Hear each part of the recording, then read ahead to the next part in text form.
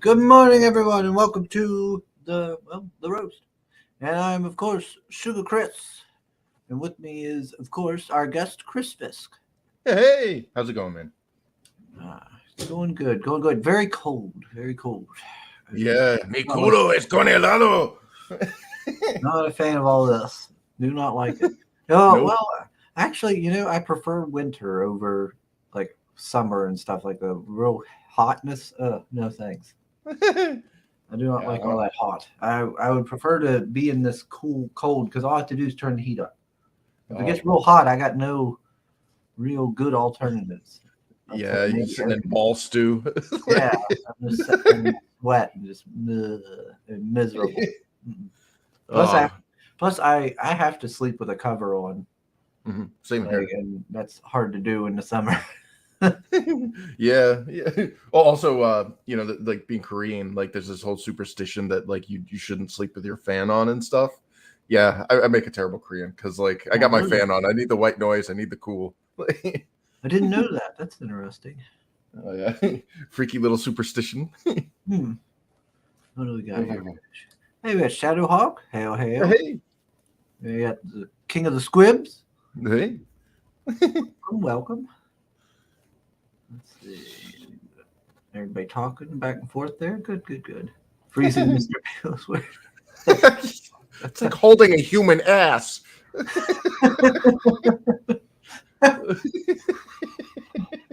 No, we do not eat our kitty. Get in my belly. I seen I shared it on my Facebook. It was somebody took Austin Powers and mixed it into Mass Effect, the game. Oh damn.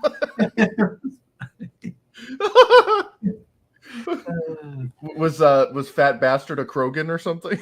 Well, it was all focused on Austin, playing as Commander Shepard, basically.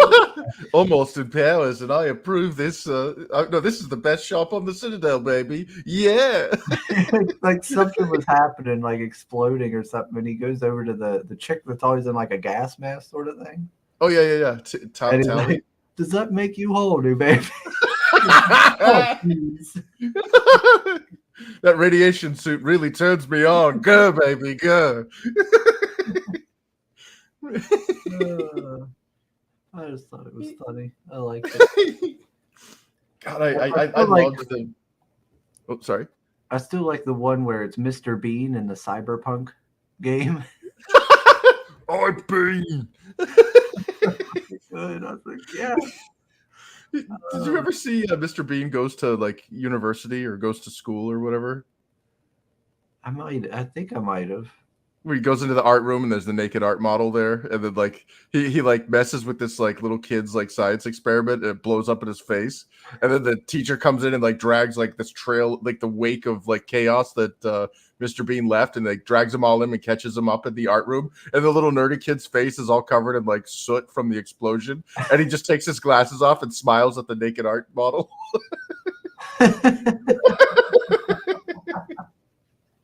Oh gosh, I loved watching them, like the few episodes of the show, with his teddy bear Yeah. Yeah. Or his freaking three-wheeled car the three-wheeled car that always tips over for some reason. Yeah, and I watched that, and I watched, of course, the first Mr. Bean movie that we had over here in the States and all. And is that the Christmas one? What was it? The one where he's Whistler's mother. Whistler's mother. Oh yeah. And I used to watch that a lot. And my niece came along that morning, and she loved Mr. Bean. Yeah. So then we were watching all the other movies. Yeah, Rowan Atkinson is a national treasure, man. Like, he's pretty based. Something about like Blackadder kind of giving you a verbal talking down when they're like talking about how they're offended. He's like, "You want to know what offended is?" Oh yeah, yeah. I remember seeing him talking about that, about how bad everything had gotten with being offended and stuff. Yeah, I love the old British actors, man. Even John Cleese, like they all like, you know, I don't know, like to me it's a toss up between the old British actors and the old Canadian actors, because like they were from a time when like comedy was edgy, and now like everything is so like, you know, like saccharine and like sanitized so that not to offend anybody. And you got somebody like Scott Thompson from Kids in the Hall who's like, I mean, he's as gay as they come, and he's all like, "Oh, settle down, sister." Like, like, you want to be offended, please? I can see what butthurt means, you know. I used to watch that one a lot too. Hell yeah. Because I'd watch it around the same time as Saturday Night Live, I think. Yeah, old school Saturday Night Live. Remember Canteen Boy with Adam Sandler? Yeah. Like Adam Baldwin. Yeah, one of the Baldwin brothers. I can't remember which one was like trying. Alec, I think it was like trying to like put the moves on. He was like, "I don't think that's the canteen you got in your pocket, sir." We gotta huddle together to stay warm. I always liked with like Farley and stuff. Yes. Oh man, there was another one like the whole Down by the River guy. Did you ever see his Beverly Hills Ninja? Oh yes. I had that on DVD and watched it a lot. Yes. Oh man, so many greats, man. And now we've got like, you know, just the modern stuff. I'm like, oh, okay, this. Yeah, I'm not. Yeah. I am not a fan of that stuff at all. Yeah, I think the last time I laughed was when Justin Timberlake was on and he did the Dick in the Box. Yeah, like that was like the last time to me that was like even remotely like even smile inducing. Now it's just like, yeah, like I feel embarrassed for the people on stage. Yeah, the Lonely Island guys got a couple like chuckles out of me when they did their stuff, but on like Saturday Night Live and all. But like, I think ain't that what they're called, Lonely Island? I think. Yep. Yeah, but jizz in my pants. But by then I'd already tuned out of SNL, especially. Yeah. I was like, it ain't the same. Like after once like Farley and Sandler and all them started to leave, so I kind of lost interest. Oh man, yeah. Dude, Sandler is he's a local boy here. One of my coworkers actually went to school with him and stuff. Apparently he was a really good guy, but you ever see when you go to the movie theater, you get those movie trivia things or whatever, where it's like, actor Tom Hanks once went to Cape Canaveral to study Apollo, you know, all that stuff. Well, they had one that was a quote from Adam Sandler, and I was in California at the time. I'm like, hey, look, it's somebody from New Hampshire, and it was like Adam Sandler's quote was, so one time I'm at a Pizza Hut in New Hampshire, and this guy comes up to the guy at the cash register and said, wow, you look like Adam Sandler. And he's like, yeah, I get that a lot. Well, what's your name? Adam Sandler. Whoa, what a coincidence. Whoa, wow, dude, too. What are the odds you have the same name and look just like him, man? Well, to be fair, I mean, when do you expect to actually meet these people just randomly in some like small town or something? Well, I was at King Richard's Fair back in '94. It's a Renaissance fair down in Carver, Mass. Yeah. And we were waiting at the concession stand, and I was with my friend and my friend's mother and my friend's mother's friend. And she turns around, they're in front of us, and she's like, oh my God. I'm like, what's wrong? She's like, look who's in front of us. And I look over and I just see two chicks. And I'm like, I don't get it.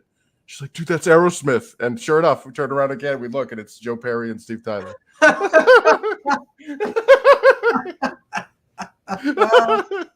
That's great.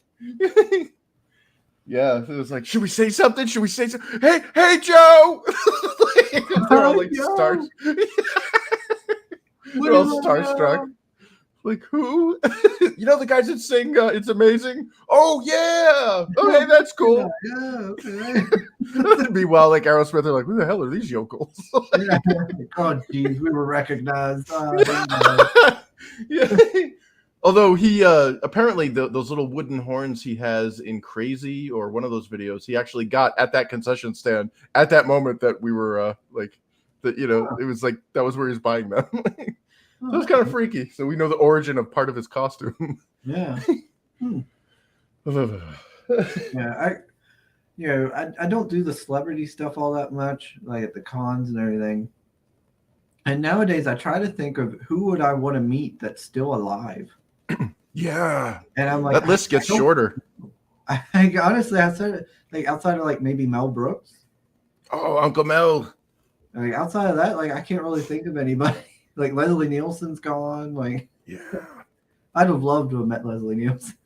dude, Leslie Nielsen apparently was like a legit, like serious actor.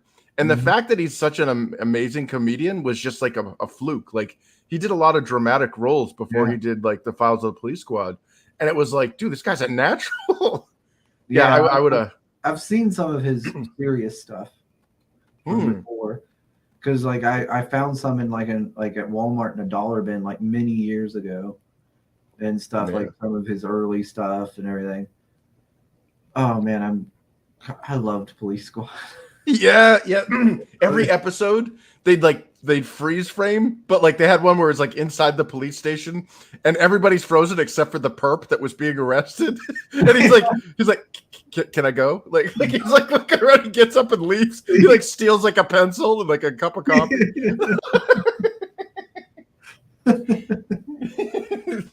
Oh man. I was just watching Wrongfully Accused yesterday. I just watched it. Yes. I love every fucking Leslie Nielsen movie. Did you ever see Dracula Dead and Loving It? Oh yes, I've watched like I think about every Mel Brooks film countless times. it's a ton of times I've watched them. I used to watch Mel Brooks films, Monty Python, and Kung Pao. Oh, probably.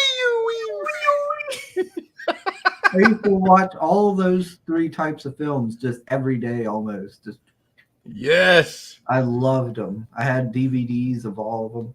History of the World Part 1 and everything. Yes. Absolutely loved them. Well, one interesting useless factoid about Mel Brooks is so I worked in the entertainment industry, and a lot of the people are bastards. Like it's usually not a fun time to be working on the set. You know, you'll see like little antics here and there, but basically it's painful to be dealing with a lot of people. Mel Brooks apparently is one of the best freaking directors to work with. Like, you know, they call him Uncle Mel. He's like actually legitimately like, hey, how you guys doing? Like comes over, brings craft services to the extras and stuff. Like we need more of Mel Brooks. And because he's so old, he needs to be protected at all costs. Yeah.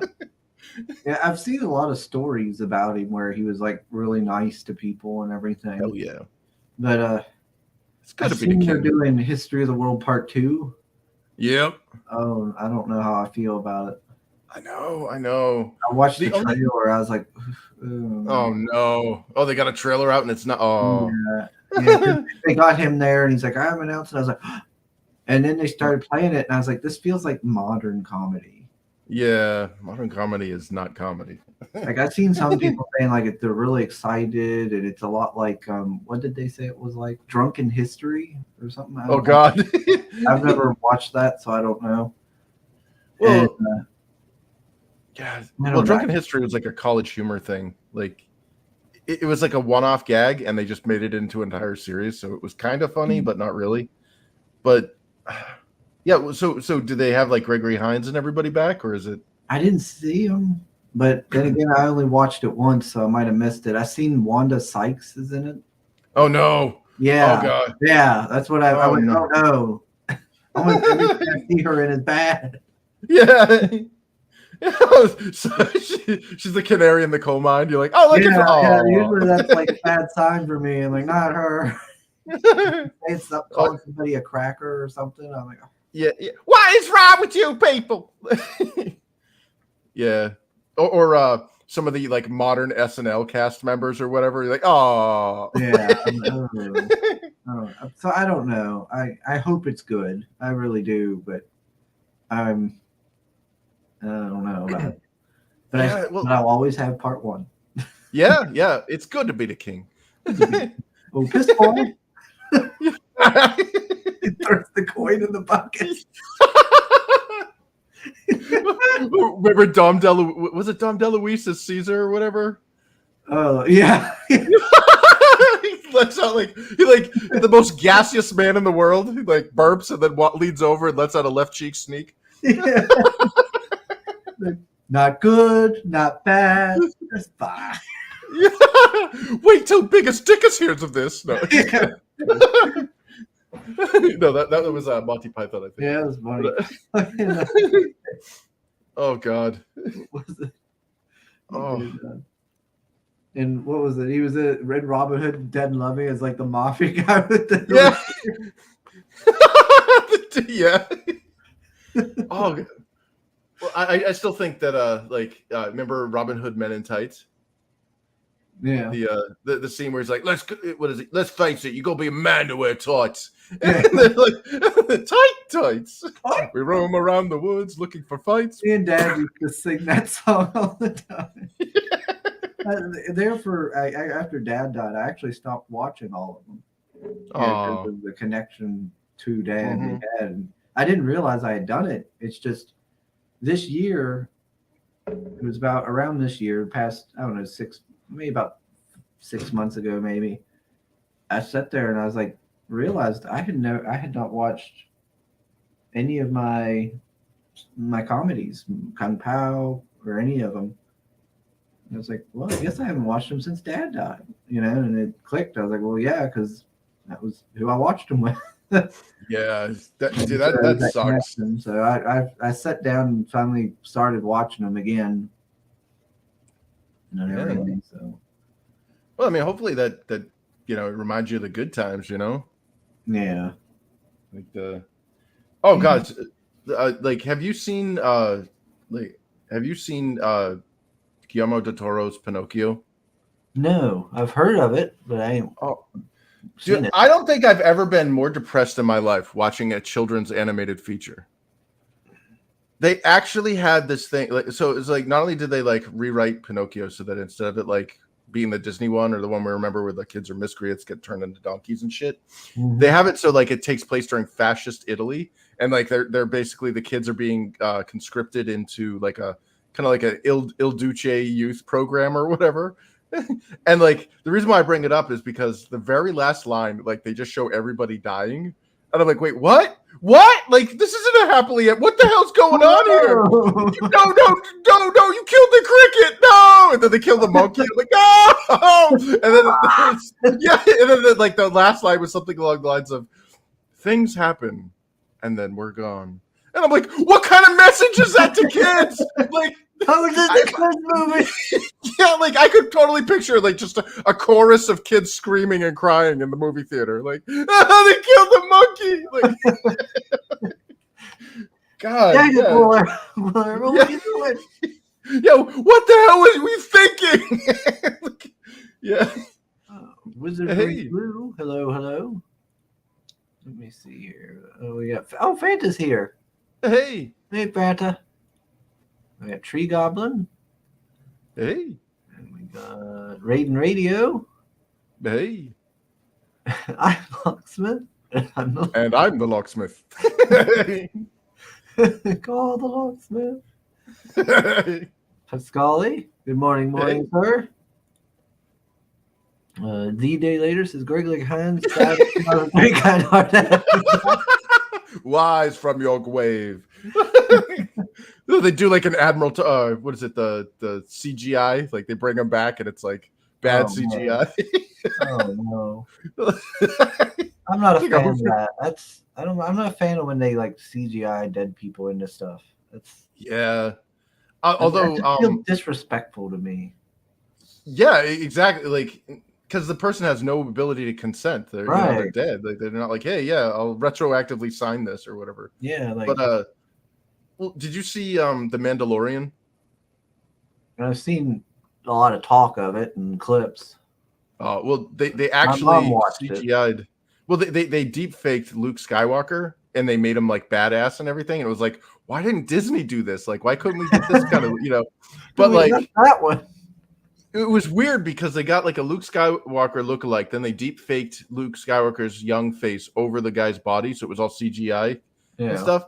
But it's there's these guys on YouTube that are ex special effects dudes or whatever, called the Corridor Crew, and in their little segment or whatever, they did a better job of deep faking Luke Skywalker than the Luke Skywalker that was done officially by. It was guys, come on, getting shown up by some YouTubers.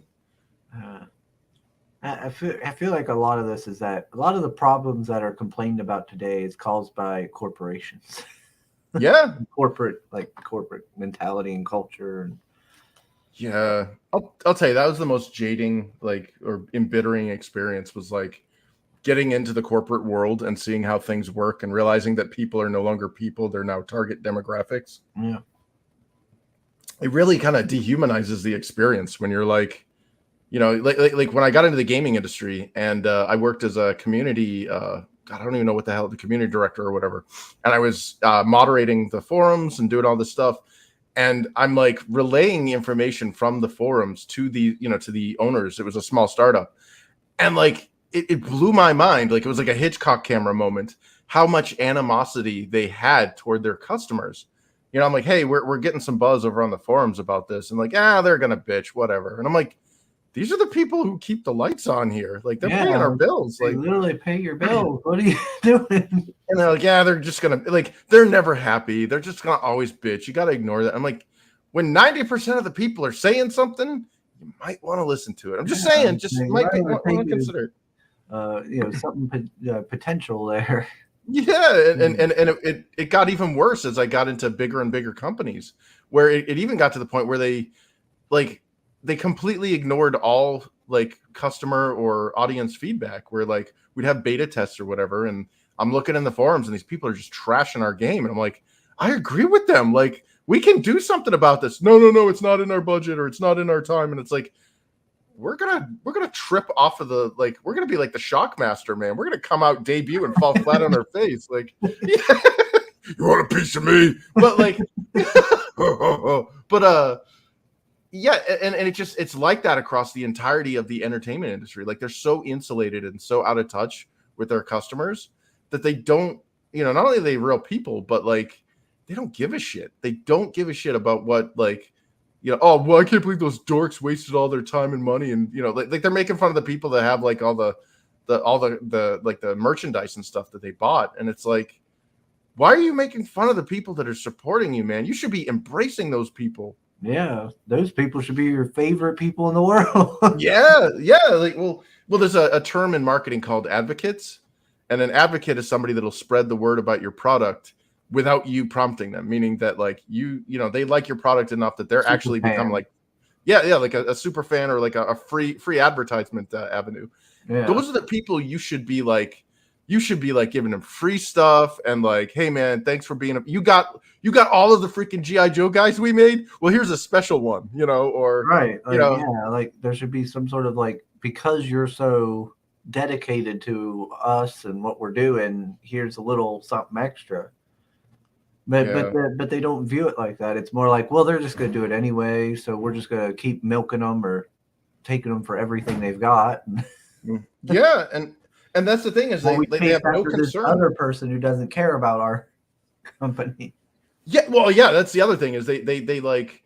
So again, going back to marketing, like let's look at people as demographics again. You have 90% of the population that likes one thing. You have like 10% of the population or less actually that likes something else. If you target the 10%, you'll find that there might be some crossover with the 90%, but most of the stuff that the 10% likes utterly turns off the other 90%. Yeah. Why in all like business world would you ever want to cater to that? Like, yeah, you just killed your market. And that's Disney. That's like all these corporations in a nutshell. They want to push the Rainbow Reich, and at the same time, like nobody wants to see that. Like The Last of Us there. Like, who wants to watch Nick Oberman there? You know, like, was it Ron Swanson? Like, press X to penetrate? Like, you know, like, yeah, he's in like a gay love scene or whatever, and it's like, ah! Oh, okay. I haven't watched it, so I have no idea. I'm like, I tuned in for zombie apocalypse and mushroom people. What the hell is this? So, yeah, it's, I honestly, I think it's just ideologically driven without any kind of sense of business. Pascali, amazingly, the left wants to turn us into 1943 Germany, but blame all the Christians, he says. Yeah, because the Christians are doing this. Sure. Oh, we got Ted's here. Hey. Hello, sir. Ted. I haven't kept up with Mr. Lehman. I don't know what he's been up to. I remember liking some of his work he's done though. We got Pops. Hey. We got Creators Outlet. Hey, well. Pale Rider finally decided to show up after promoting all that nonsense, tagging Donald Trump in the Really, really huge. It's gonna be the best stream ever. I got these elves, you see. They're the best elves in the world. You're going to love them. Oh, God. All I can hear is Danny DeVito talking about Avatar. If I was one of those computer-generated people, I'd totally bang that blue chick. We have the best elves on this stream. Not like the Rings of Power elves. That's right. Not good. Not good. We have a much better elf for you here. I can get you the best deals on elves. Yeah, we have mid-breasts exposed. None of that feminism stuff. Ours says, I'm an advocate of the red dress. Yes. I gotta worry about August. I might not be able to do streams after August because I might be abducted. If you hear La Cucaracha, like you're like walking down the street, and there's like a car that's slowly like following you, then you hear run.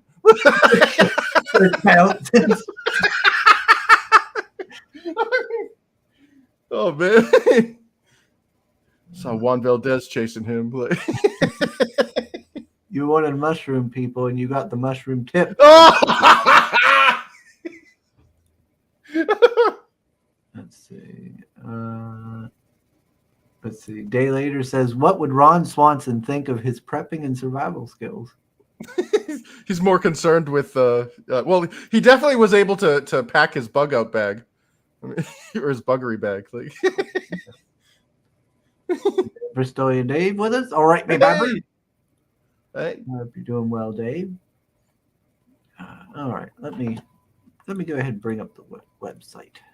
Oh yeah, we've been gabbing long enough here. All right, look at this baby.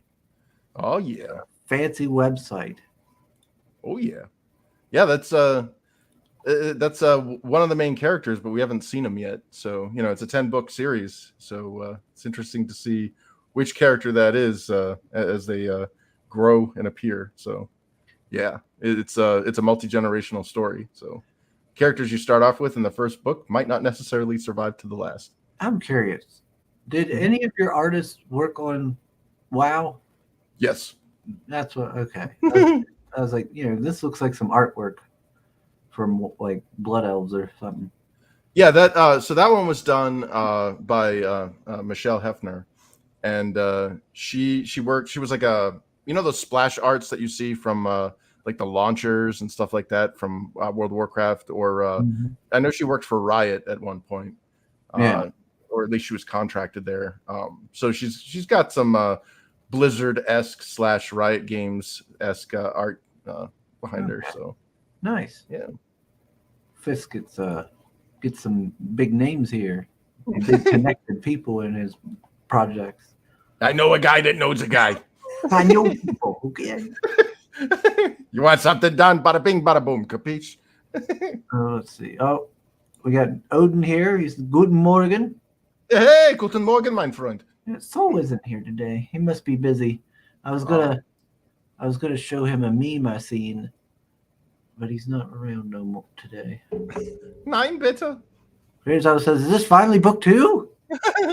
Well, we're sadly we had some development problems with book 2. We were supposed to actually at least start the hype wagon or the kick off the mailing list and stuff last December, but we kind of hit a bit of a snag with some real world issues.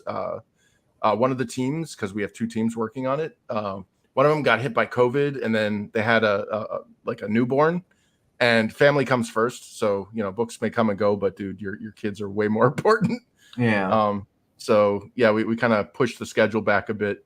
We're hoping And this is a contingent upon how much I can. I don't want to say crack the whip because I don't really have that kind of authority, but we can kind of light a fire under our dev team's butts to get this done for Q4 of this year. So October, November, December of 2023. That's when we're going to launch the campaign, because I don't want to launch the campaign until I actually have a product. I know that's a philosophy that some people don't share, but for me personally, I don't want to sell an idea. I want to sell a product, and I don't want people waiting.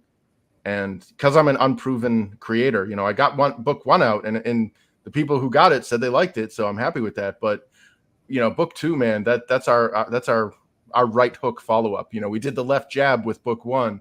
Now we're going to do the right hook with book 2, and it's double everything. It's double the page count, and it's even double the books. So how there's variant covers? Well, we've got variant books. So yeah, we have 2 art teams working separately on book 2. So there will be book 2 done by the original team, and then second book 2 done by a different art team, Studio Barbusco. And if you actually, the cool thing is on this site, you can actually click on the books here and get free previews of the first 15 pages of the book. And you can see the 2 different variants by the 2 different art teams.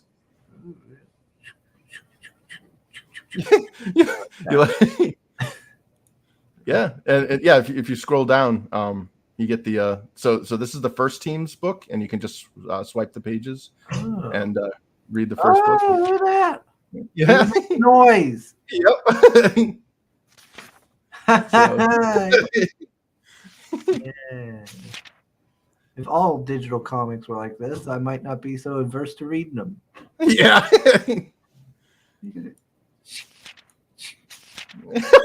So, loves those page flips. That's fun. Hell yeah.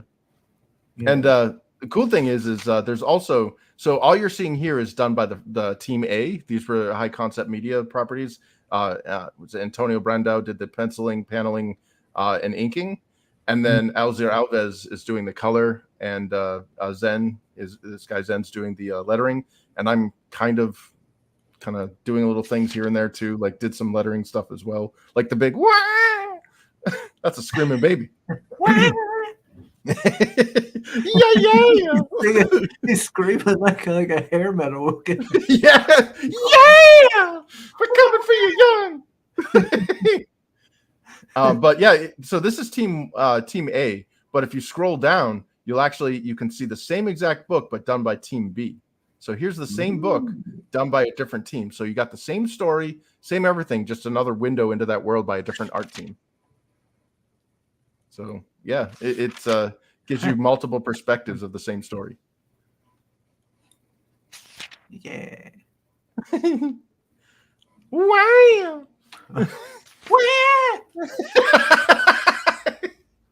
Screaming at the top of your lungs. Yeah, I'm curious with this Fisk. So you're doing these variant comics here. So I know they'll be obviously available in the campaign and everything. When the campaign ends and you go into your kind of retail mode through Amazon or whatnot, will you still have the 2 different options? Nope. So it's kind of the exercise that I'm doing here is based on the sales from the Kickstarter, which team will proceed to the primary stories, meaning that if the team Barbusco gets more sales, then that will be our retail book. Oh, so it's a competition too. Yeah. Well, the idea was, it was actually kind of spurned from when I sent out surveys. After everybody backed the book, the campaign closed, I sent out, big thank you and everything, and then sent out a survey to get people's opinion. And because it was anonymous, people could put stuff like, your book sucks, man, like you should feel bad, but nobody did that. So I was super excited about that. But they did, there were some things like art inconsistencies. Some people were like, well, your promotional art doesn't look the same as your interior art and all this stuff.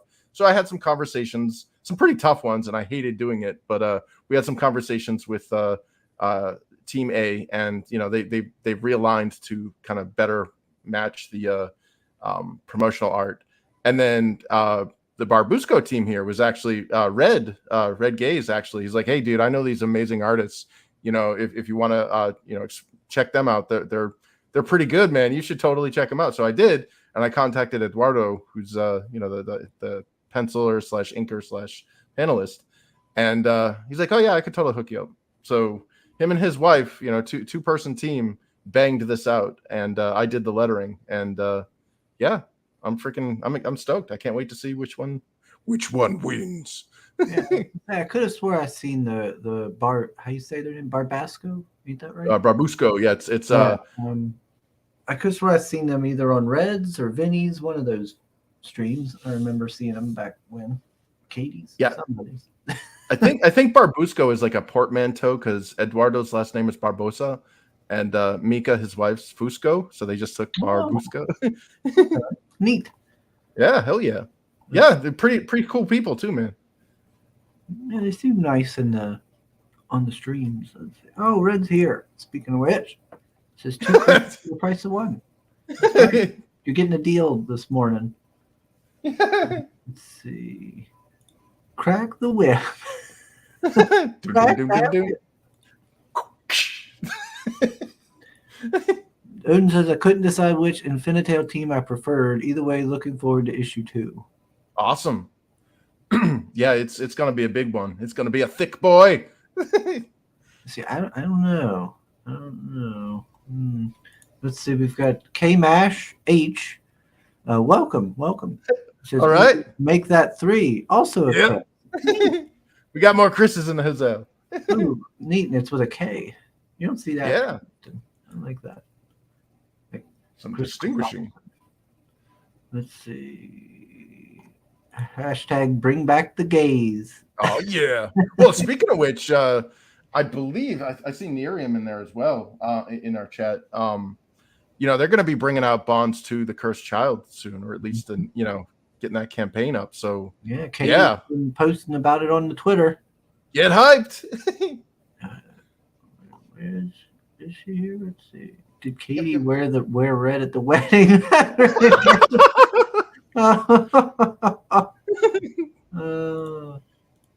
Black? Oh no! Last time Chris was this excited, he discovered. Raunchy, come on now. This hand soap is gross. I felt the hair. About Mary. Yeah.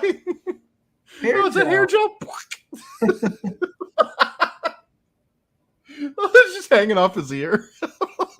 Oh, there's Katie. Stop fisking around and chill properly. Oh boy.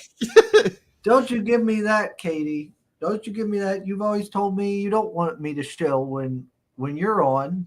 You tell me you just want to talk. I just want to talk. Chill properly. Yeah, I should probably be concerned with the way she says that. I just want to talk. Yeah, exactly. What's with the baseball bat? Stop, Katie, no. We are far from okay. Day later says the baby seems more upset in the second book. Ah. Yeah, the wow, the heavy metal scream. Wow is more expressive. Look at those wares. They take up more of the panel. Yeah. I don't know. Man. I don't know which one I prefer because I kind of like the facial expressions here on this one with her. Yeah, Queen Ashlyn. Yeah. The second book's gonna be kind of rough too because some stuff happens. I can't give too much away, but the whole premise of the first book is, not to get too philosophically deep or whatever, but there's this thing called the allegory of the cave. It was Plato's thing where basically we live in a society kind of like in Logan's Run where everything we've been taught is a lie, and you live in utopia. Just go along with it. Everything's perfect. Everything you've ever wanted.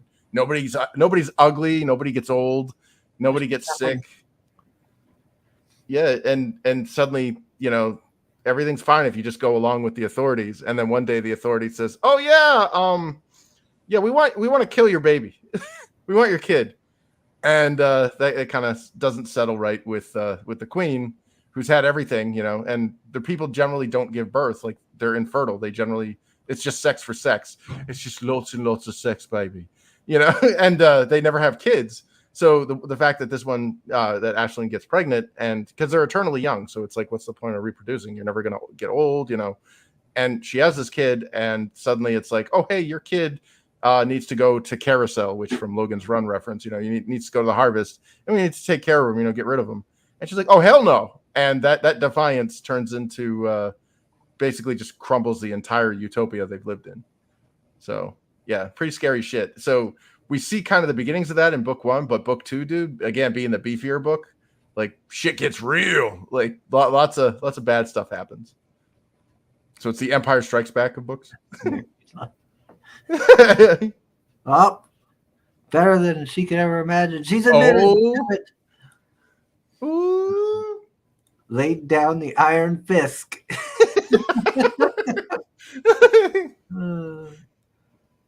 Fisk was excited for new artists until he found out that they didn't work for exposure. Yeah, I exposed myself to them, and they didn't seem too impressed. So, they're like, yeah, that's nice. Give me money. It's funny, though. Yeah. Holy shit, right? Ryder is laying down links. I take some time away and everything changes. He's not just here giving me shit. He's filling in for soul. Yeah, what's going on here? A lot has changed, my friend. Still Infinite Tales now. Dang, Katie. We've been shilling Infinite Tales. We've been talking about it. You could give me your shit. But I do have a question. Mm-hmm. Like, if somebody buys book 1, mm-hmm. Through your Amazon site, are they going to get the fancy case? Unfortunately, no. The fancy case is solely the experience you get from crowdfunding. So all that cool stuff you see on the back, that's solely for crowdfunding. Oh, okay. Yeah, when you go retail, you're getting just you're getting none of the fluff. It's just the book, and it's got a different cover on it too. So, So folks, be sure to get in on book 2 because, like, look at this thing.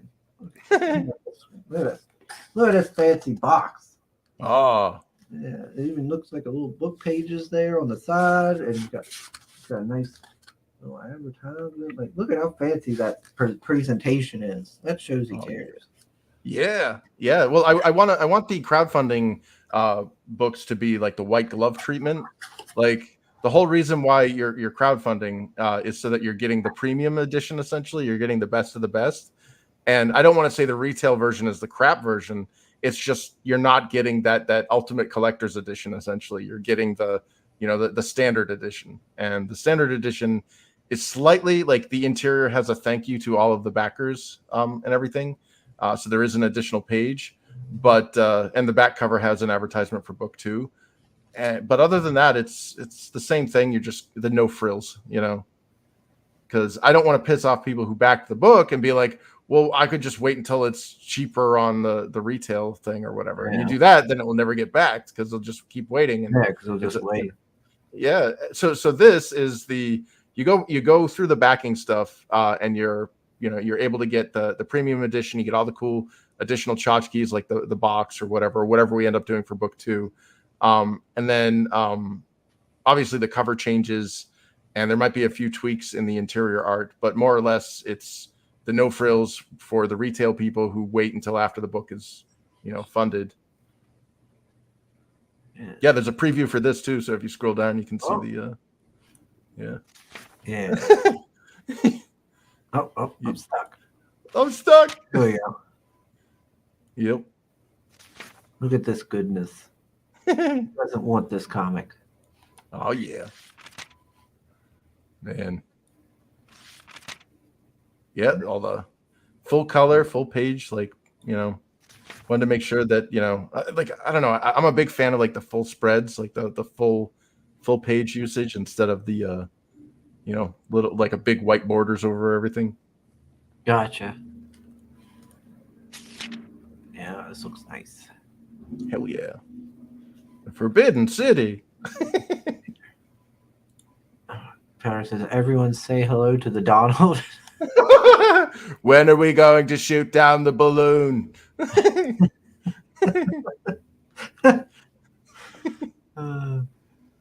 A crazy Joe Biden. Sleepy Joe is sleeping on this one. Sugar, you're the one to talk. You're shopping half of the time. That is misinformation. Fake news. Fake news. You're fake news, Katie. Get her out of here. No. I'm not taking any more questions from you. Yeah. Man, freaking people malfunctioning at his rallies. Baby.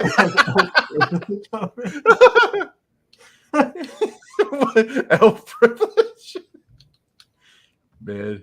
Well, they are supposed to be the pretty people with problems, but yeah, they get big problems, and it's like a riches to rags story at some point. So yeah. In fact, I think you can see the back cover if you flip that last page there.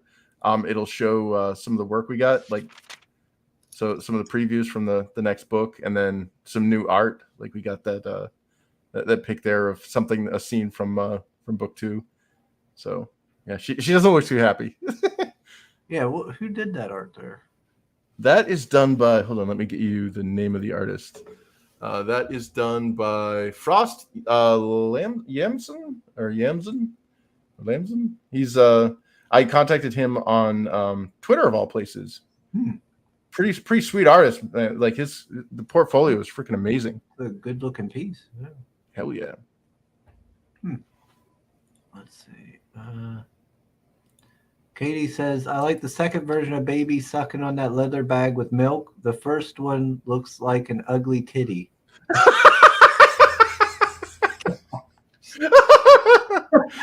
Trick question. There are no ugly titties unless they're those banana things from Something About Mary. Oh, Lord. Sugar National Geographic. When he turns the page and it's no sound. I can make my own sound effects then. Like, whoosh, whoosh.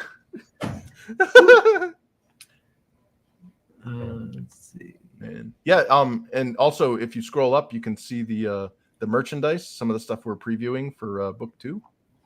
So, right there. Yep. So we got some of the merchandise from book 1, but so see the orange cards, the orange card pack. This one here. Yeah, if you click that, you can get a kind of a preview of what the cards are like inside. So if you scroll down, those are the cards that you're going to get for. So we don't have the original cover yet because it's not finished, but. And we got art from what is it? There's Vinny. Yep, we got Vinny's art, and then the Barbusco cover, and then obviously the new characters that you get to meet in book 2. There's that Frost fella. Yep. Man, I really like the Kyle Punk art pick too. The one where you see the dude with the double sword, and then the chick in the background. Yeah, like nice action shot. Nessa. Okay. Yep, new character. Well, she was briefly introduced in the first book, but not by name, or she didn't have any speaking roles. Okay. So yeah, these are good looking pieces here. Yeah. Hell yeah. Oh, look, you even got a related products page. So fancy. Yeah, the figurines that were 3D printed out. I got an idea from somebody from Twitter. So yeah, more power to them. Like the blue wisp that you see from book 1, it's in there. It's sitting on that rock, and it's got a little battery and an LED, and it lights up. So. Oh, nice. And then all of the characters are also NFC enabled, so they have like those Nintendo Amiibo chips in them. And you can swipe them on the back of your phone and get like their character sheets, essentially. Get little information about them. Oh, nice. Yeah, see, you've sold out. Yeah. Yeah. Out of stock. Well, yeah, they technically haven't been sold yet. But in fact, there's only one person that has the physical figures. That's not me. I sent the prototypes out to the last guy who backed the first campaign before I closed it down. It's like a bonus gift. So I gave him the prototypes nice. for the figures. That was nice. Oh yeah. Yeah, getting everybody all excited about these figures. You can't even buy them. Well, yeah. As soon as we launch the second campaign, there'll be part of the perks stuff, and there'll be two versions of the. So if you go back to the merchandise thing, you can scroll down and see the. If you scroll down, you can see the different figurines. So there's two different versions of the Wisp. There, we have one that's made out of a glow in the dark plastic, and then we got another one that's an LED with transparency. Oh, nice. And we got that gargantuan freaking Hydra. Man, I had to upgrade my 3D printer to get that baby out. A Hydra, a water leaper. Mm-hmm. Oh, cool. Yeah, little monsters. How big are these things? Like, are these like tabletop like figurines big? Yep, yeah, they're a little slightly larger than I think it's the 35 millimeter figures. Or I have them now currently printed in their prototype stage around the I think it's like the 3.5, almost 4 inches height. But we might have to shrink them down and make them regulation size for gaming purposes. Okay. But yeah, and they as you can see, they use the we got the concept art or those paintings. Like there's the Kyle Punk art elf with the double sword there, and then and then Ashlyn from that variant cover. Yeah, and that's the Nessa picture. Yeah. Yeah. Okay. Yeah, that's neat. Sweet. So the Hydro costs $15. Yeah, it's a big boy. It comes with a bunch of ability cards as well. I haven't yet had them printed out. I have all the mechanics. I just want to finalize the graphic design on them. But yeah, the idea is that that's a playable monster that you can throw in the Infinitil fantasy game or a role-playing game. Sweet. Oh yeah. Yeah. Nobody can say that you don't have big plans. That's I am ambitious, sir. Yeah. Man. Yeah, those were some of the cards from the Red Drop. Like that was. Yes. Yeah. That's that was done by MR Gunn Art. That was a part of the bonus. If you had backed in the previous campaign, if you had backed one of the finite perks, that was tossed in as a stretch goal, and we gave it to the people who backed the finite perks. And yeah, it's a hollow foil card, and it's got some information on the back, and yeah, it's a scene from the first book. Pale Rider. That ass. Pale Rider probably took like a marker and gave her some facial hair.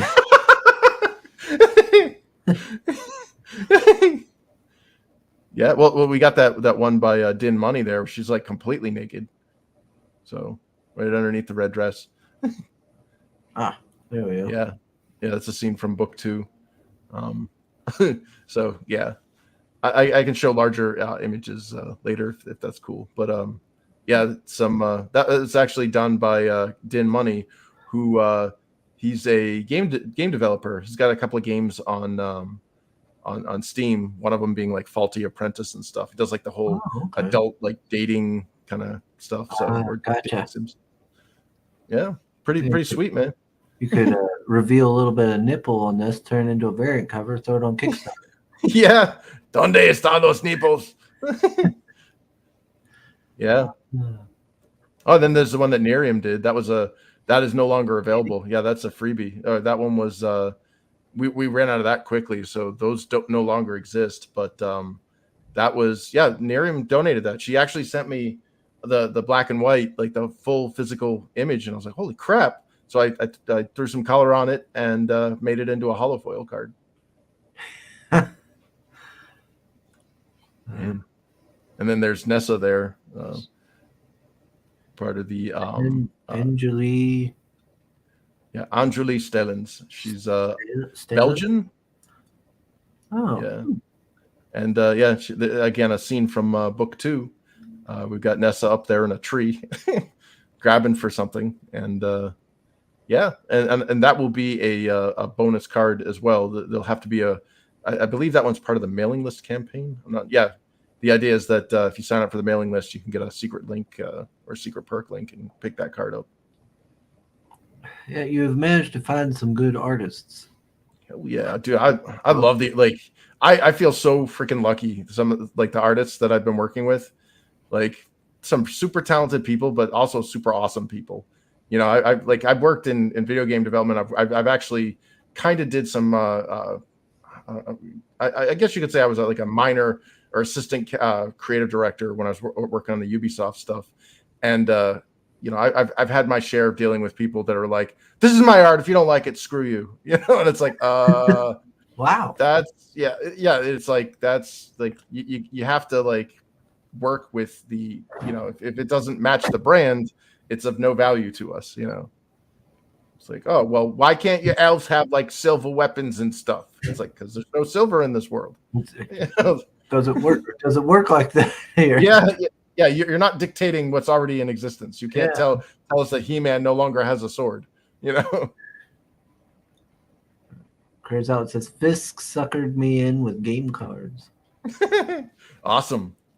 There we go. Angelus Draven. Hey. Oh yeah, dude. I watch wrestling with Angelus. Was it Wednesdays and Fridays? Oh, okay. Yeah, dude. That man is an enabler. He got me hooked on AEW.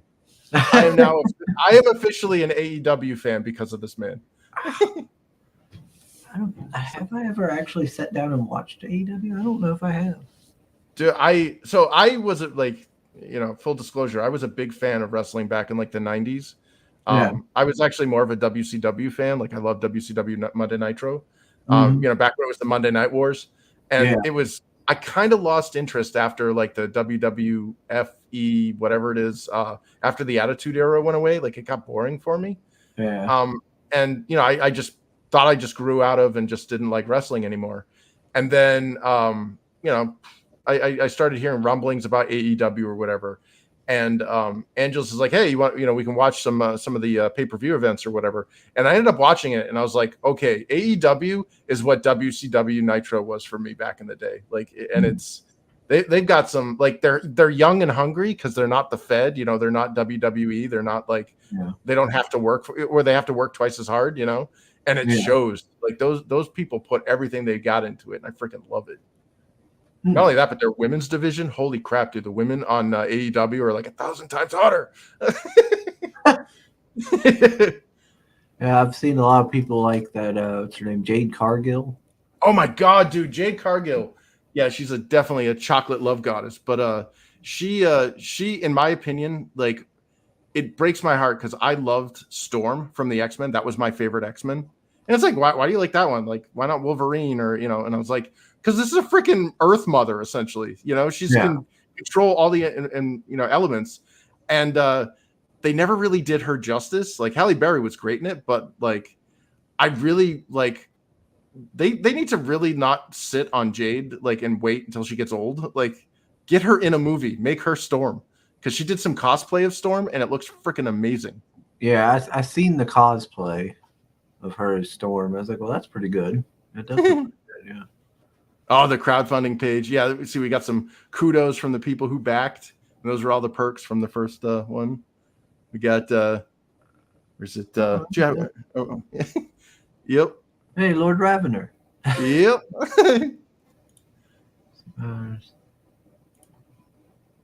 Yeah. Hey, Japan CG. I know that one. Yeah. Hell yeah. I know some of these folks. Hell yeah. Yeah, I'm super grateful for their support too. So I figured as well give them a shout out on the website. Respect the customer. Yes. Like I was saying earlier, man, like I really am not a big fan of, you know, when I got into the, you know, corporate side and saw their sheer disdain for customers.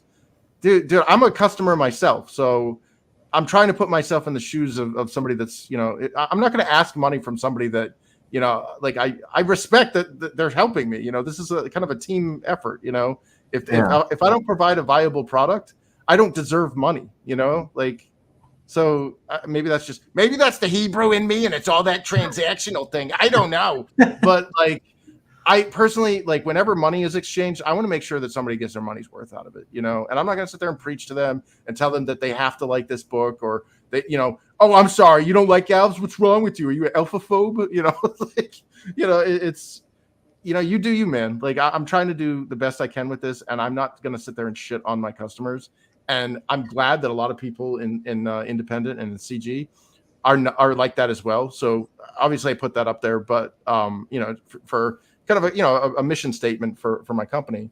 But I'm glad that I see a lot of other independent creators that are the same way. You know, I feel like the bee girl in Blind Melon when she opens up that field.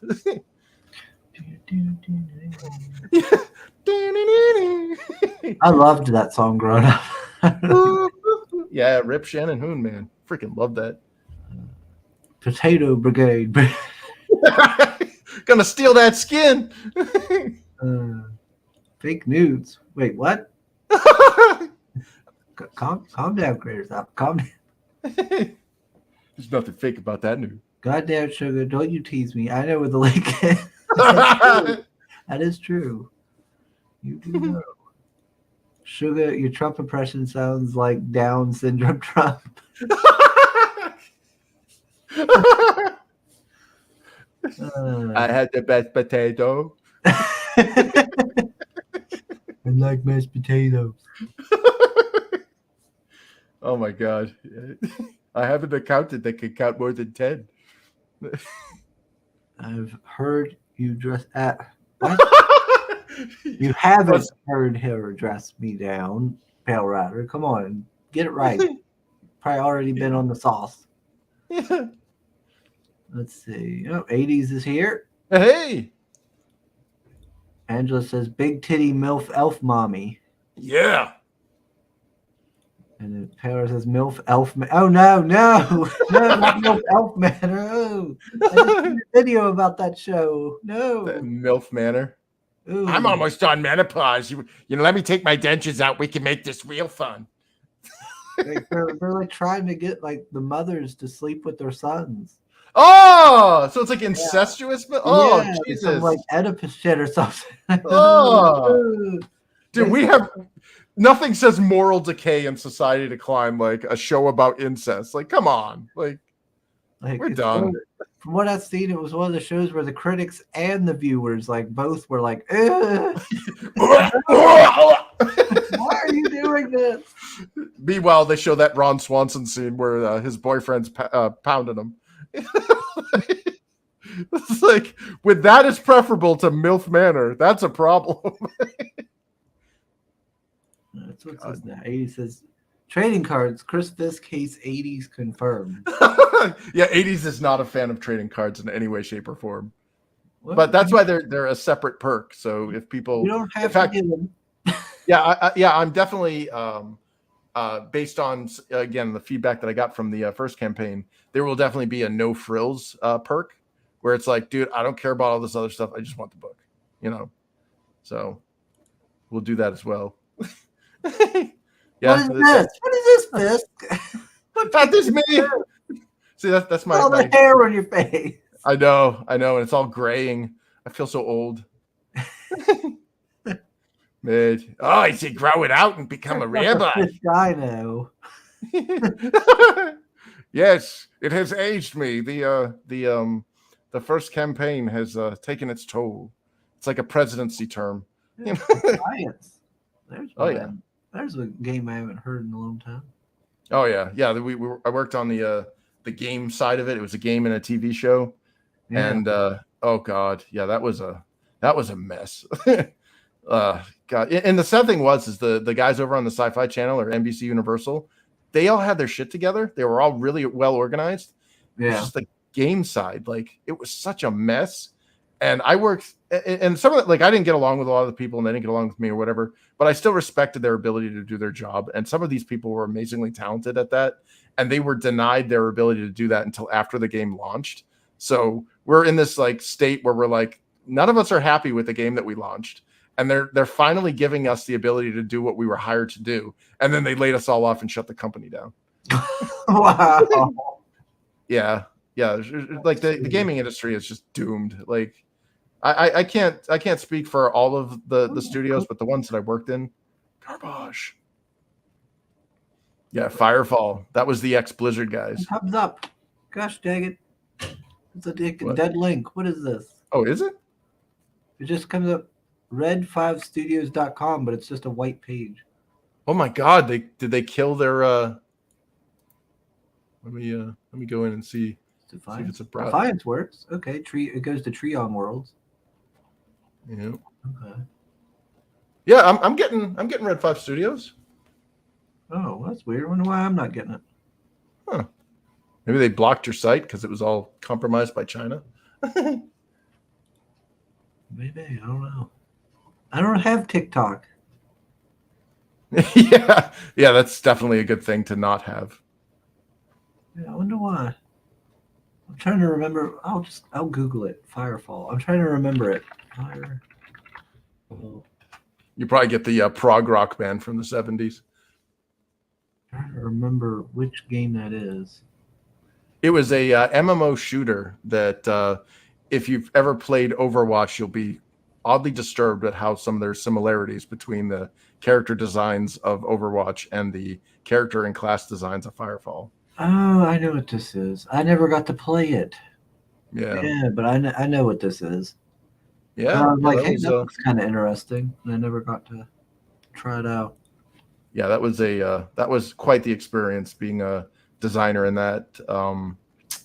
Yeah, another example of a bad direction, so to speak, because again, worked with some of the most amazingly talented. Like, I felt spoiled because like I worked with like Blizzard artists, I worked with Riot Games artists. In fact, one of our producers, Tom, went over to Riot Games and was, I don't want to say he was a founding member, but he definitely got in at the ground floor of Riot Games back when League of Legends was in its infancy. Man, and a lot of people complaining about the female body armor and stuff on this Google. Oh yeah, you get a bunch of purple hairs that are like, I feel sexually exploited, honey. Nobody wants to see you. This is high-tech body armor. Sex sells, Firefall, but not to me. Okay. Well, all right. I mean, whatever. Yeah, these are the same people that had a whinge about World of Warcraft's armor. Your elves are too sexy. We got to take these paintings off the walls of World of Warcraft. Yeah, exactly. Jesus. Too much skin being shown. Oh God, what are you, freaking prude? Like, yeah, there was so many MMOs back in the day I wanted to play, and I never could because I didn't have a credit card or nothing to buy game time on. So I never got to play like a bunch of the MMOs that came out during that big MMO surge. Oh yeah. Or if I did get to play them, I got lucky and got to play like a month free trial or something like that when I bought the game, and then I had no way of continuing. Like I loved Warhammer Online. Oh, Age of Reckoning? Yeah. And I got to play it for like a month or two, and then I couldn't play it anymore. I didn't have game time or no way of getting it. I was like, no. Well, Age of Reckoning had some amazing mechanics or features that we ended up. And again, this is another thing about the gaming industry is there's no originality anymore because it's all risk aversion. Like, you can't be creative in the gaming industry because if you do something new, nobody's going to freaking buy it. So, or there's a risk that nobody will buy it. So everybody's copying everybody else. And Age of Reckoning had these like world events things. And when we were working on Defiance, we're like, why don't we do what Warhammer did with those world events? And we did these things called arc falls, where like, the whole story of Defiance is like a cataclysm where this alien mothership exploded over the planet and it turned into like an asteroid belt around the planet, like a ring like Saturn. And then like alien technology would gradually fall down to the planet. And those were called arc falls. And we actually set those up. One of my coworkers, the two of us, were banging out these little mini world events that happened everywhere. So you'd be like driving around on your bike or your quad or whatever, and all of a sudden like the sky would get kind of cloudy, and all of a sudden this thing would just fall down from the sky, and you have to go and get it before everybody else does, and they'd start spawning waves of enemies trying to eat it or take it for themselves. Man, yeah, I loved Warhammer Online. It was so much fun. And I remember WoW, I think it was like the next expansion of WoW it felt like they implemented a lot of stuff from Warhammer Online. Yeah. No, there's nothing original there, man.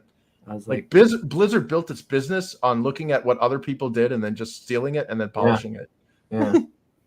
I mean, Yeah, well, Warcraft is essentially I Warhammer. mean, that's one of the things. Like me and other people, at least that's what I always thought. Like they always just sold polish. Yeah, Like, that's what they sold. and then they lost that when everybody that made Blizzard what it was 10 years ago left. Yeah, You know, my opinion, when Chris Metzen left Blizzard, that was the end. Like, so there was this, I think it was a lead designer, whatever, Rob Pardo. When he left, I kind of saw the writing on the wall. And then Mike Morhaime left, who was like one of the big guys up there. And then Chris Metzen left. And I'm like, oh boy, that's, you got rid of the soul of the company. It's now a hollow shell. It's like a zombie company. Even the head of Overwatch left. I can't remember the guy with the glasses. Yeah, that guy that was always like the spokesperson. Yeah, and it's like, so what you're trying to say is nobody that actually made this company what it is works there anymore. Yeah. So yeah, in name only. But yeah, I loved, the strategy games, Warcraft and everything, and WoW. I liked. I thought it was okay. I still wanted my strategy games, but I liked the MMO all right. I really liked Lich King, the Wrath of the Lich King expansion. Yeah, that was where they peaked. And I kind of just lost interest after. Like I didn't play Cataclysm really hardly. Yeah. And I played a little bit of some of the other expansions, and that was it. I haven't played like the last two, I think, at all. Like I am subscribed like a long time ago. Well, I have all of the collector's editions up till Battle of Azeroth. And then when they started skimping on their physical, like their final physical collector's edition that I own, the Battle of Azeroth one, doesn't even come with an art book. Wow. I'm like, okay, we're done. I got like this ceramic coaster. It was like this weird disc that had the Horde and the Alliance thing on it. I ended up giving it to a coworker. I'm like, this crap. Like, yeah, like they're just super cheap tchotchke things that. Yeah, that's bullshit. Yeah, versus the art books, like you get some Glenn Rain art in there, some Samwise Didier, like that's amazing. Like that's the kind of artist that I would love to just be like, hey, can I, like what happened to when like special edition boxes really meant something? Yeah, it was like Christmas morning. You open that sucker up, and you got like everything in there: a cloth map, a mouse pad, like when was it Age of Empires 3 when it came out? Had a nice collector's edition, a big old box. Yeah. Did they have a steel box? The steel disc box? I can't remember. Because I bought like a big collector's edition. It came with the art of Age of Empires 3 and a nice hardcover. And it had the different Age of Empires 1, 2, 3, And then it had like 4 and 5, and it was like going further. And I was like, I remember like being like, oh my gosh, this must be the next Age of Empires games. Oh my god. Well, so my favorite genre of games were the strategy RPGs. Like, you ever play Shining Force or Shining Force 2 or Fire Emblem? Yeah. That's what I like. If I had my druthers and I had my, say I won the lottery or whatever, I would bankroll an Infinitale SRPG. Like, did you ever play? What was it called? Sword in the Darkness. It was a Sega Genesis. Oh, Shining in the Darkness? Yeah, Shining in the Darkness. Yeah, that's part of the Shining series. So it goes to Shining in the Darkness, and then Shining Force 2, and then so on. And then there's even like Shining Tears and Shining the Holy Ark. Yeah, Shining in the Darkness, man, that was like the art style in that back in the day was like revolutionary. Yeah, I used to play the crap out of that game. Yeah, and it was just one dungeon. Like there was literally like you had a town, you had a castle, and a dungeon, and that's it. It was freaking awesome. Suga always fantasizes about me thinking about him. It's not fantasizing, it's facts. I know what you're doing. You're obsessed with me. Yep, looks like Melf Man. Hey, Dean, Comics Mate says, say it with your chest. I can feel it right down in my yabbles. He says, Fisk, what's the name of the font you used with the hollow foil card on website? Looks really sweet. Let's see. Well, the logo font is a custom one that I made. Or actually, I shouldn't say I made. I worked with a guy, Sergey Punchev. What I'm using here, I believe, is Cinzel or Kinzel, Cinzel. So it's a flowery one I could find that kind of matched. I might use that in the book as well. I'll have to buy the font though. Oh, we got Marinus. Hey, Red says, "Why don't your unicorns have bronze?" Oh my God! Dildos on their head, eh? I don't know. I don't know. This delete this. Power. Dang it! Oh damn, dude! That is not an official Sugar Chris site. I'm Commander Shepard, and I approve of this bronze dildo. delete. He wasn't. Kaiser says he wasn't having as much fun when wrestling stopped telling him to suck it. Degeneration X.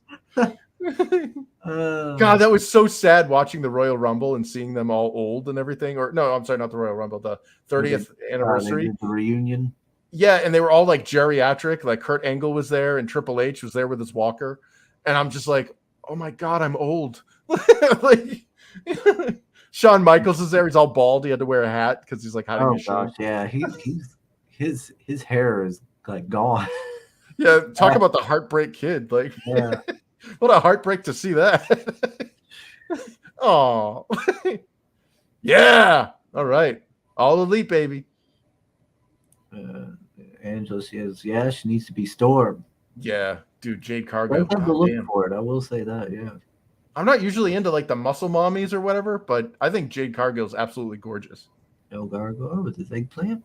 And he says, "Sing for me." No, that's not how it works. You don't get freebies. Yeah, yeah. There's nothing to back, so I think I protected you. No, just you scroll down, like, boop, and it pops up, says "Visit shop." Yep, Parallax, baby. That's fancy. Yeah. The what else was there? Yeah, I guess if you look in the books, you can see the 10 books that we have planned. What I'm hoping to do is, so we get out all the 10 individual books, and obviously you get bonuses and stuff if you back the individual campaigns. But at the very bottom, there will be the kind of the I wouldn't say the trade, but the compendium of all 10 books. And I'm considering also releasing an art book at the end with a compilation of all the art from the series. Oh yeah, that could work. You've certainly got a good amount of good art here to put into something. Yeah. Oh, dude, I got some. So I'm currently, I got 2 commissions that are in process right now, and this guy, his handle is like Kev Hulk on Twitter. He's doing me a double-page spread that we're going to be using for promotional material, and it's in his comic style. And he did, I believe, I want to say he did Dragon Rage or worked on that. I'll have to look. But the guy's work is amazing. And when I get that double page out there, I'm gonna either have to color it myself or find a colorist. And yeah, it's, man, I definitely got to promote that artist because that guy's freaking amazing. Kev Hart. And then I might be following him. That name sounds familiar. And then what is it? I got another piece done by, I got his name here. It's Luca Brico that's on its way out too. Luca did fan art for Rini's book there. Did I can't remember what her wizard or her sorceress character is. He did some fan art for that. And I was like, hey, that looks really good. Hey, you want to work on a commission? And I was like, oh, hell yeah. And he like freaking blasted it out super quick. So he's just finishing it up this weekend, I think. And yeah, I'll be adding that to the site too. If you want, I can share out some of my some of the additional art if you want to. Oh, okay. See it. Or we can go into the lore section. I haven't nerded out yet on the lore section of Infinitale. Yeah, we'll go to the lore. Sweet. So yeah, here in the lore, if you scroll down, you got the world map, and I'm kind of happy with that. I think it's the world of Esperia, and we're looking at the continent of Foyla, and talks about the 7 sovereignties and how they're all ruled by 7 queens. And I'm thinking of doing a wall poster of that, or possibly a cloth map. I'm not sure yet, but yeah. So I don't know. Whenever I think of like fantasy books or fantasy worlds or whatever, I always oh, I want to see like the world maps, kind of like in the Lord of the Rings, you got that nice map where it shows Middle Earth. Mm-hmm. Like, well, here's a little journey. And as the books complete, the map gets filled in a little more. So right now we just have like the major points of interest, or like the capital cities of the different sovereignties. And yeah, the story starts in that little bottom left turquoise one in Heffenheide. I have my own space lasers because the Hebrew people can shoot lasers from space. Angela says you're providing amazing content in spades, Chris. What'd you call me? No. Thanks, man. Yeah. Oh, yeah. Hey. Varsha. I'm going to butcher that, so I'm not going to. But hello. Hey. Let's see. We'll get back over through there real quick. Pale Rider, I don't have to dress him down. He does it on his own without my... Oh, damn. It begins. I got a phone call when you were referencing Logan's Run, and I wanted to say that I'm a few years late for Carousel. We got a runner. Runner. He's got the red dot glowing on his head. Let's see. He says that was just a lame joke. Can't remember me that quickly. We got Cole Man. Hey. That pic looks like most teen girls after taking tea photos. Oh, damn. That picture looks like you just got caught stealing a candy bar. Man. Really, from my screen because my mom doesn't know how to screen record, so I'm in stage real life. Okay. Oh, damn. Oliver. He says he has to Hey. follow him. Hey. You'll be getting a visit from China. Ni hao ma. And I'm caught up. Good. Sweet. I can color it for you. Ooh. She's a woman of color, so. Red says, Fisk, you're killing it with these designs and layouts. This is top tier stuff. Oh, thanks, man. All right.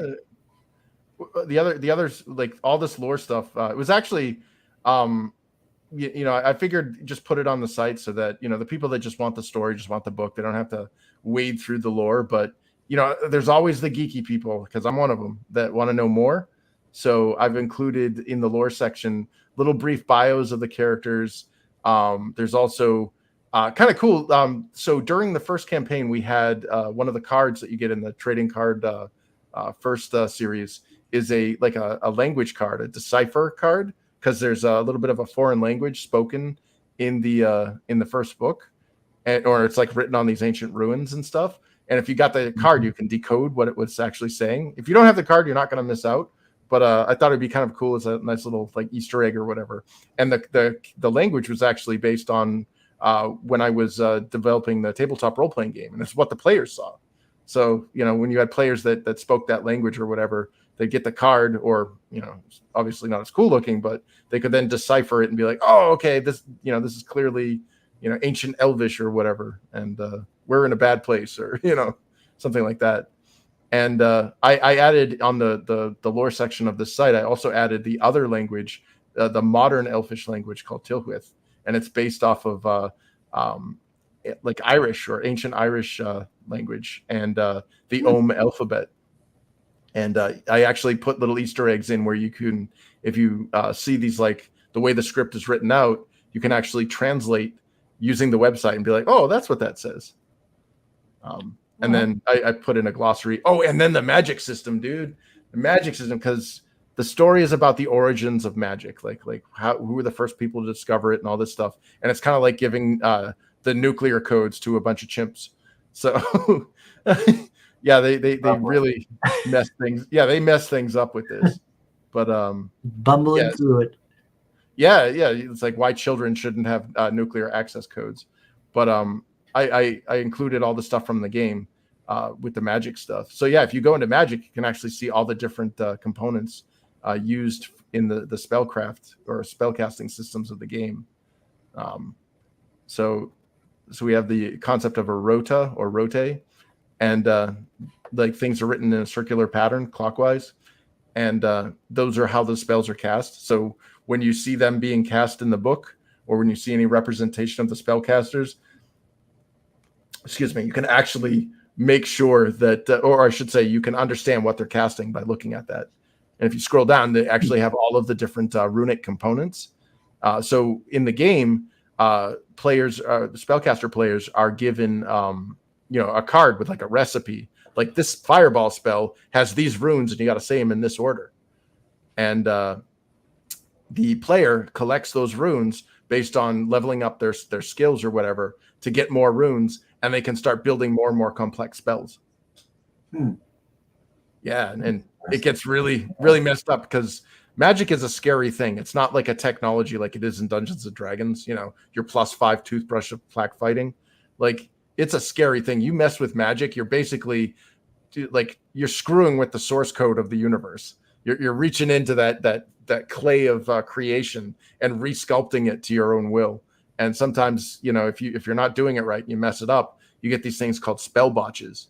And if you botch a spell, you could cause some seriously bad things happening with your magic. So you got different levels of something called wild magic, where if you mess up once, you get to level 1 of wild magic. You mess up twice, you get to level 2, and so on and so forth. And each of those levels have different tables that you roll to see what the spell botch effect was or what the bad side effect is. And the higher the level, the more messed up. So you could like nuke a town accidentally by casting a spell.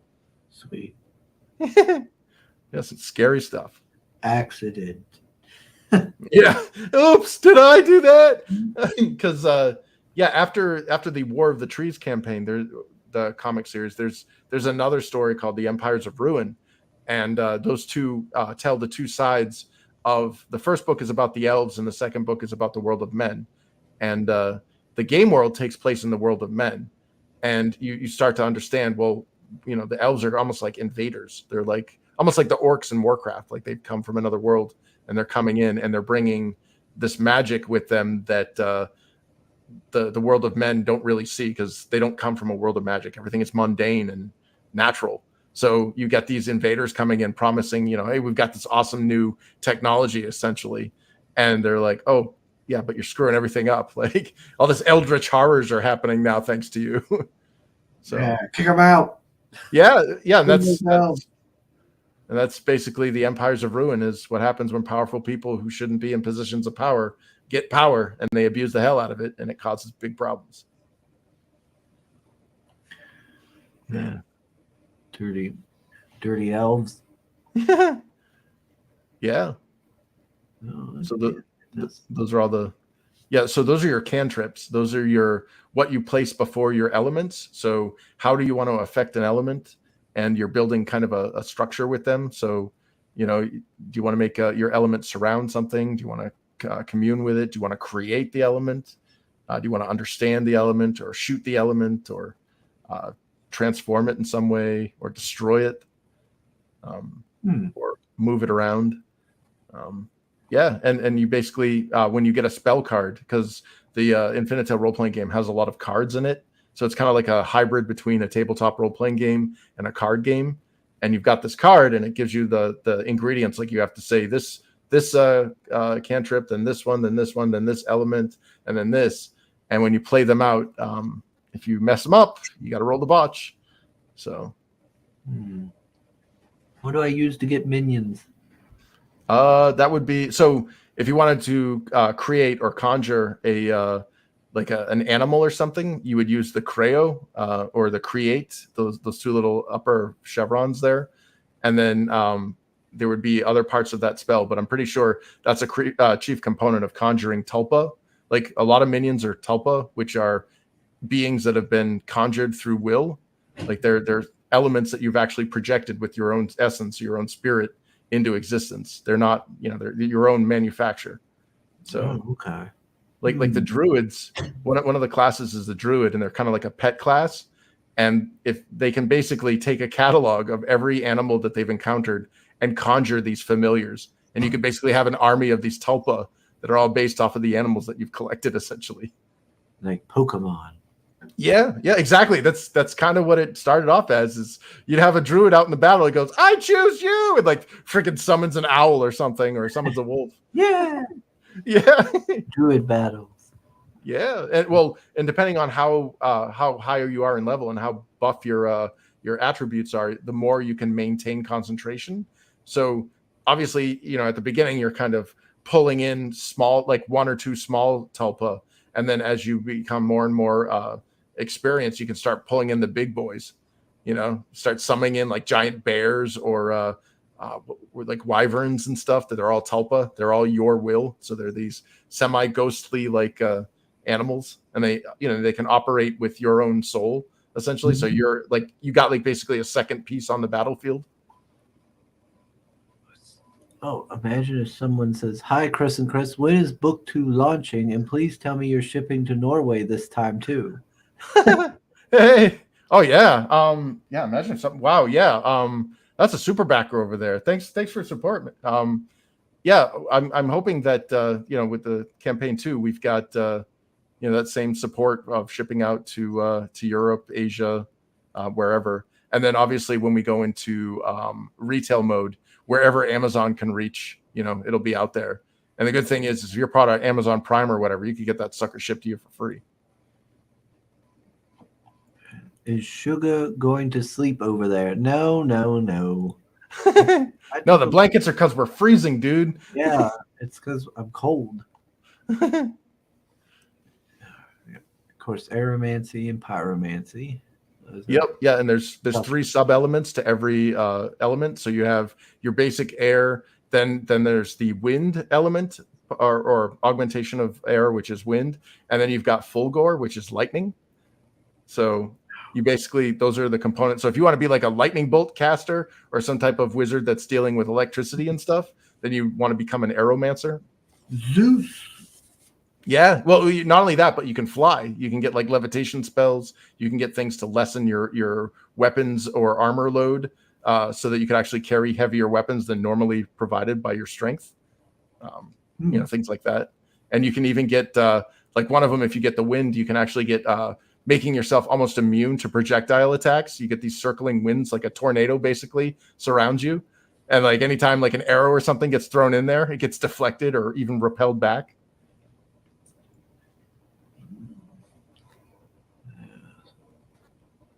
Ooh, geomancy and hydromancy, of course. Yeah, geomancy is actually one of the tougher ones because, especially with metallomancy there, metal is very prohibitive to magic. It actually provides a lot of like penalties. Like the more metal you have on you, the more or more resistance to spellcasting you have. So you could inadvertently work like your botch or your check to make a botch might be like super like handicapped essentially because you're all walking around and clangity clang. So the idea is that you want to keep away from metal as much as possible. But if you get a metallomancer in your group, yeah, that guy is like, yeah, I'm all about the metal. He's basically Sauron. You matter. Death clock. But yeah.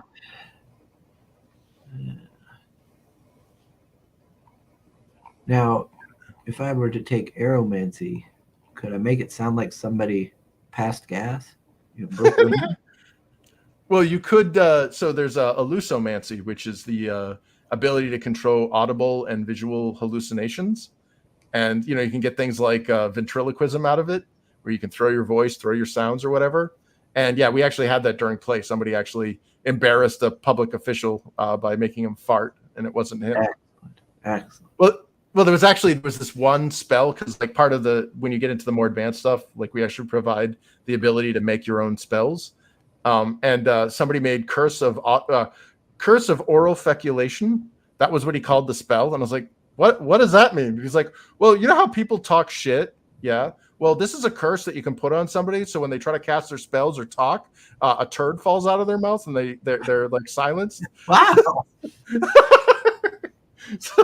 I think everybody's silenced at that point. Yeah, you're trying to cast your magic. You're saying like the crayo, like a turd falls out. Ugh. Yeah, and then the body, so you can like mix, and the elements can be mixed. So if you mix like somamancy here with metallomancy, you could have like skin of steel and be Colossus. Or do like the Terminator, the T-1000, get like a sword blade. Aimamancy? How do say that? Aimamancy? Yeah, aimamancy, the blood, the sanguis. Bodily fluids. Yep. Yeah. Oh, no.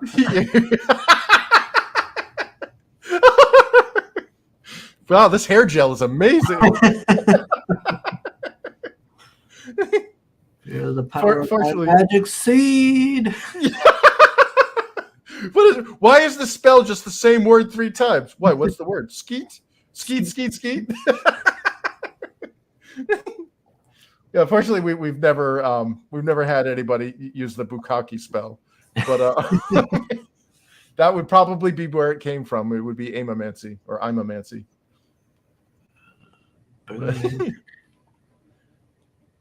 Yeah, and then like the psychic magic. Yeah, you can actually. Part of it is like so. If you go into, I think, memnomancy, there's a sub form of it called orneromancy. Which is basically you can jump into people's dreams and give them nightmares and stuff. Freddy Krueger. Yep.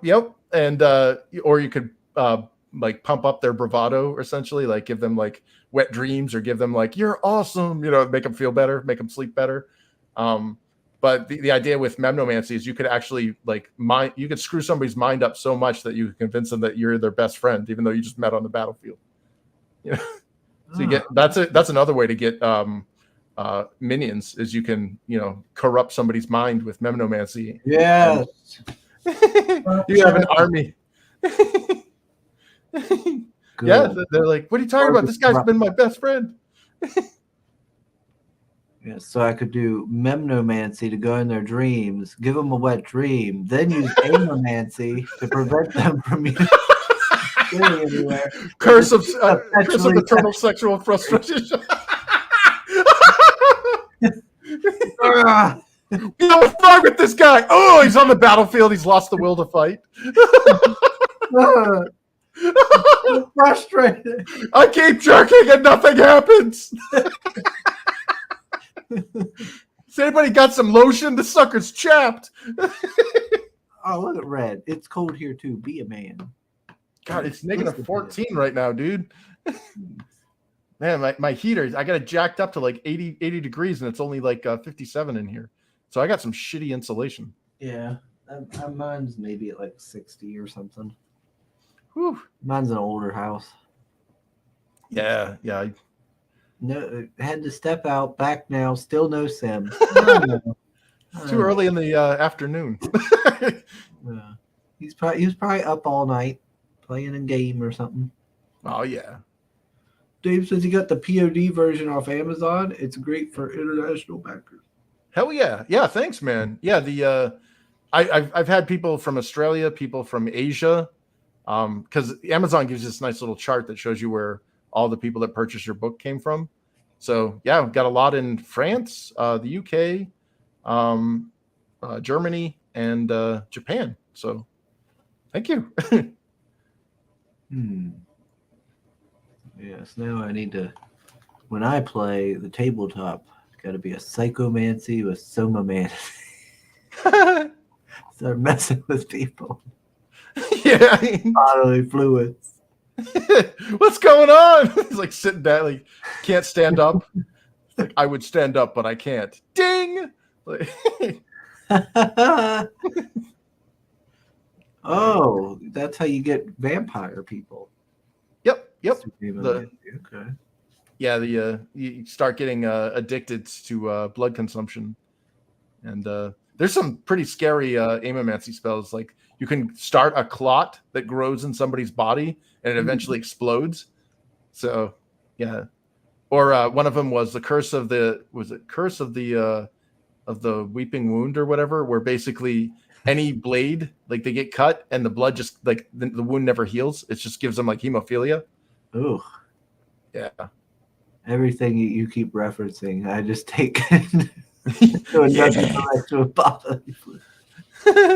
They get a clot and then it explodes. I'm like, oh god, they're putting us. Yeah. You ever see a gag cigar? Look down there. And then, oh, never mind. I'll just move on. Say anymore. They're so unquenchable. Semen demon. Let's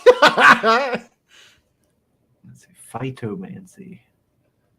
Yeah, this is like your plant-based things. Oh, hippies. Yeah. Well, you can get it so like, snaring roots. You could get trees to attack people. One of them was if you mix this with somamancy, there you can get skin made out of bark. So you're like got a tougher skin. Yeah, there's ones where you can conjure a shield of wood. So you're just sitting there, and all of a sudden, whoosh, a shield pops up right as somebody's attacking you. Okay. Now, which was the one where it affects your body? Somamancy. Again, Soma? Yeah, it's the white one on the right. Ah, there it is. Yep. Yeah. So, yeah, and if you mix somamancy, you can get like if you've ever seen Marrow from X-Men, you get the osteomancy, you get the bone spikes and stuff. You get Wolverine claws. Sweet. Somamancy. Sap. Yep. Ew. Yeah, you can desiccate a tree. We've actually seen that in play where somebody desiccated all of the sap and basically the fluids out of a tree, and the entire forest just turned to ash. Jeez. Yeah, pretty powerful stuff. And also, you need this the sap to one of the most powerful materials in the game, based on the fact that I used a very similar system to. It's odd because this came out long before the WoW and all that. Was we leverage materials for weapons. So like based on what your weapon is made out of, you get cooler bonuses or penalties or whatever. And one of the most powerful materials you can get is this amber that's they call it weird stone, and it's made from these giant elfin world trees, and the sap comes out and it's in a liquid form, and with this magic you can actually harden it into an amber, and it's nearly indestructible, and it doesn't have any resistances to magic. It actually gives you bonuses. So you'd be this buff dude in like this crystalline armor made out of sap essentially that gives you bonuses to your mana points or your essence. Nope, don't like that. Sounds too hippie. Goddamn hippies. Sounds too elfish and hippie. Don't like it. Damn knife ears. Yeah. Zoiphiamancy. There we go. Vermins. Yeah. Yeah, that's disgusting, dude. Hell so yeah. we had a guy who used that with somamancy, and if you've ever seen Ninja Scroll, there was one of the 8 devils of Kamon had a wasp hive inside of his back, and that's what can be done with Zoiphiamancy. Sweet. And the guy's he also had there was a passive ability where he had the the palate of a carrion eater, so he could eat anything and not get sick or poisoned. So he's like eating dead bodies and stuff to get stronger and get healthier. It's disgusting. But yeah, they control like snakes, bugs, bats, and it works well with the aimamancy. If you're a vampire and you want to be transform into like a flock of bats and fly away, or you want to transform into a bunch of rats and scurry away, you can do that with that. I could curse a man so every time he pees, bees come out. Actually, yes, that we had a guy that he did that similar with injuries, where he had the aimamancy with zoiphiamancy, where maggots began to be conjured at the site of any wound. So like every time he cast a wound, there was like these maggots and its flesh was rotting essentially. And yeah, that included taking a whiz and stuff. And it's like, oh, there's maggots coming out. That's sweet. Awesome. A terrible way to go. Like one of the things I've been looking at with Pathfinder, the first edition, was like a witch class archetype there that like she, instead of like blood and stuff, she has like an insect swarm constantly throughout her, inside her and stuff. Yeah. And like if you get cut or anything, like the insects come out Wasps. and attack the enemy and stuff. Yep. We actually have that. And the cool thing is based on whatever element you want to mix with your somamancy, we had one. So you know how like if when you need to cauterize a wound or whatever, like so like you get a major laceration and it's bleeding, and then somebody like burn a stick or a poker and cauterize it. Mm-hmm. Well, if you mix with somamancy and pyromancy, you can actually have instant cauterization. So like somebody slices a major wound and all of a sudden it just goes and it closes. Like, nope. Yeah. Or smoke comes from the wound that's noxious to everybody but you. So like they're like chopping you up, but it's actually releasing noxious fumes to the person attacking you. Ooh. Or it could release a like I don't know pleasant fumes or something that makes them like or something. Yeah, pheromones. Uh, Yeah, the Magiomancy there, the one on the right there, the purple and blue one, that you have to master at least 3 elements before you can even use Magiomancy. it's the big boy mage class. Yeah. Well, that's the you can't start off with Magiomancy. You actually have to master the at least 3 other elements, and then from there you get like some sick ass stuff. Like you can modify magic itself, you can modify the human soul or souls in general, or you can even mess with time and space. So if you've ever seen Vampire Hunter D, there's a scene where there's this mutant guy who could bend space and time, where you stab him and all of a sudden the blade comes out of you. And that's something that we had for a spell.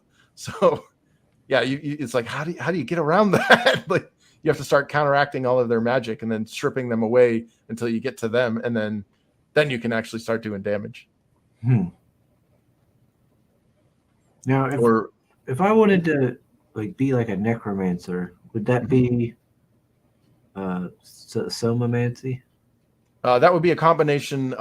So there is necromancy, and it's one of the forbidden arts, meaning that you're not technically a mage. You're not part of the mage class. You're actually part of the priest class, and the priest class has 2 other types of forbidden magic that's not listed here. One of them is sorcery, which is the ability to summon demons. So you can basically get demon minions, and you can actually adopt aspects of the demon at the cost of your own soul. Demon minions. So, yeah, you can get summon imps or summon greater demons, and you can also like transform your own body. Like you can get these hooves, these cloven hooves that wherever you walk, you leave burning footprints that cause damage, and you generate an aura of decay. So everywhere you're walking around, plants start dying and the earth starts dying around you.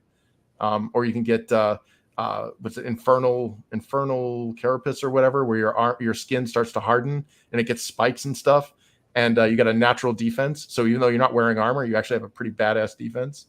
Nice. And then the forked tongue of lies? You could actually start when you're being interrogated or whenever you're telling something, you actually get bonuses to deception. So you could basically tell a lie and nobody could use any ability to decipher that or counteract that because it's all magic based. And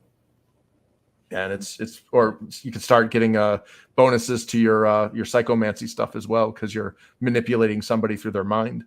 You know, you can corrupt other people. Yes, corrupt the heroes. Well, it's cool because the more you corrupt others, the more you can demonically possess them, and they become additional minions on the battlefield that you can control. Sweet. So the more corruption you have, these people are like totally willing zealots. They don't even understand that they're useful idiots. You could have them on the battlefield doing your will. And the other one is necromancy? Yeah, so necromancy is the other forbidden art, and that deals with I think it's anomancy or whatever, the soul one, and you can actually create phylacteries, which you can actually move your soul out of your body, which is your mana pool or your magic points, and you now have a physical object that contains all of your magic points. Well, you can still build magic points in your body, but the phylactery now holds like a secondary pool of magic, and if you get killed, you basically have like a one-up or like a free guy because your phylactery contains your soul, and if you can basically do whatever magic you want while you're in your phylactery form, but you can't move around and you can't, act in the physical world until you, demonically possess somebody or possess the undead or whatever. And you can actually move dead bodies around like puppets. Hell yeah. Dead bodies around like puppets. Yeah, it's pretty scary. We actually, I remember one of the games where the momentum of the battle changed in such a way that the players were losing allies and the allies became enemies because they died on the battlefield and then came back as, skeletal or animated corpses. And they finally, the only way they were able to defeat it was they basically, one of the guys nuked himself. He's like, I'm going to go, but at least I'm going to take out the phylactery or the lich that was controlling the entire thing. And then just like that terrible scene in the final season of Game of Thrones, as soon as he took out that lich, it was like taking out the master puppeteer, and all of a sudden the corpses just dropped. And it's like, son of a bitch, I lost my character, but we won! Yay! Hey! I like have you ever seen Dwarf Fortress, the game? Yeah, that's on Steam right now, I think. Yeah, they just released it on Steam with like better graphics and stuff. But I always liked how like when they had the necromancers and stuff on there, like you'd like kill them, like the zombie stuff, but then like the body parts would reanimate. Yeah, you get like a dwarf would get killed by like a hand or something that reanimated. Well, with Somamancy, you can actually do that as a spellcaster in this, where the quit hitting yourself. You can actually animate somebody else's hand or leg or whatever. I'm not moving you. I don't want to be like Evil Dead or something. Yeah, the Deadites. He's got to chop his own hand off. Yeah, vermin. But yeah, this was the Theromancies. You transform into animals or control animals. That's the one used for summoning, like the bigger animals, the tulpa. Oh, okay. Vinny's here. Hey, Vinny. He says, just don't combine the wrong types of mancies together. Imagine having a forever bleeding boner. Oh, well, that wouldn't last long. You just they get lightheaded and die. Pass out. Yeah. Completely bleed out of your penis. It's like a used up juice box. It's a hell of a way to go. Why does the corpse have a smile on its face? Shooter's character will be a necrophiliac. But no. The dead can't say no. Oh, Lord. Yeah, and again, this is just the spell systems. Like the non-spellcaster characters in the Infinitale game are a little like they've got their own cool stuff. They're not just like generic fighter. Like you can get some pretty badass combat maneuvers. In fact, what I've seen with a lot of the way the battles play out is the way, how like we have in modern role-playing games, you have the Holy Trinity, the spellcaster, the healer, and the tank, essentially. Mm-hmm. Well, in this, a lot of times you'll see the combat will kind of evolve to the state of keep the mage protected until he can get off his badass spells. Oh, yeah. If you go into the lexicon one there, the one with Vinny's art. Yeah. Oh, no, I'm sorry. Yeah, the one with the book. So you've got the alphabet here for the language of Slivrit, which was the ancient dragon language that you can read kind of in the first book, the Infinitale, or was it the War of the Trees book 1? This was the card, but this is an actual language in the game, and this was the first language used for magic casting or spell casting, and it's actually based on Hebrew. Oh, I know. I'm not going too far from home on this one, but yeah, like the language is read from right to left instead of left to right, and I also have two kind of variants to it. So there's easy mode and hard mode, or standard mode and advanced mode for gaming. And during the play sessions, I ask players, do you want to do the basic mode or do you want to do the advanced mode? And they're like, well, what's the difference? Well, the advanced mode languages are actually legitimate language. Like instead of like translating these letters from what you're seeing here into English words, you would actually get the language of Slitherith, where there's an actual vocabulary and glossary and stuff, and it's a little harder to translate, but you get more experience. And the same thing goes with like spells can become friendly fire, all this other stuff, but you get more cool loot and more experience. So it's like, do you want to do the hard mode and get more rewards, but at a higher risk and more involved, or do you want to do the basic mode? And I found that because you can dynamically switch between sessions and be like, this session's going to be hard mode, but we found it too complicated, let's go back to basic mode. I've seen the direct opposite too, where people are like, oh, I want to dig more, I want to dig deeper, and then they go into hard mode and get cooler shit. But what we're seeing here on the site right now is just the easy mode stuff. Fountain. Well, if you see that weird lateral bar at the bottom there, right above the word with, that's actually that's their sentence. Or I should say that's their language. If you scroll down, you'll get the alphabet, and it's all based off of a similar alphabet to Ohm, which is the old Hibernian or Irish alphabet, and you can actually translate what that says, and it actually says something, which is kind of cool. But we'd leave little Easter eggs like that throughout the game, and people would be like, "Oh, cool! Hey, there's a secret passage over here or something."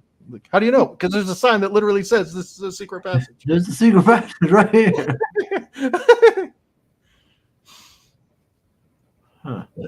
Yeah, that's that, and it's the Elven language here. Tilwith is it's very flowery, very ornamental. So it's not intrusive. Like, it just looks like you're using ornaments, but it's actually a full language.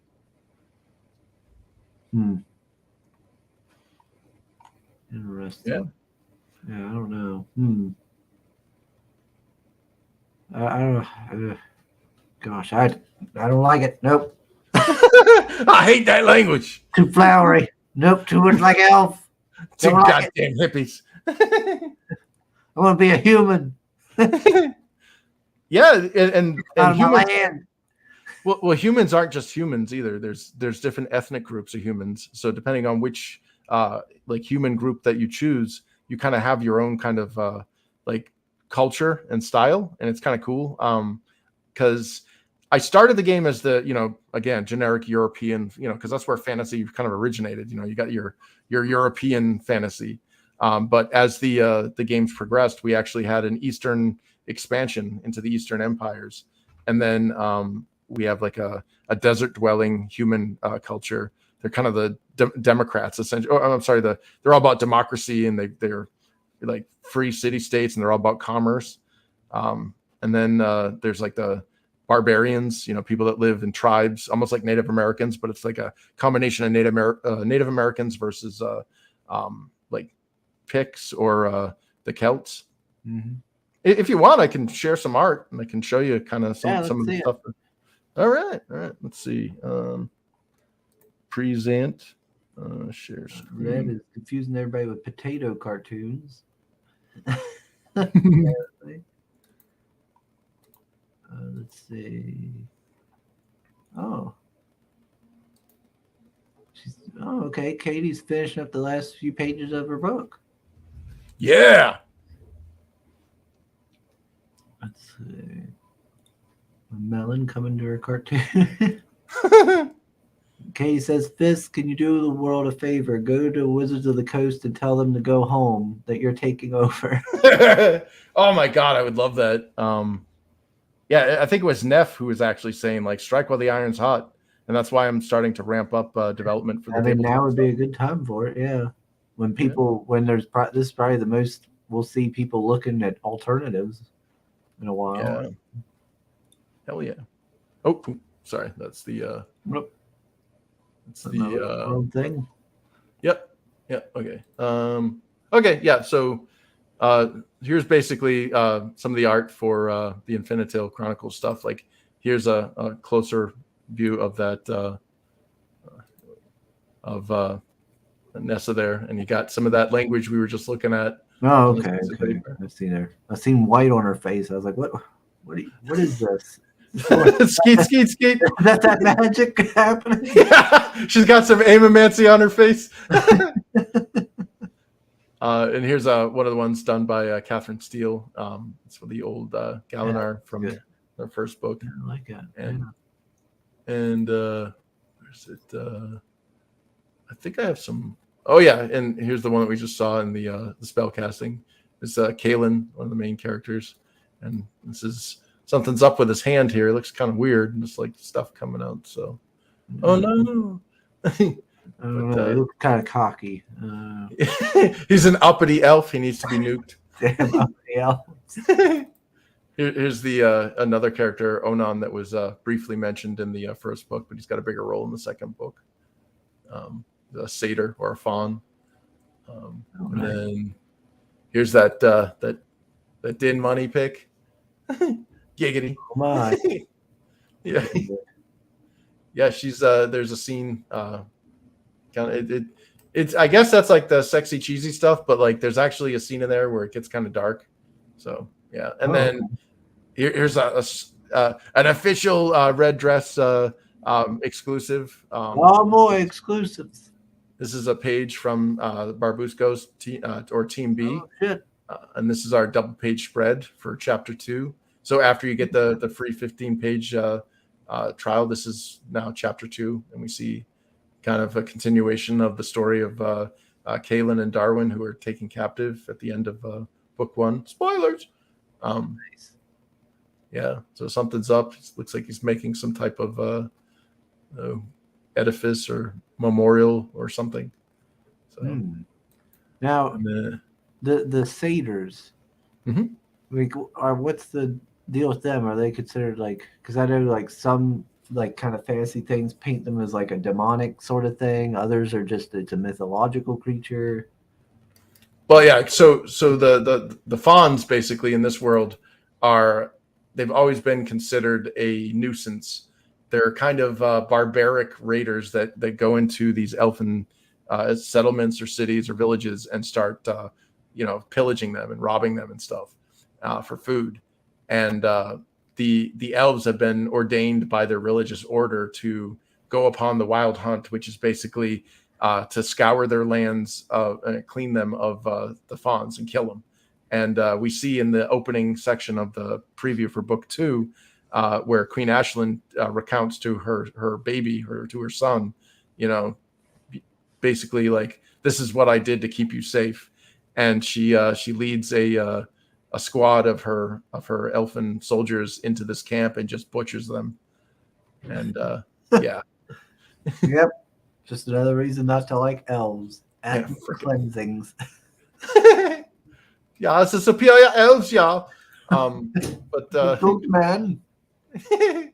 Yeah, the dirty beast people. But yeah, just to go back to the game stuff. I mean, I think we've seen some of this, like some of the weapons cards here. In fact, we've got the legendary Sugar King. and what we're seeing here is a lot of role-playing game systems, or at least modern ones in video format, use something called the Curel system for quality, or common, uncommon, rare, epic, legendary. Yeah. Curel. And in this system, it's very similar, but instead we have your basically your basic your common, your noble, your royal, your imperial, and then your legendary. And I use that quality system across all elements, so not just equipment, but also monsters. So if you fight like a royal Hydra or something, you're in trouble because that's a pretty powerful one compared to your standard or a common Hydra. And you fight a legendary one, and you basically better bring the might of the gods with you.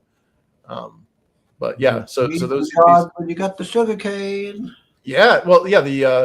So just to give a kind of a quick kind of breakdown of what each of these elements represent. So as you can see here, this Gisarm here is made out of hard silver, and it basically talks about kind of how it affects your durability, which is weapons do break, but you can repair them. This isn't like Breath of the Wild where it's like, oh no, I got 6 uses and it's dead. You basically have to roll the d20 after you inflict 5 points or more damage. And you basically got to get above a 6 on a d20. So as you can see, this is a pretty tough alloy.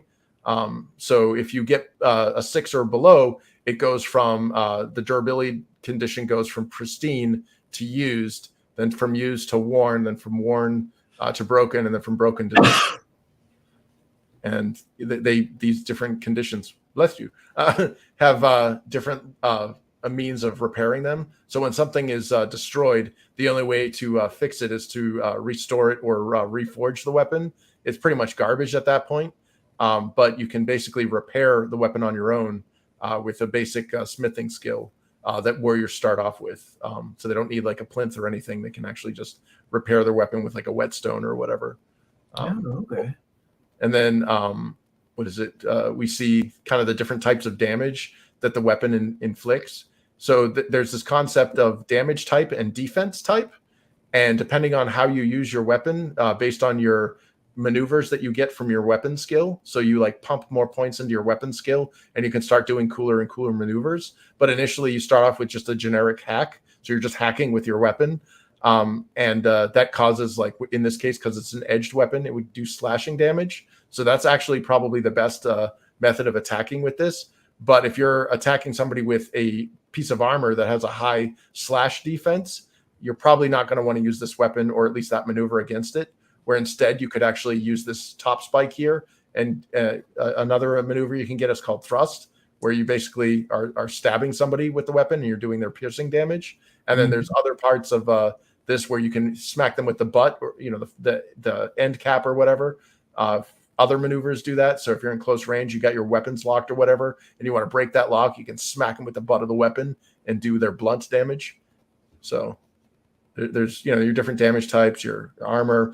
This is how slow the weapon is. This is where it enacts in the turn. So at the beginning of each combat round, characters roll, instead of like roll for initiative, you actually roll your reaction, or I should say you're rolling for your position in the sequence of attacks, and you take your reaction score, which is a combination of some of your attributes combined with the penalties of your weapons and armor, and then whatever value you get out of that puts you compared to other people where you are in that sequence. So a weapon with a -5 means this sucker is going to slow you down. You're not going to be as quick in the sequence of attacks or in that round as somebody with, like, say, that's unarmed, or somebody with a dagger or something. And then this shows your range. So you can attack somebody that's 1 hex or square, or two, up to 2 squares away with the weapon. But it's saying that it's an optimal range of 2, meaning that you're going to be able to do your best like parrying or whatever, or attacks, when somebody is more than 1, or when somebody's 2 squares away from you, essentially. So you want to keep your distance with them. Otherwise, they're going to get past your business end, and you're going to have to deal with the butt and the blunt parts instead of the hacking and slashing. And then down here, this is the cool stuff, is depending on the weapons, you can actually get special abilities or special maneuvers applied. And what we see here is something called hook and trap. And hook and trap allows you to actually hook a character when you're attacking. You can make a based on the way that the ability card that you're given describes the hook and trap maneuver, is you can actually grapple them with the weapon. So you've got this thing called a bill hook and the bill spike on the back, and you can actually like pull somebody off of a horse with it. So if they're a mounted enemy, you can actually use the hook and trap ability and try to force them off their horse, or you could even force them to the ground, or even just entrap them so they're at a distance from you. And then the hard silver here, because it's a material, it actually gives them a passive ability called Argent Fabane. And what that means it poisons any character that's an elf or a fawn, or any of the characters that are like the Fae faction, because silver is poisonous to the elves and to the Fae. Filthy elves. Yeah, I have a feeling your character's going to be all decked out in dwarf and hard silver. Gonna be wearing hard silver armor. Like, don't touch me. Yeah. All right. High five. And then a couple of the other examples here. So we see here the another weapon here. It's a Royal Rancer, or a 3-star, and it's got something called Fey Steel or Embril, and it basically looks like brass or bronze, but it's actually as tough as steel, and it's really light, and it's got a -5, so it's still, the weapon's going to slow you down, but it gives you a +6 versus with your parry score. So when somebody's attacking you, you have when an attack is made, you have something called a counter die. So when you make an attack, you roll this D20 plus you add the sum of whatever the D20 roll is, plus your character's finesse, which is like your dexterity. And whatever value you get, that's called your counter. And the enemy now has to roll an evasion die. Like I'm dodging to get the hell out of the way. And they basically roll the D20 plus their agility score, and whatever sum they get. If that sum is greater than the counter, then they've successfully evaded the attack. They dodged, got the hell out of the way. But if it's not, then if the counter is higher than the evasion die, then the person is struck, obviously. And if they're equal, then you could do things like glancing blow, or their weapons are locked if they're trying to parry. But with parry is a maneuver that, based on your weapon skill, when you get up there, when you start jacking up your weapon skills, you can actually deflect the incoming attack with a weapon. And this gives you, if somebody's attacking you at the two square range, you get a +6 to your parry roll. So in addition to the D20 plus your finesse score, you also get this +6, so that you can be super parried, like really well parried with this weapon. And if you get enough points in your weapon skill, you can actually do something called a riposte. So if you successfully parry, then you can counteract or counterstrike or riposte and attack back. And it's not even your turn. You're just, yay, I'm going to punish you for attacking me. Yeah. So, it's beneficial to get really pimped out in your weapons, and you could actually punish people for attacking you.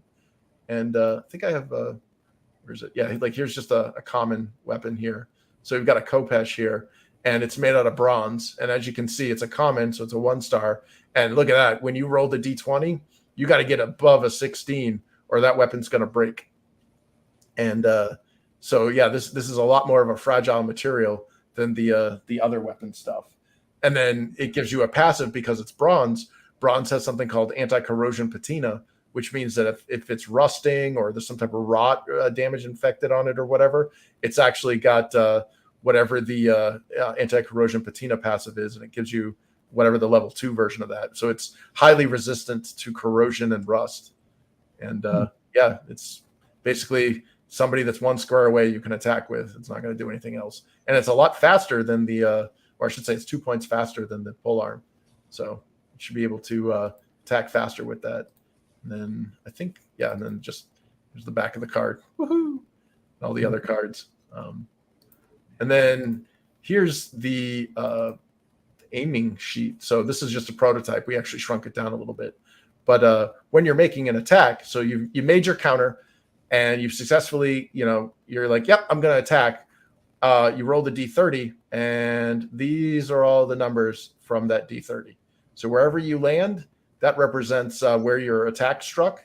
And if however many number values you've exceeded with your counter die to the person's evasion die can allow you to adjust. So if you like, oh man, I got a 4 here or whatever, or 5, I'm going to miss, but I exceeded their evasion die by 3 points. My counter was 3 points higher. Well, that gives me 3 points I can adjust to any position, so I can hit him in the foot. So it's not a miss. At least I got him in the foot. Guy with a big toe.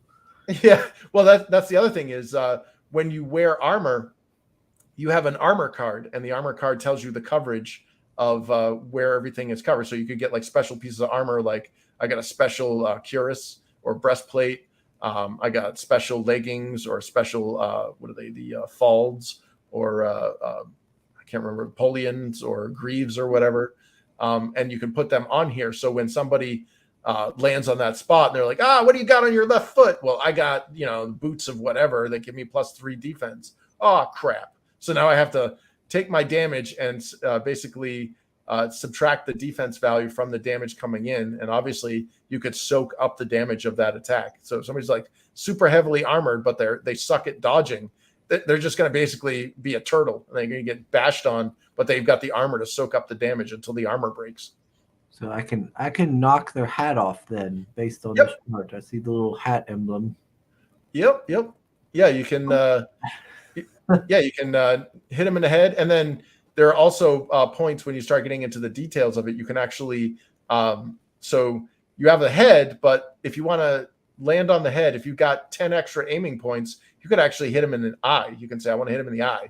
You can blind them. You can mute them. So if they're a spellcaster, you can knock them in the mouth and break their jaw or something, so they sound they can't cast their spells. Or you could deafen them or something, or make them roll it versus daze. Hit them in the head, crack their head and make them kind of dumbfounded for a turn. So there's a bunch of cool mechanics that way. Ads. Yeah, exactly. I'm okay. So yeah, and based on the types of armor you've got, you could make yourself like a heavy turtle where you're weighed down by all of your reaction is really slow. You're not going to move very far, and you're not going to dodge very well. But if you get hit, you're totally it's not going to hurt. Vinny says Infinitail Chronicles is an amazing story. Oh yeah, hey, thanks, man. Red Gay says, hell yeah, Wooden Simba. No! Fonzie is in this book? Says Hey. Hey! Forget about it. Fisk is the only person on Earth that can make Germans sound non-aggressive. Oh, great. Come on. Ashlyn brought her son to Melf Manor. Oh, it's a baby. We got Mo Biggs with us. Hey, Mo. Hey, Mo. Don't get Sugar excited by talking about smacking him with the butt. Looks like blunt force trauma. Sugar's necrophiliac character will take the thrust maneuver. Of course. Two-handed thrust. Let's see. Hook and trap. Sugar's catfished ass knows all about that. Sugar, I know you got all flustered when Chris said he was going to smack you with his butt. You could still say hi. Damn it, Sugar. You check how many tips you got later. Jesus. Sugar isn't paying attention. Whoa. What is that? Hold on. I'll be back. I got some. Okay. Damn. That was really loud. It sounded like the car was halfway in his house beeping the horn.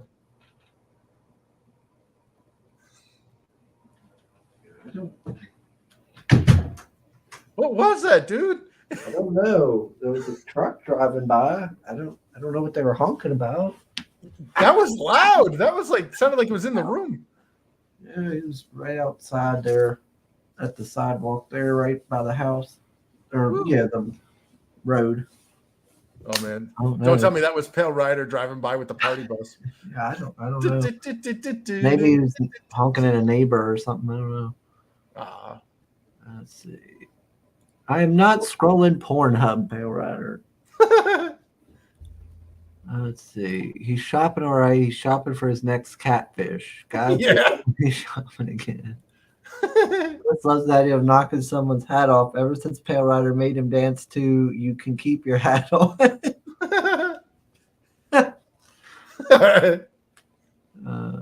Maybe that's why he had to go and look. Huh?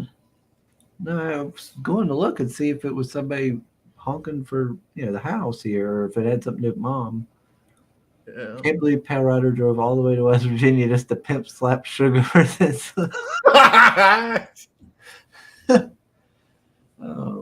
So when I make my character, I got to be a mind and body mage, so I can go into people's dreams and give them wet dreams about me in my red dress, make them sexually confused. So then you'd probably be picking one of these. then they'll be so confused that I corrupt them and they join me. Yeah. I don't like this. Did you just turn your entire legion into non-binary simps? Yeah. My army of simps. That's my plan, to make an army of simps that just do everything for red dress Sugar. Get the Bryan Adams song in there. Everything I do. But yeah, like I was mentioning, the race of men, or the humans, they're not just generic European. There is a European group, the men of the kingdom. There's also your Celtic / Native American barbarians, your Indo-Arabic free men. These are the people that are about mercantile and city states. Then you have your imperial men from the Far East. And then the Shadow Men. Like if you want to be a spellcaster, this is probably your best bet because they get access to the forbidden magic from the start. They've basically get access to necromancy and sorcery. Yep. And well, that's if you want to be the priest. But they basically, so the way that the mechanics in the spellcasting work is you have these things called regulated spells, or spells that were by this order of nemesis, which was formed after this great cataclysm of irresponsible use of magic that nearly destroyed the world. So you have this big order of spellcasters or magi, and they're basically like, these are the spells you are allowed to cast. These are spells that we have sanctioned. These are spells that like won't do a super amount of damage to the world. And, you've proven basically scholastically that you're capable of, taking on the responsibility of casting these powerful spells without, messing this world up. But there are a bunch of forbidden spells that were almost like the apocryphal teachings. They were spells that were, no, this is going to cause problems. But because the Shadow Men reject the whole order of nemesis, they're like, yeah, we're not going to take the scholastic route. We're going to continue the way of the old ways of magic that led to the end of the world, essentially. So screw you guys. And they're basically, they got all access to all the magic.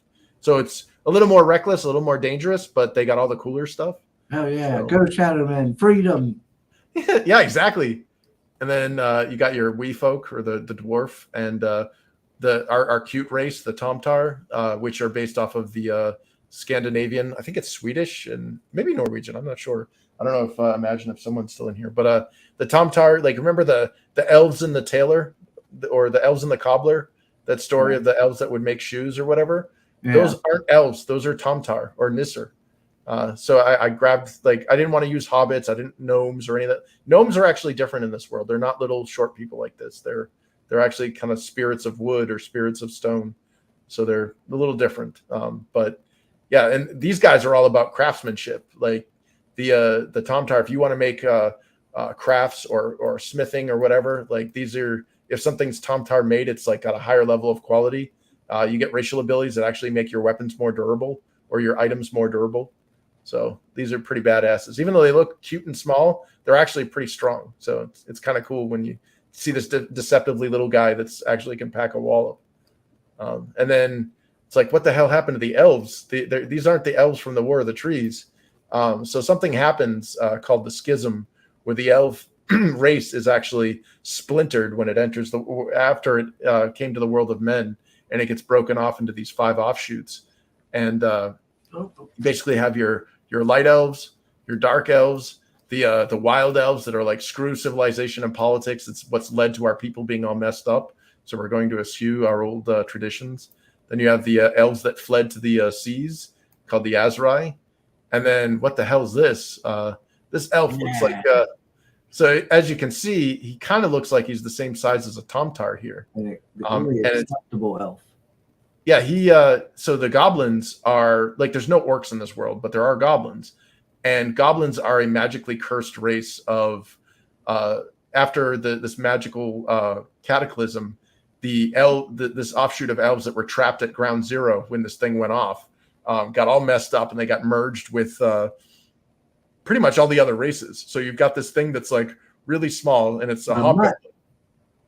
Yeah, and it has its own messed up language. The cursed tongue. It's really, like, these guys are like all like, they're mutating and chaos, and it's like, how come like, what the hell's the shadow?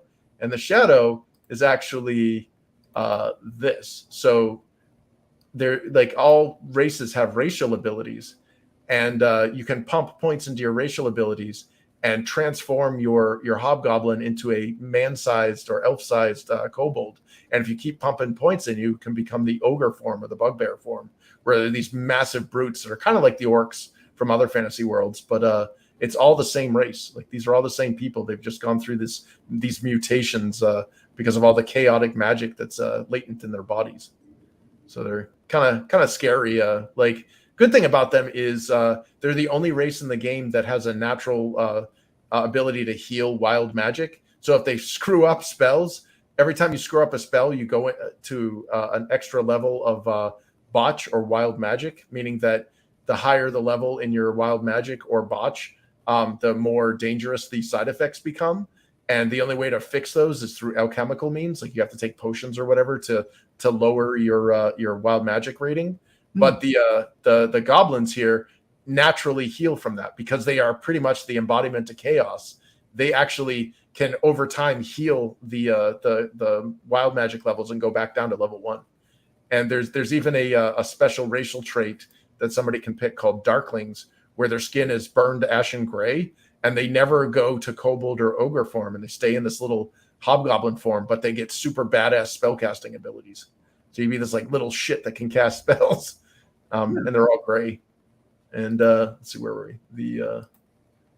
The other, like we've got the fawn here from the books, and then we got this other race, the Wesson or the Beastmen, the Leoni here.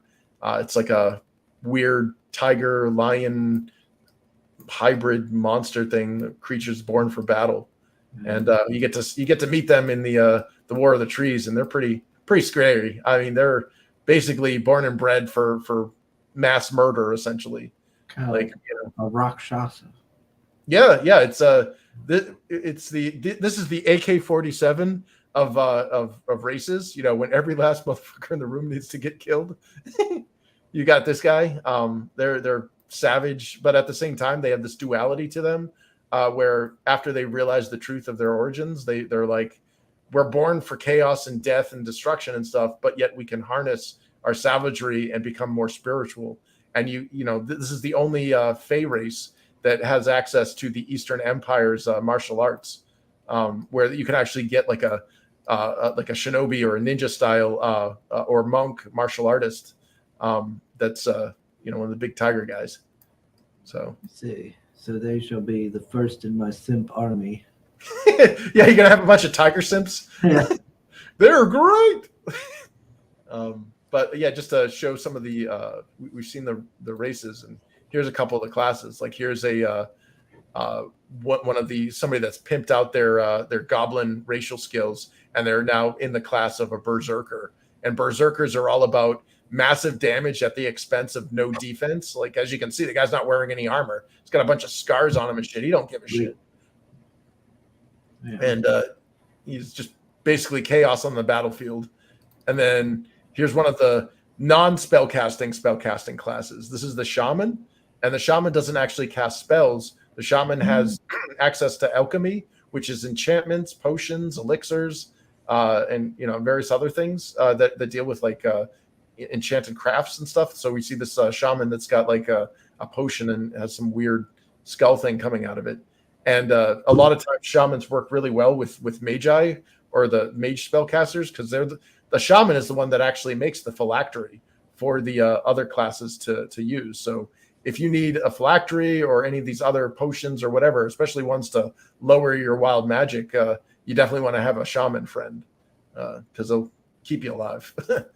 And then your generic, well, I shouldn't say your generic, but your standard warrior, who's basically the master of all weapons and armor.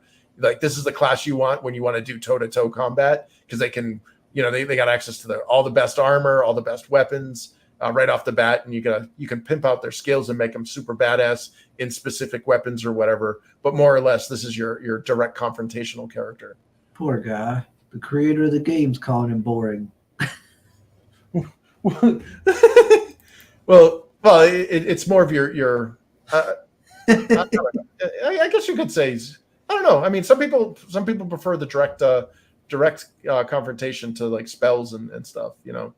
If anything, if it's not boring, I would definitely say he's like the more the easier to pick up and play kind of character. Yeah, he's good for beginners. He's while still giving a good experience. Yep. Yeah. Like one thing that always bothered me with like, especially with D&D, was like you actually have this like regret component of, oh man, I gimped my character. I built this guy that sucks, or I like chose poorly with my skills or whatever.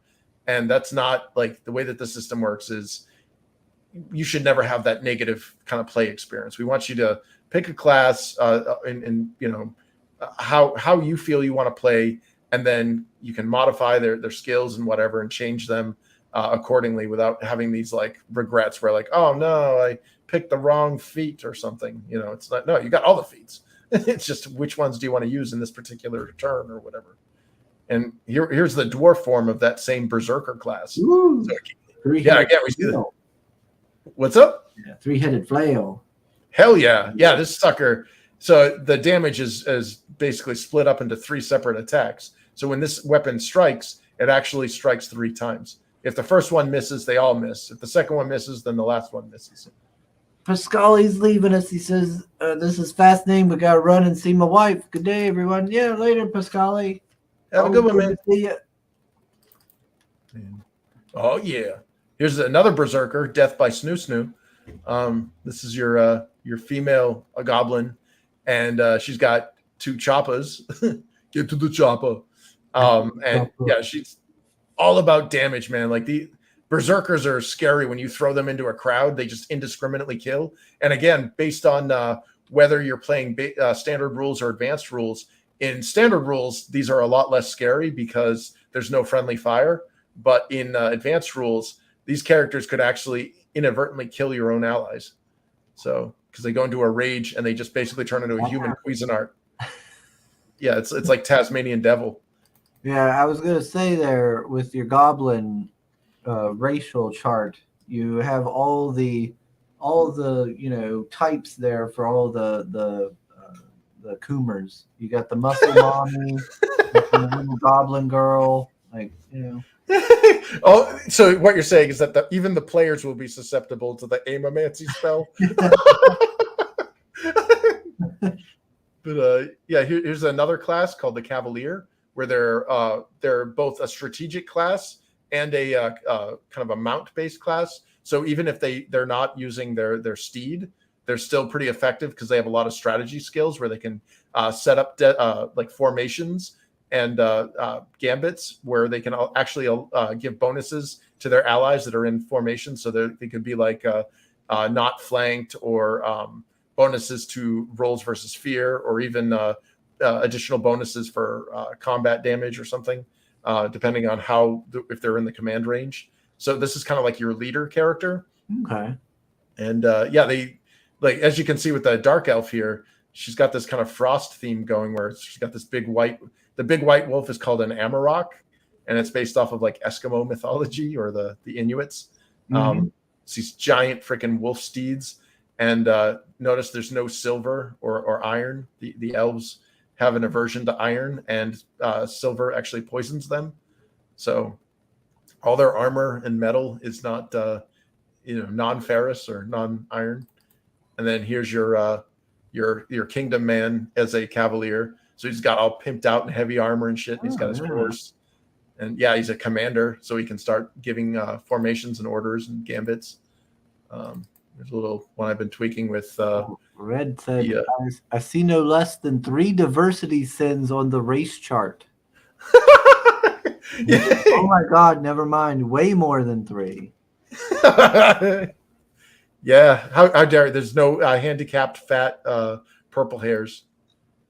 But here's the druid class, and we see a female fawn, and she's got this owl tulpa, and some of that crystal that I was talking about, that amber from the sap of those trees. Yeah, the sap.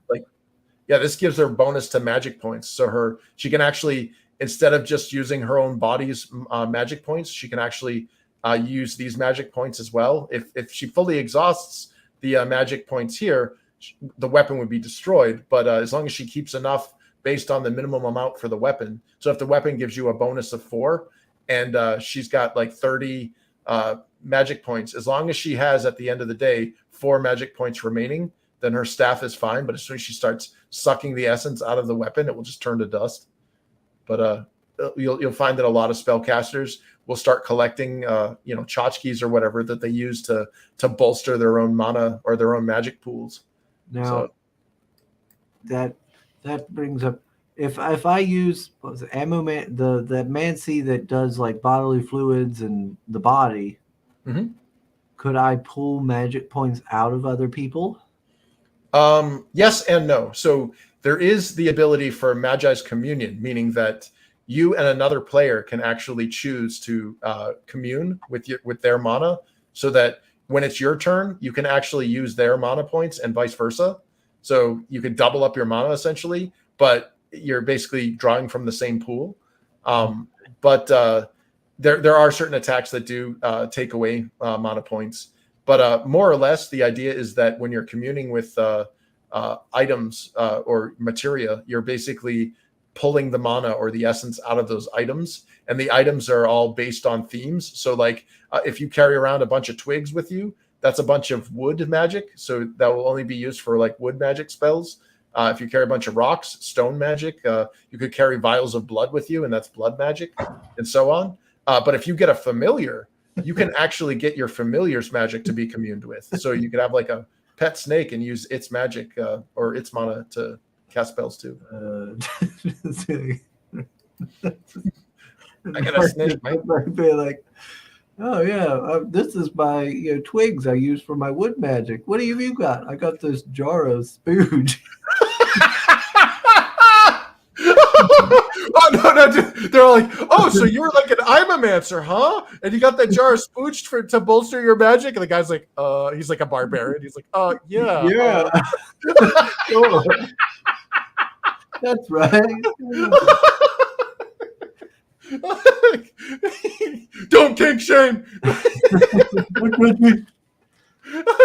Oh, and here's another one of the classes, the entertainer class. It's kind of like your bard, but it's a little more advanced than a bard. They get song and dance and mercantile abilities and a little bit of thievery because they're part of the kind of the rogue archetype. And if you like, dancing isn't just for just your standard like, oh yay, I can dance, for entertainment or whatever. You can actually employ it on the battlefield. Like there's a maneuver that's like a lunging strike that if somebody's got their weapon and they're lunging at you to attack, even if you dodge that attack, you're forced back a square because you're basically being menaced out of your current position. But somebody with a dancing skill can actually pirouette and actually avoid the lunge, or when they evade the lunge, they're not forced to move that step back, and it cancels out the effect of the attack. And there's a couple other ones, like they can actually do like hidden strikes where they're distracting you with one hand and then they hit you with another hand. And here's the female Freeman who's she's got a little stiletto here. She's dancing. Actually, I think this is an Aziri, which is the one of the ethnic subgroups of the Kingdom of Men. The Aziri's empire was destroyed, and now they're reduced to entertainers, and they can't. They have no land for themselves, and they travel around the world in these Varda or like these gypsy caravans. Yeah, they're like gypsies. Yep. Yeah, they're pretty badass too. But yeah, especially for entertainment and mercantile stuff. And then you just slip and said you want to give people wet dreams about your wet red dress. It's all moist down there. Let's see. It sounds like Sugar is getting desperate for business. I told him putting that honk if you're horny sign in front of his house might get reactions, but that guy was really into the honking, man. Apparently. Based off of Santa's elves, just admit it, referring to your small people. Yeah, the Tomtar, possibly. It says spirits of wood. Chris knows exactly what he's doing. We got Sim here. Hey, Sim. Imagine if someone says, still here, Tomta is Swedish, Nissi is Norwegian. Oh, sweet. Yeah. Awesome. Sim has been gate kept once again. No, he's got the link. He can come in anytime he wants. Don't give me that. Then he says, my Alex Jones orc needs to be in there. Yes. Yeah, dude, he could be a shaman selling his supplements. Yeah. Brain pills. Go now. Oh my I god. can give you strength. I had an ex that was really into Alex Jones, and I bought her some of those brain pills or whatever he sells. Oh yeah. One time because she was like, oh yeah, and this will really help me, and no. I was like, all right, sure. I got it for her and stuff, and oh my gosh, I still get emails from Alex Jones constant. Oh yeah. I'm like calm down, man. It was one time. Leave me alone. Yeah, it's just like umpteen emails a day, and like I've got it under my unwanted tab, and occasionally I'll click on it. It's just outstairs. He's really aggressive in selling Yeah, his. he is. Like, Yeah. Paris says Sugar's going to be pumping all kinds of stuff into his hobgoblin. Is that a euphemism? Oh. Red Gay says only 2 genders, you bigot? Damn straight. Team Turf. Please confirm. Sugar is all in now that there's furries. He's getting the same funny feeling in his pants as the first time he saw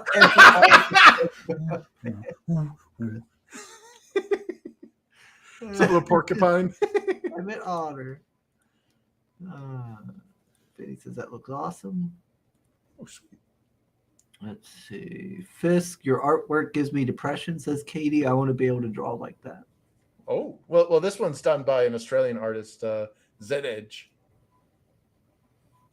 Did you just say muscle mommy? Is he remembering the good times? Hey, man. Dude, are you going to make a... No, oh, wait, no, that would be racist. Because then they would equate orcs to black people. Let's see.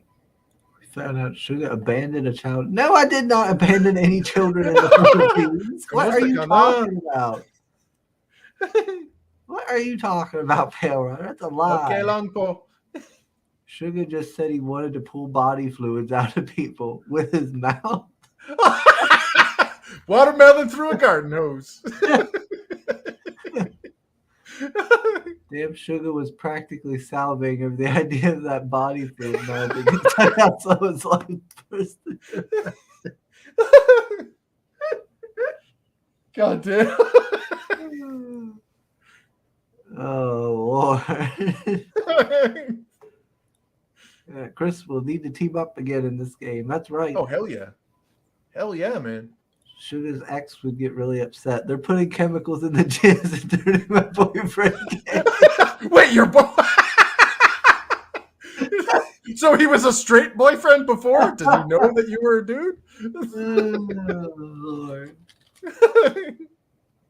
You're going to get more emails now that he's down $1 billion. Yeah, he's going to be real desperate now. They already do equate orcs to black people, and you're the racist because of it. Don't forget it. Yeah, that's so, like, clearly I have black people in my game, and orcs or goblins are something completely different. And besides, goblins are supposed to be representative of my people. That's Yeah, it's so stupid, man. Like, goblins are goblins. What are you talking about? Exactly. And, like, dark elves, like, you can't have dark elves anymore. Like, it's so dumb. That's stupid. Well, yeah, I wonder, like, pretty soon they'll start attacking classes too. Like, you can't have a warrior because that just enforces patriarchal violence. Yeah, it's so dumb. And, well, this class here is your explorer class, so it's all about mercantile stuff and about traveling. So if you want somebody that's good with ships or good with long distance traveling and bartering and getting the best deals on equipment, and that's one of the abilities, haggle. And here's needs to be recolored, but this is the one of the human versions. He's got his little astrolabe here, his spyglass, got a little dagger here, and his treasure chest. They're basically your hoarder class. And then here's a pyromancer. Yeah, this is the Shadowman pyromancer. These guys are badass. Like again, they got access to the unsanctioned spells. So yeah, they run afoul of the Order of Magi, so they're pretty much marked for death by the other spellcasters or the Magi. But in their own lands, man, these are like gods among men. So, and then another one that needs a little bit of recoloring, but this is one of the Imperial women. She's a martial artist or a monk, and she's using crane style. And the way that martial arts work is you actually have stances, and you've got your maneuvers, and based on your intelligence, depends on how many maneuvers you can have per stance. So you got like a limit of like three maneuvers. You're going to have to switch stance to get access to other maneuvers, and that'll cost you an action sequence. So that's why you see in a lot of combat, like kung fu movies, you'll see characters like switching between stances because they're getting access to different skills. There's another one that needs a little bit more coloring, but it's that Leoni, and he's in the monk. He's got the tiger claw, or I can't remember what Bao or whatever martial art. And cool thing about the martial art or the monk classes is they employ they don't use weapons, and they end up using mana for their physical attacks to augment the damage of their own attacks, and they can actually do piercing damage and slashing damage for their attacks instead of just blunt trauma. And then here's another one that will need some recoloring, but it's the Leoni in a Musa, which a Musa is like a Korean fighting man or a samurai style class, where they get that cool armor, but they also get access to ranged weapons and mounts. So they're kind of like a jack of all trades, master of nothing class. Yeah, a little bit of everything there. Yeah. And this was a class that was later added in when we did the Eastern expansion. And then here's another human, or the Eastern man, Musa. He's got his nice longbow, or his Yumi. He's got his daisho here with his katana and his tanto. And yeah, just kind of an early concept for what they look like. Here's a dwarf female priestess. She's a nun, basically. And she's got her tartan for her habit or her wimple. So and necromancy? No, well, she would basically be utilizing based on the religion that she's following. She's following a religion of light, essentially. Like, she's one of the good guys. Like, all of her spells are about what do they call it? Thaumamancy, or I'll have to look it up. But basically, they're about miracles and healing. Like, this is your badass healer class. But if you follow the religions of the dark gods, you can actually access the dark or the forbidden sorcery and necromancy. Whoa! Are you trying to say that? You said she was one of the good guys. Are you trying to say necromancers can't be good people? No, totally just misunderstood. Here's a they're just utilizing resources.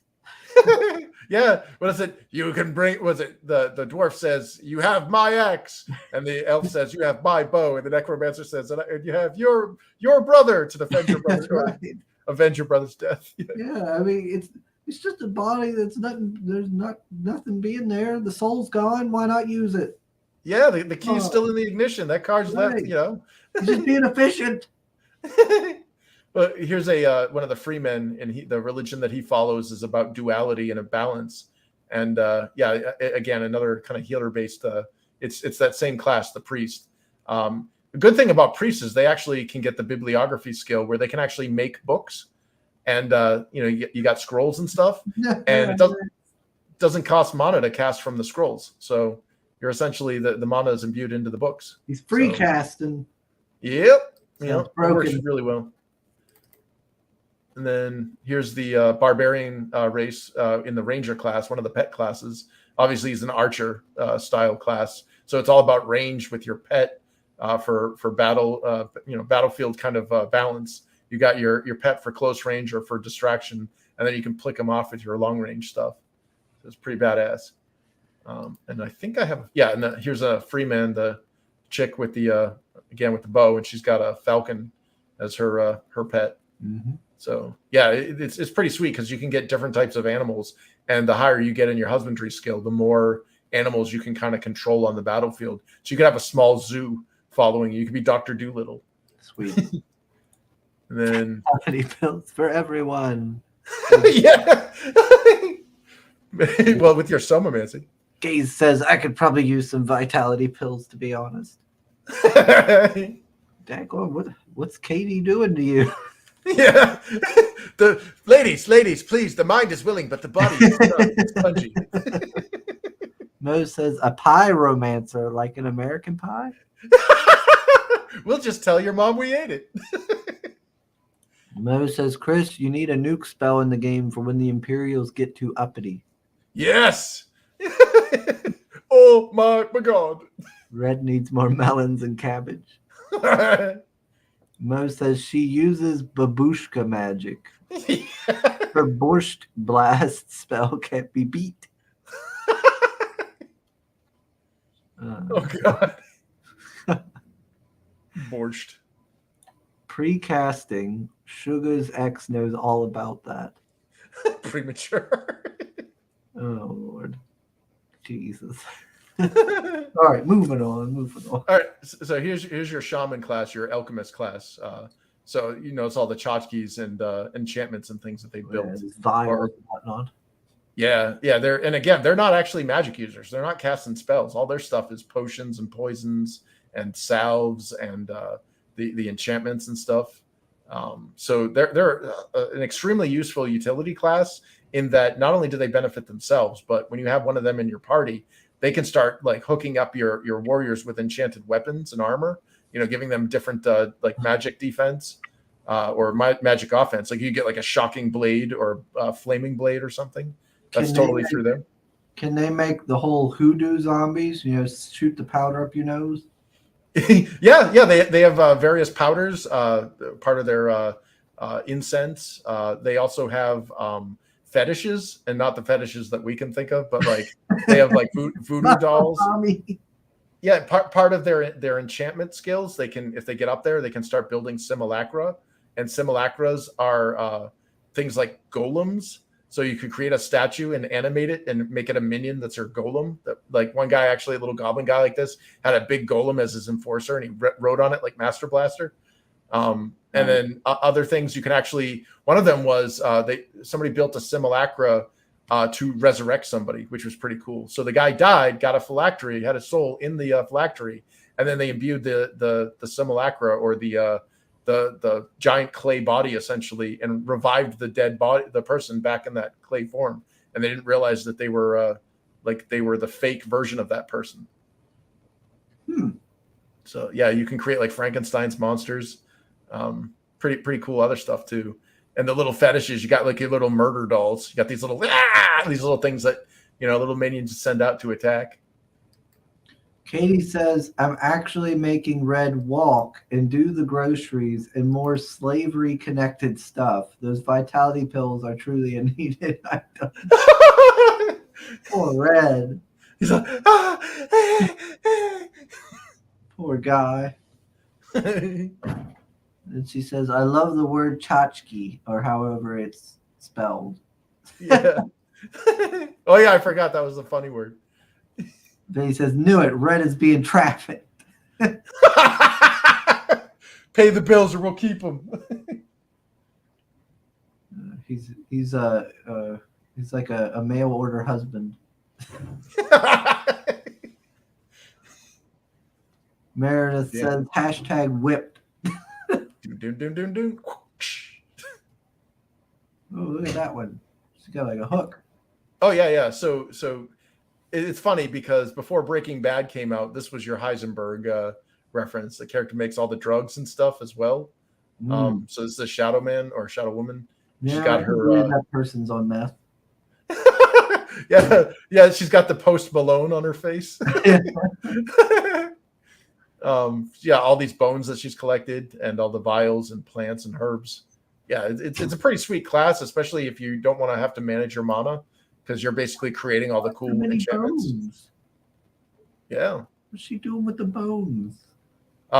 She was making you could make phylactery with them, where you can trap the soul in them, and it's kind of cool because there are these tokens that an enchanter or a shaman can make, where a spellcaster can imbue a certain amount of points of their own magic, not their max magic, just like they're casting a spell and bleeding their own mana that will replenish in their body naturally, but they can basically imbue magic into these tokens that the enchanter makes, and the enchanter uses those for a part of their recipe when they're creating enchantments. Like you'll need like a token with five mana points of somamancy magic or whatever.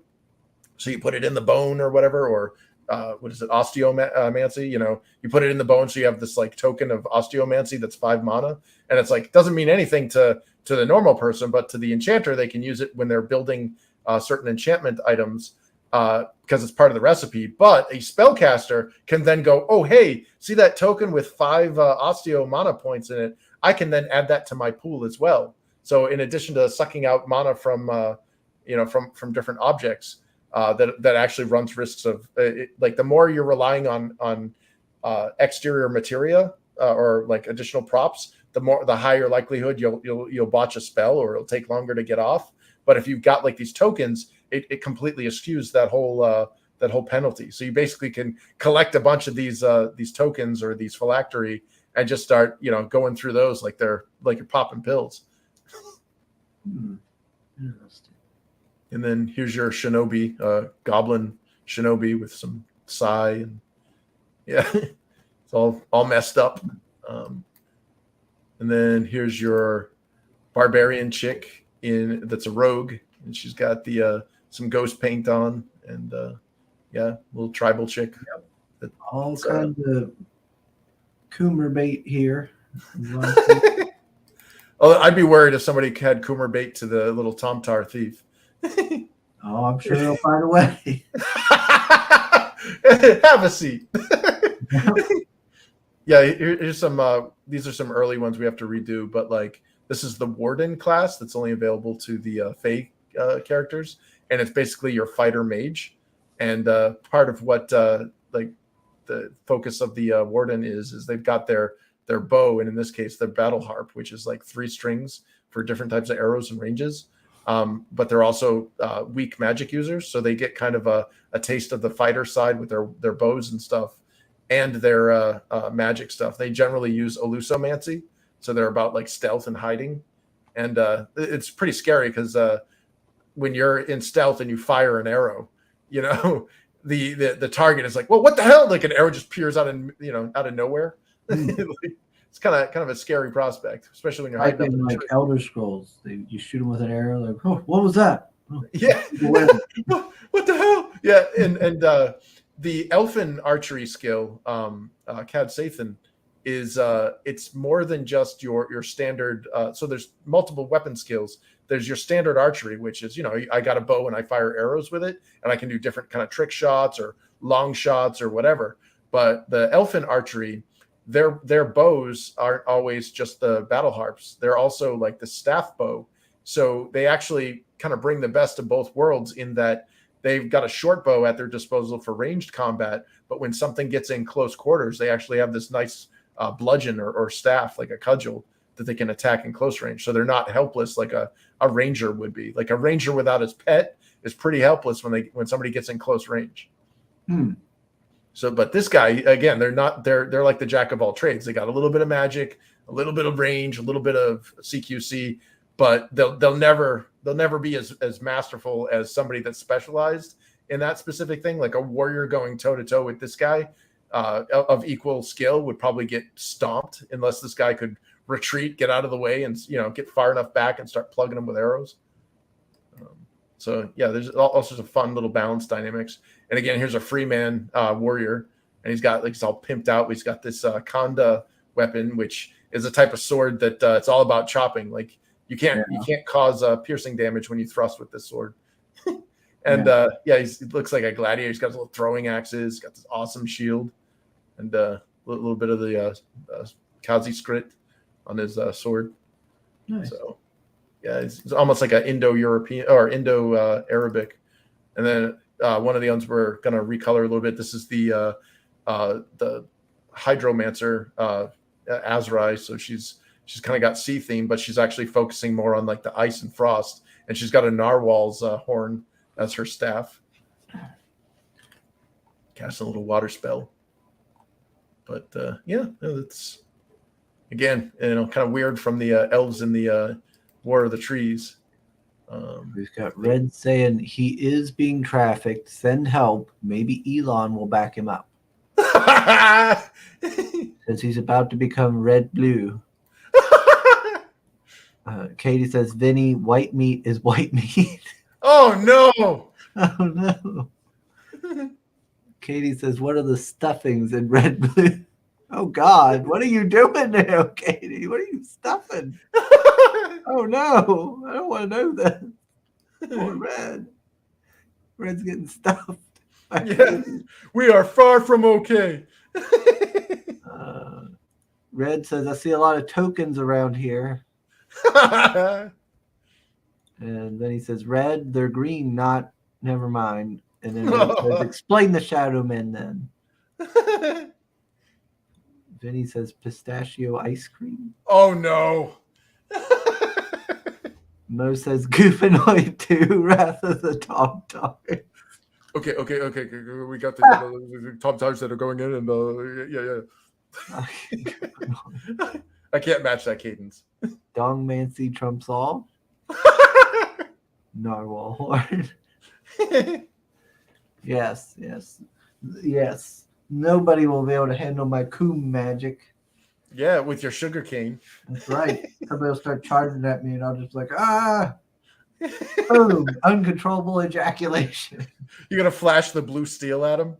The Zoolander look. Over, and they won't be able to fight me anymore. The entire army is erect.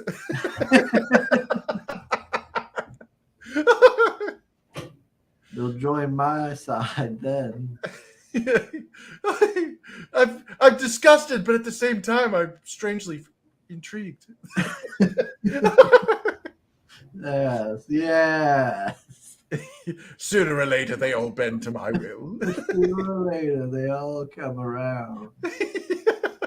You say your body says no, but your mouth says no, but your body says, "Oh hell yeah."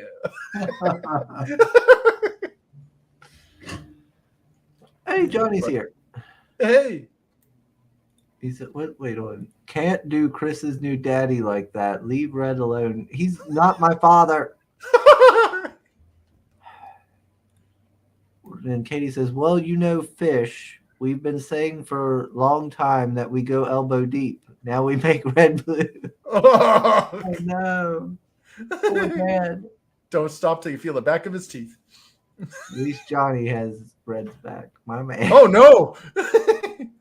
Well, it sounds like Katie has your back. Yeah.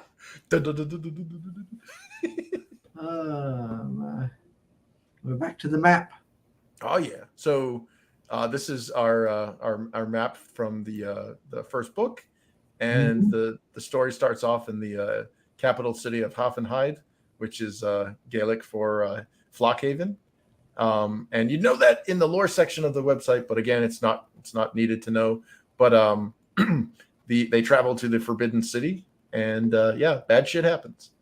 So if this is book one, look at how much more of the world there is out there. Yeah, you've barely touched the surface. Yeah. And I mean, we got some, got a big island over here. We've got, like, what's this? The Bloodweald, the Soroskamal Mountains, the Arwak River. Look at this, the big Garden of the Gods, this gigantic world tree in the center of the continent, or the sovereignty of Tiana Hoiger, which is the land of ice. And get this Shattered Lands, and then the Lukrapan Wastes, mountains, like all desert, like, ooh, what's going on over here? And it'll be cool when those places are explored, because this is just one world too. There's the world of the game doesn't take place here. The game world is actually on something called Munadea, or the Land of Men, and it's a different world completely. So something happens here. So it'd be interesting to see why we're not playing the game on this world. But and then a couple of the so we got Nessa, the character. Says, why would you build a city and then forbid people to enter? Well, the city was built and then it was destroyed, and the characters went to these ancient ruins, and it gets revealed why the city was destroyed and how it was destroyed in the later books. But it was something happened there, and the people were told by the gods, or by the by the religious order, like, it's forbidden to go venture into those ruins. Like, it's no man's land. Don't go there. So that's why they call it the Forbidden City. And we got that Nessa. Yep. And then Deirdre here is in. I worry about that Nessa. She's got the animal legs. Yeah. The downstairs could be quite wild. I don't know. Yeah. We also got Aoife here. Actually, this needs to be a little bit recalled. She actually has blonder hair. She's got her battle bow, or her battle harp. She's got the same armor. Yes. Yeah. And then Bive, We get to see a little bit of Blythe in book 2. She's got this weird scepter here with the face of a god on it, and she's a high druidess. And an then animal. Onan, Okay. and Onan here, we've seen a painting of him earlier. It was the first concept of him. Again, he was referenced in the first book, but he gets a bigger role in the second book. And then obviously we've got the characters from the first book, like Ashlyn here, where the story starts with her, and then her husband Kalen, who's kind of his adventure breaks off from hers, where he goes to the Forbidden City and sees all sorts of fucked up stuff, and pretty much everybody gets killed. And one of the survivors is his childhood friend Darwin, who basically is a nobody, but he's a soldier. And then one of my favorite characters here, Galinar, the old goat. So he's the one that can read the ancient languages. So yeah, that's Well, he's got to get wiped out with the rest of them. yeah. Yeah. Got to take out them goat people. Those damn goat people. And then it's a couple of the elven weapons when we were giving out concepts to the artists, like the double sword that the elves use. So clearly we wanted to add an actual cultural aesthetic so that when you're looking at something, you know what culture it belongs to. Like, kind of sucks in a lot of D&D where you're like looking at a weapon and like, oh, that's an elfin sword. Well, what makes it an elfin sword? Well, it's kind of pointy. It's like, that looks like a rapier, whereas this is clearly, it's not made out of any kind of iron or silver or steel or anything. It's made out of that embril or that bronzish or gold, like almost like a brass metal, and it's got the double blade on it. And then their daggers are called the Wehrin, which means blade in, I believe, Irish. It looks almost like a tonfa, and it can be thrown, and it gives bonuses to climbing. So if you're trying to climb like a tree or something, and you've got one of these equipped, it'll give you an additional bonus for climbing. And then the glaive, or the Elfar lance, which is what we see Kalen wielding quite a bit, and it's pretty cool weapon. But these were just kind of some of the stuff that we were exploring when we were designing the concepts for the characters. This was one of the first concept sheets that Zeta and I built for the artists and the comic stuff. So it's like, here's what Darwin's sword looks like. Here's where his little dagger looks like. So he's got it. Kalen's got one here on his belt. Here's Ashlyn, her pregnant, non-pregnant. Something called the Book of the Dragons, what it should look like. This is part of the logo for the Infinitil Fantasy role-playing game too. And then Galinar. When will the role-playing game be coming out? Well, I'm hoping because of Wizards of the Coast dropping the ball hardcore, it's kind of upped my schedule. I initially wanted to get all of the War of the Trees books, all 10 of the books out before I launched the tabletop game.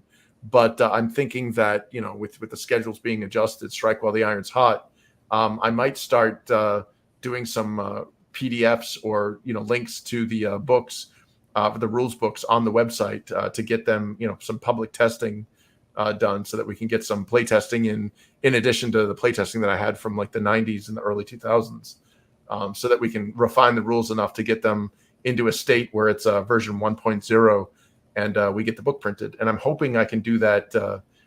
I'll probably start hitting hard with that during the summer of this year. So, okay. Yeah. And hopefully people like it. It'll be a good kind of alternative to Wizards of the Coast telling us that black people are orcs and goblins are racial slurs or whatever.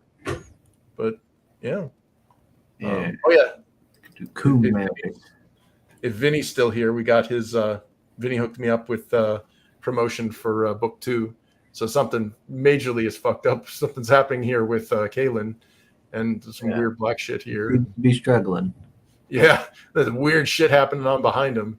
And then we see Ashlyn here. She's got blood splattering in her face. She's all psycho. And then Galinar, and then again Ashlyn charging at somebody. So yeah, and we're hoping that we can get book 2 out by quarter 4, 2003. So, and here's Darwin fighting with Nessa, fighting the water leapers. So, oh god, frogs with wings. Frogs with wings and scorpion tails and teeth, and these things are poisonous. They'll kill you if they sting you. So, yeah, not a fun thing to fight, especially when you're getting swarmed by them. Yeah. But yeah, just one more time to show that double spread that Eduardo and Mika hooked me up with their Studio Barbusca. So this is going for chapter 2. So this is the only place you're going to see it, because I'm not going to show it anywhere else until the book's actually printed. Vinny said he loved working on this. Oh hell yeah, dude! I guess long story short, I got screwed over by an artist, like hardcore. I don't want to call her out or anything, but yeah, lost some money, totally screwed over. And I told Vinny about it, and he's like, "Oh shit, dude, that sucks."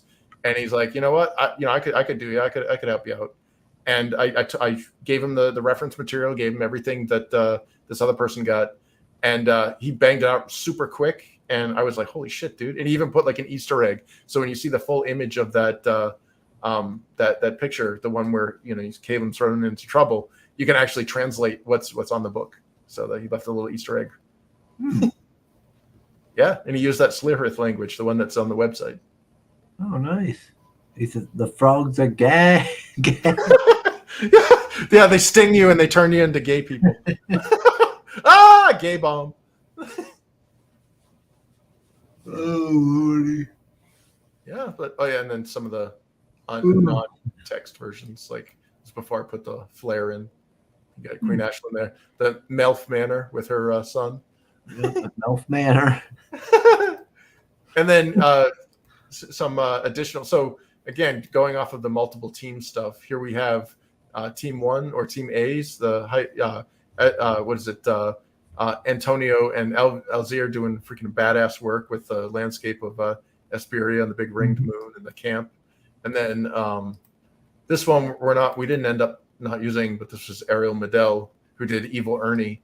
This was his stab at that same scene.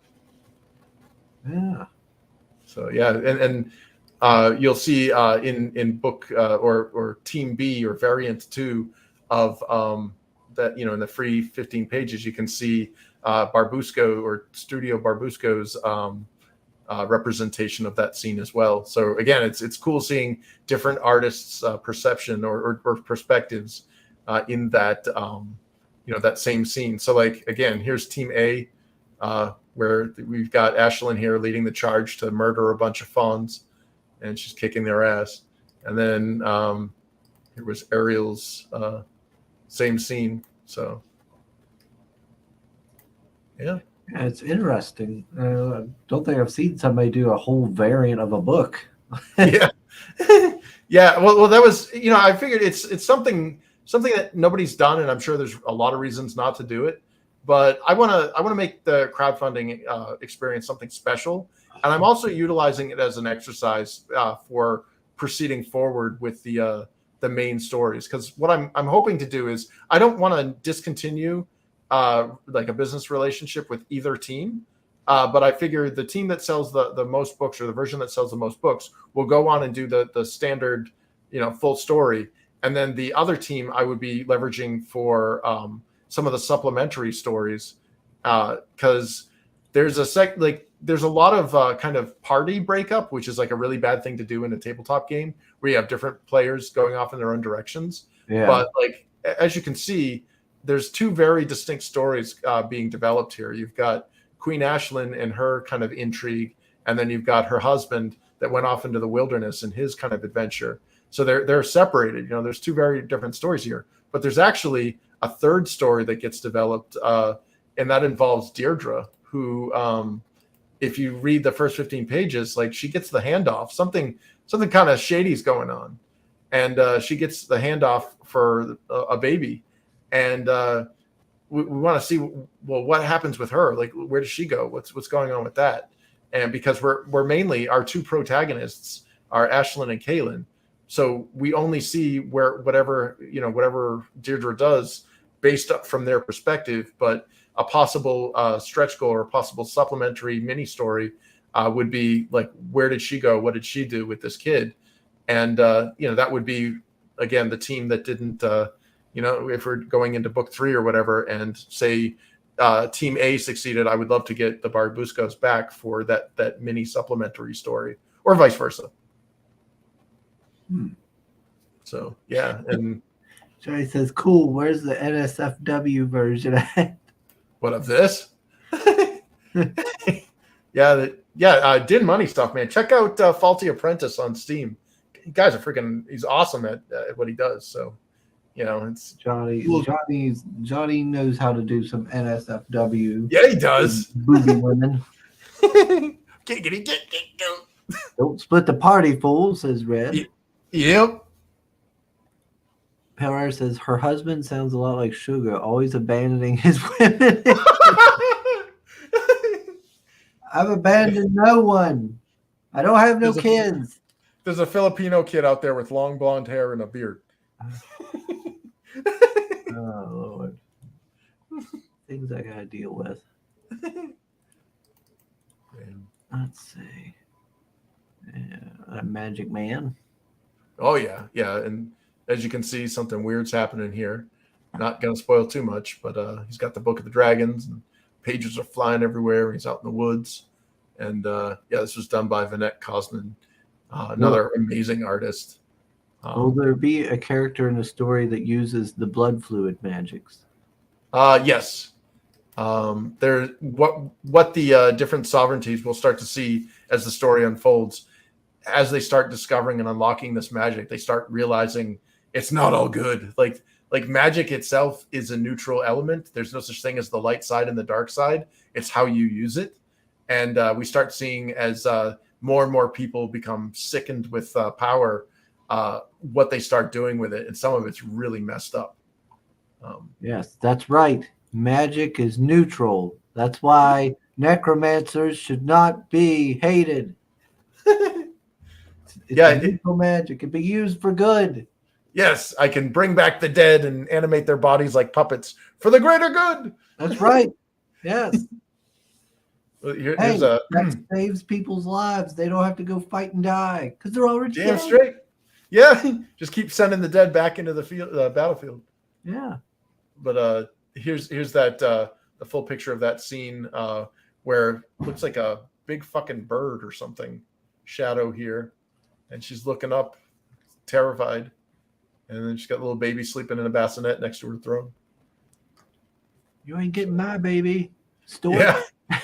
Yeah, the stork is sorry. We need to recall this model. There's been a mistake.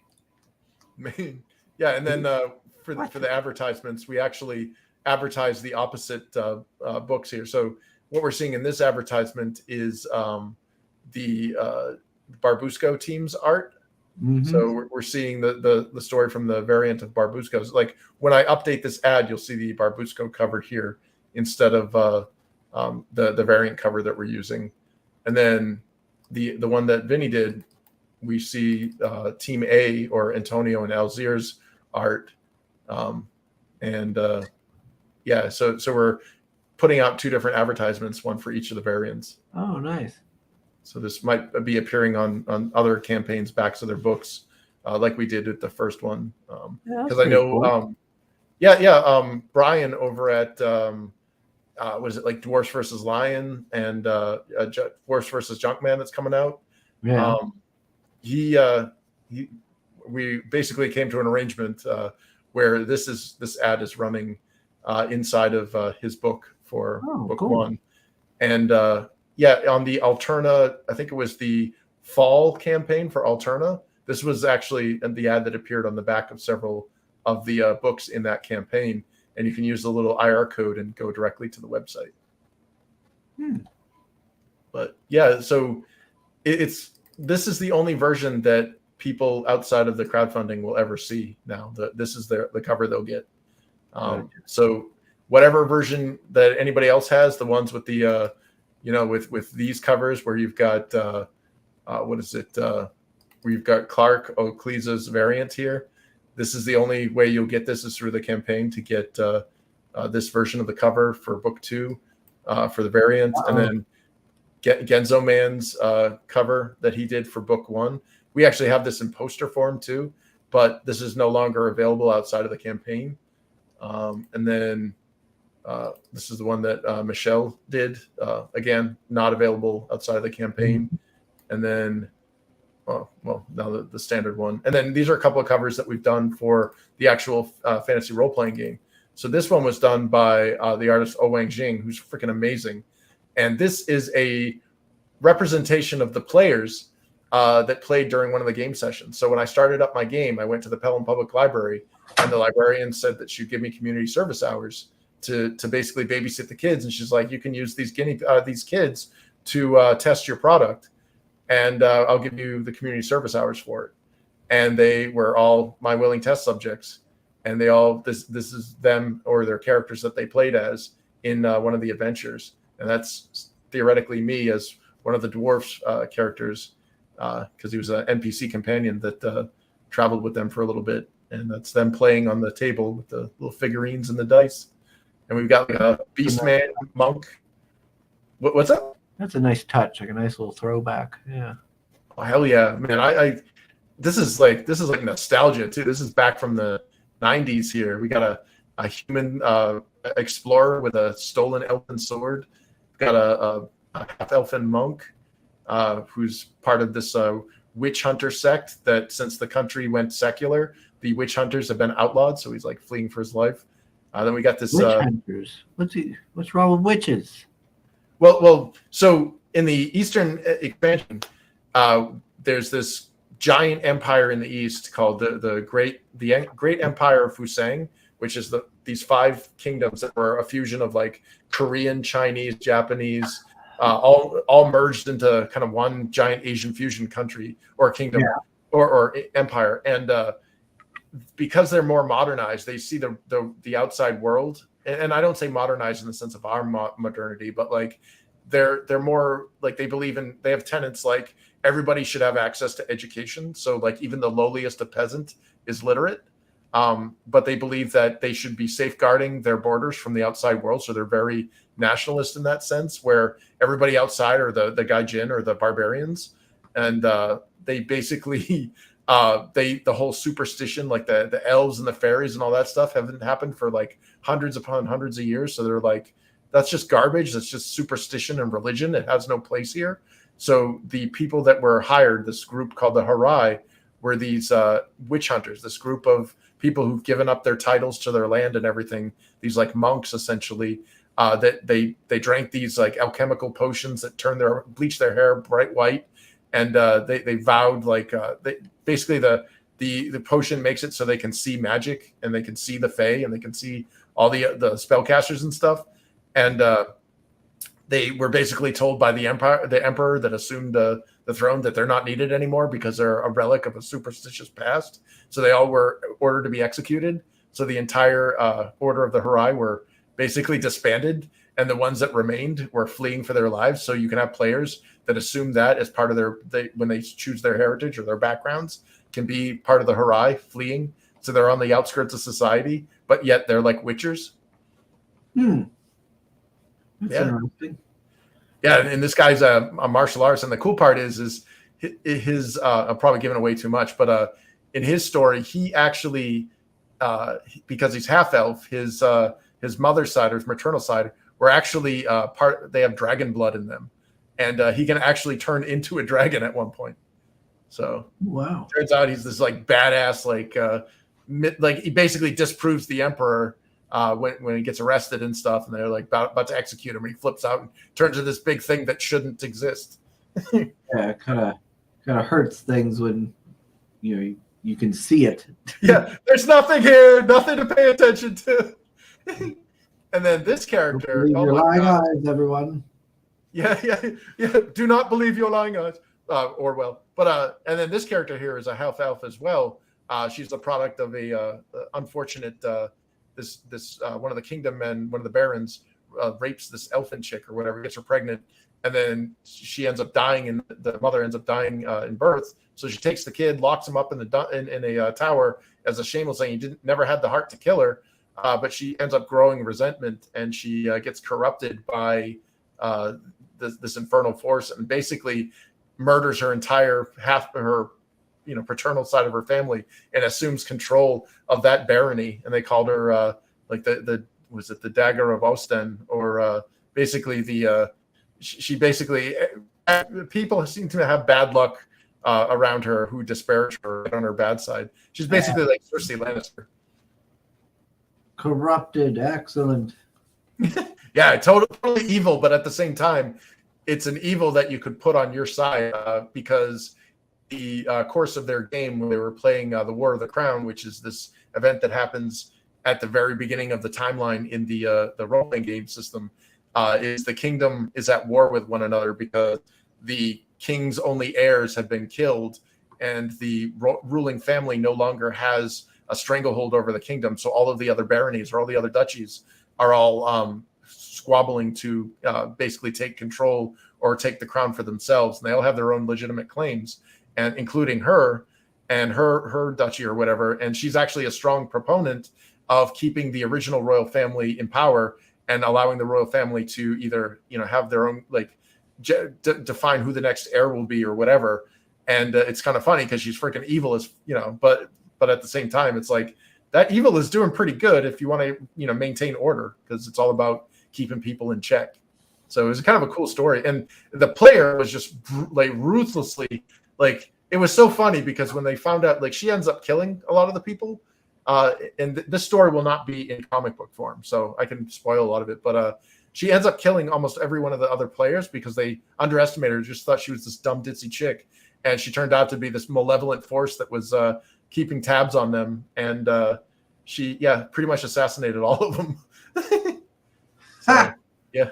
They're like, dude, Barbara was the mole? Holy shit. Like, I didn't think she was smart enough to do that. Yeah, she freaking murked your ass. But and then here's another cover for a book done by Tita Kitsungen or Sungden, where it shows kind of the light elves. Nice. They're in the city of Tyrolean, or the island of Tyrolean, Carol Tilwith or whatever, where they're basically, it's the high druids, and you can't really see it here, but she's got the Underrock, that same tree symbol you saw on the map, on as a pendant. And she's a religious, and she's got this big freaking harpy eagle, and her guards. So her faithful congregation, and that should be the player's handbook cover. And then she's probably not a fan of necromancy. Yeah, she's uppity. We need the nuke spell, but she's uppity.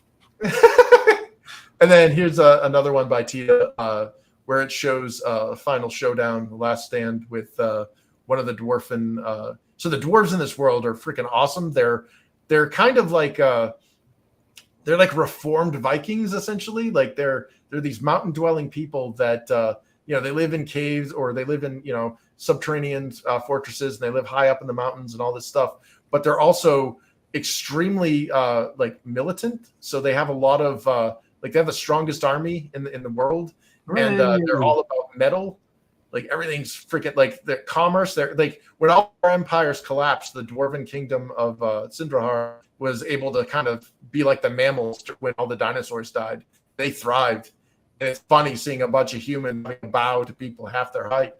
But they're pretty badass. And when the elves were hunting down the last vestiges of the human empire that they were basically exterminating, they had a final battle here, and the Iron Pact, or the Dwarf and Human Alliance, was basically what solidified this battle right here. Is what solidified that pact.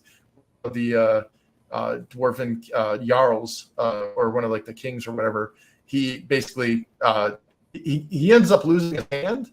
And I'm probably gonna spoil this, but nobody, it's in the book. And it'll be out for several years. But these are the dark elves hunting down with their Amarok, hunting down the humans, and there's like, you can't really see the dead bodies here with the arrows in them and shit. And he ends up taking out the guy's eye and stuff, and then in the process, he ends up losing his hand, and they replace it with a big iron fist, and it ends up solidifying the human and dwarf alliance. And that's why, of all the ethnic groups together, the kingdom men and the dwarves are the most like aligned. They're very heavily aligned in terms of trade, in terms of religious dogma, like the ecclesiastical elements that are in the kingdom are also in the dwarven land. So even though they're dwarves or wee folk, they're technically the same people essentially. Like there's a lot of crossover. So a lot of the kingdom arms and armor are actually forged in dwarven like furnaces. So yeah, and dwarf armor, dwarf weapons are your best stuff. Like, so if you want non-magical stuff, or you want stuff to mess up like the elves or like the fae or whatever, you ask a dwarf to forge it, because they got something called hard silver, which is it's a type of alloy that, silver on its own is worthless as a weapon. Like it's too soft, it's heavy, whatever. But they managed to refine through their metallurgical skills an ability to mix almost like a steel with silver and make it very hard.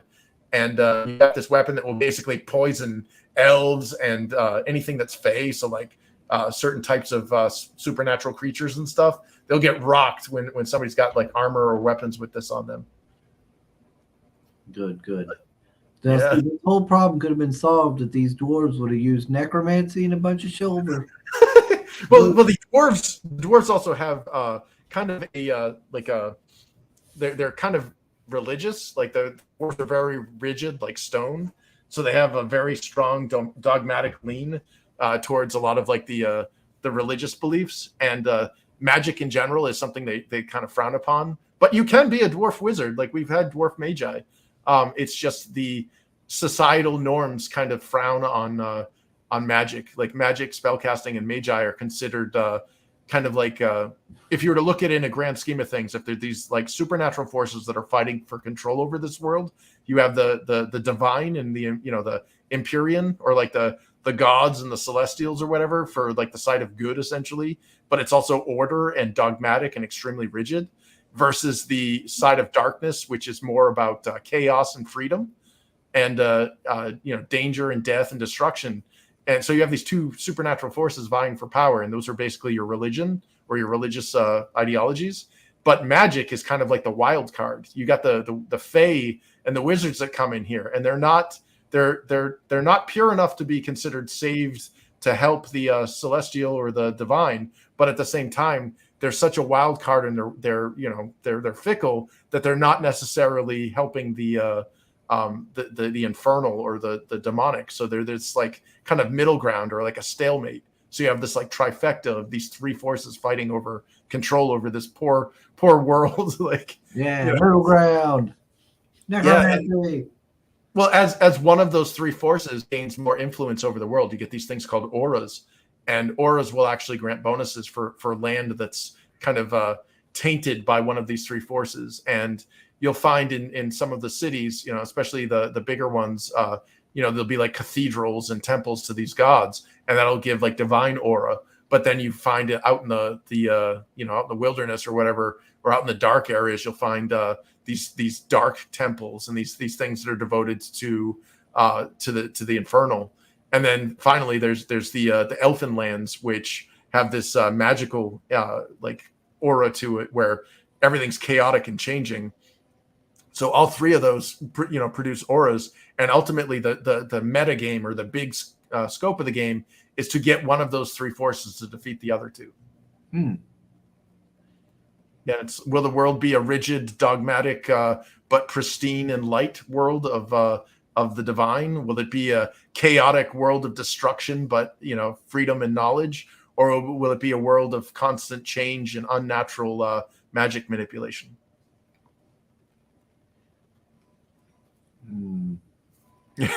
Yeah, and that's leaning towards freedom. Gotta get me my necromancers. I have my freedom.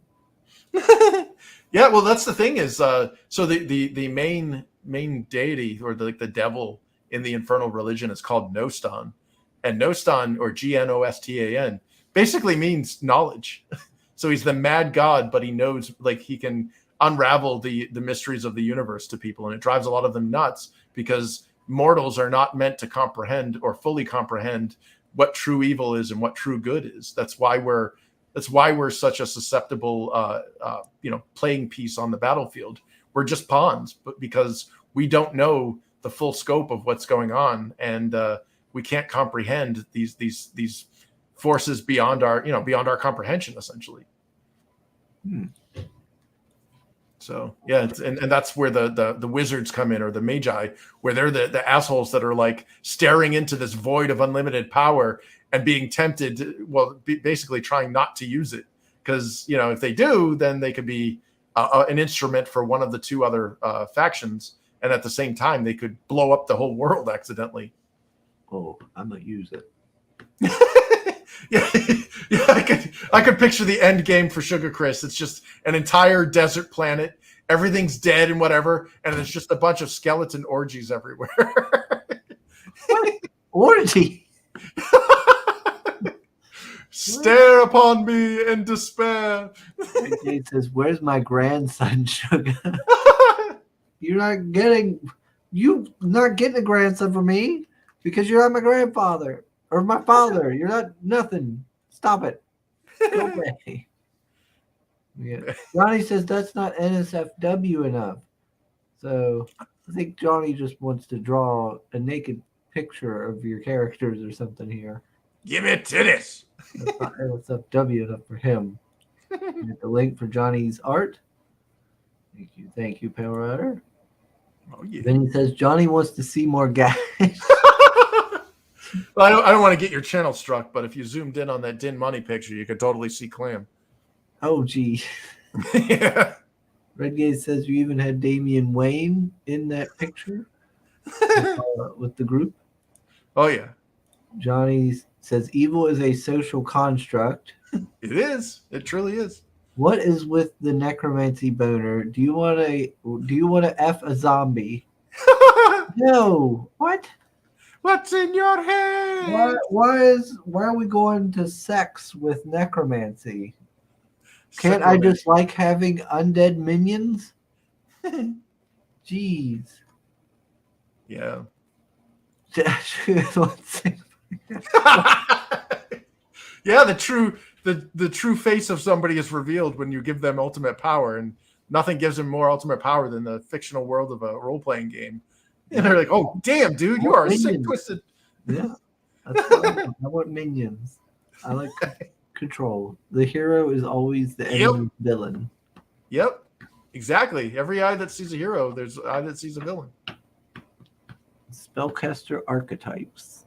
Yeah, these were some of the concept cards for the different classes. So you have your Magus class, which can be like your Hydromancer, your Pyromancer, and all that stuff, or in your case, the Somomancer. The Kuma. Was it Kuma? What was it? Shuma? I can't remember what it was, but basically in that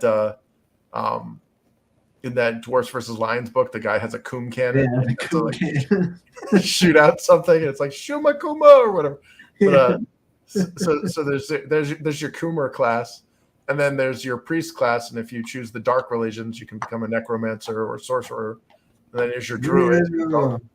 He's like a weak healer or an AoE healer with buff and debuff, and then it's also a pet class that can summon Tulpa.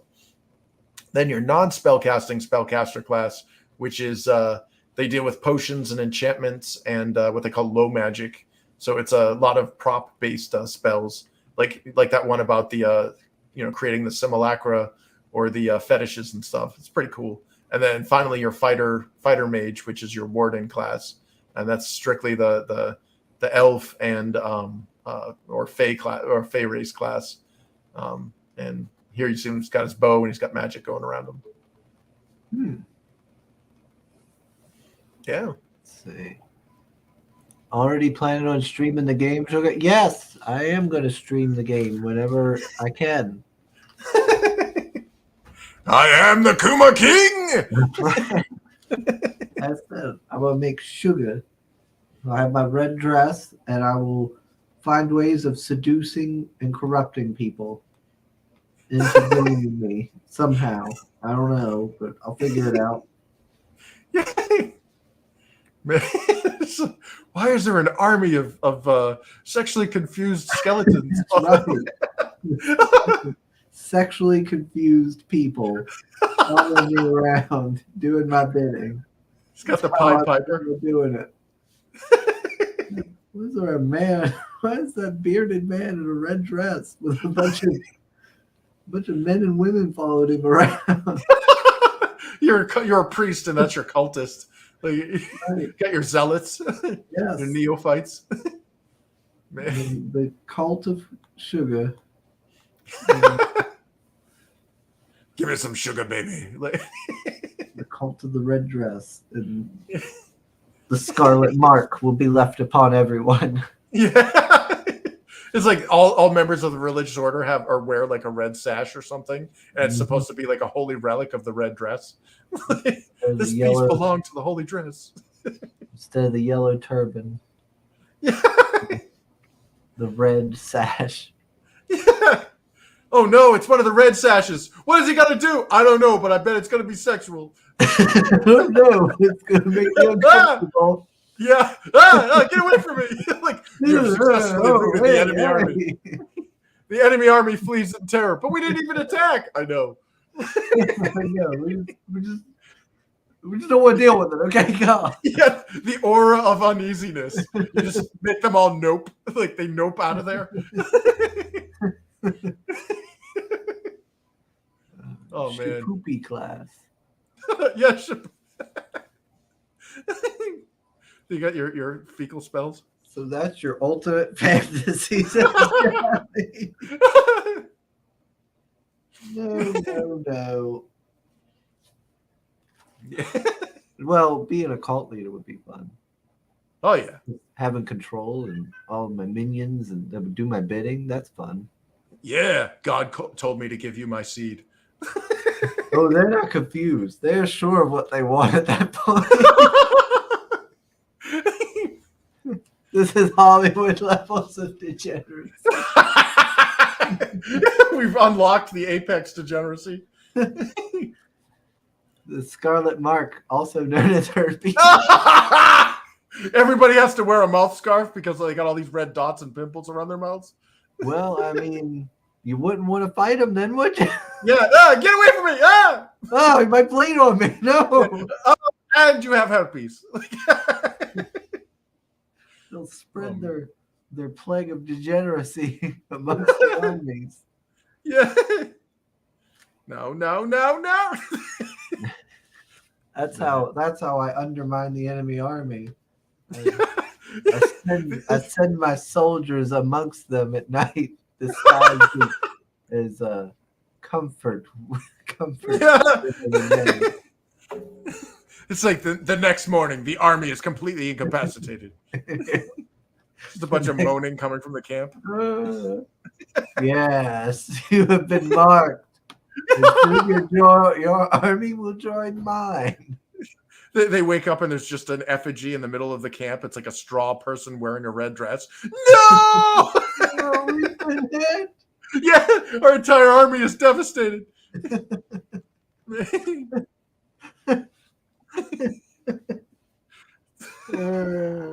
Excellent. Yeah. God damn. But yeah, I think that's pretty much it I got from that. I mean, other than if you're interested in picking up a copy of Infinitel Chronicles on Amazon, this is the cover you'll get. Yes, everyone should go check it out. If they haven't backed it before, then they need to go check it out. It's good stuff. Oh yeah. And here's a future character and a little bit of a spoiler glimpse into what's to come. We got this badass crystalline staff. He's got this awesome dragon-style gauntlet. And yeah, he's got some weird tattooing stuff on his face. And yeah, looks like some type of elf. What's coming out of that portal? Yep. Tendrils. Oh yeah, we got. Oh no, now we're going hentai. Exactly. Oh no, look out behind you. No. Well, he's wearing red. Yeah. He could be a cult member. Yeah. He's got the mark of the red, so it's okay. Yeah. All right. No damage sustained. He's actually pleasured. He's now spread the herpes through those tendrils. Man. Oh We'll But enjoy it. yeah, I guess final thing is the glossary. So anybody that any of those weird terms that we're throwing out, you can actually check them out on the site. And yeah, I figured, rather than inundating users, if they just want to read the story, they're totally able to, and they're not going to miss anything. But if they want to delve a little deeper into, what all the stuff means, they can check it out on the site. I like the work you've put into it, Fisk. Oh, cool. Thanks, man. That is quite admirable. Yeah. We got Johnny saying, "Good Lord." Passion Storm says Sim. I agree, Johnny. The two Chris's need church. You need Jesus. You need Jesus.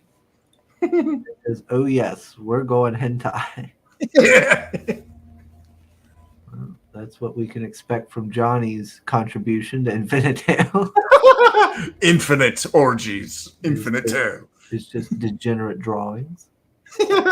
Entitarte Kunst. Yeah.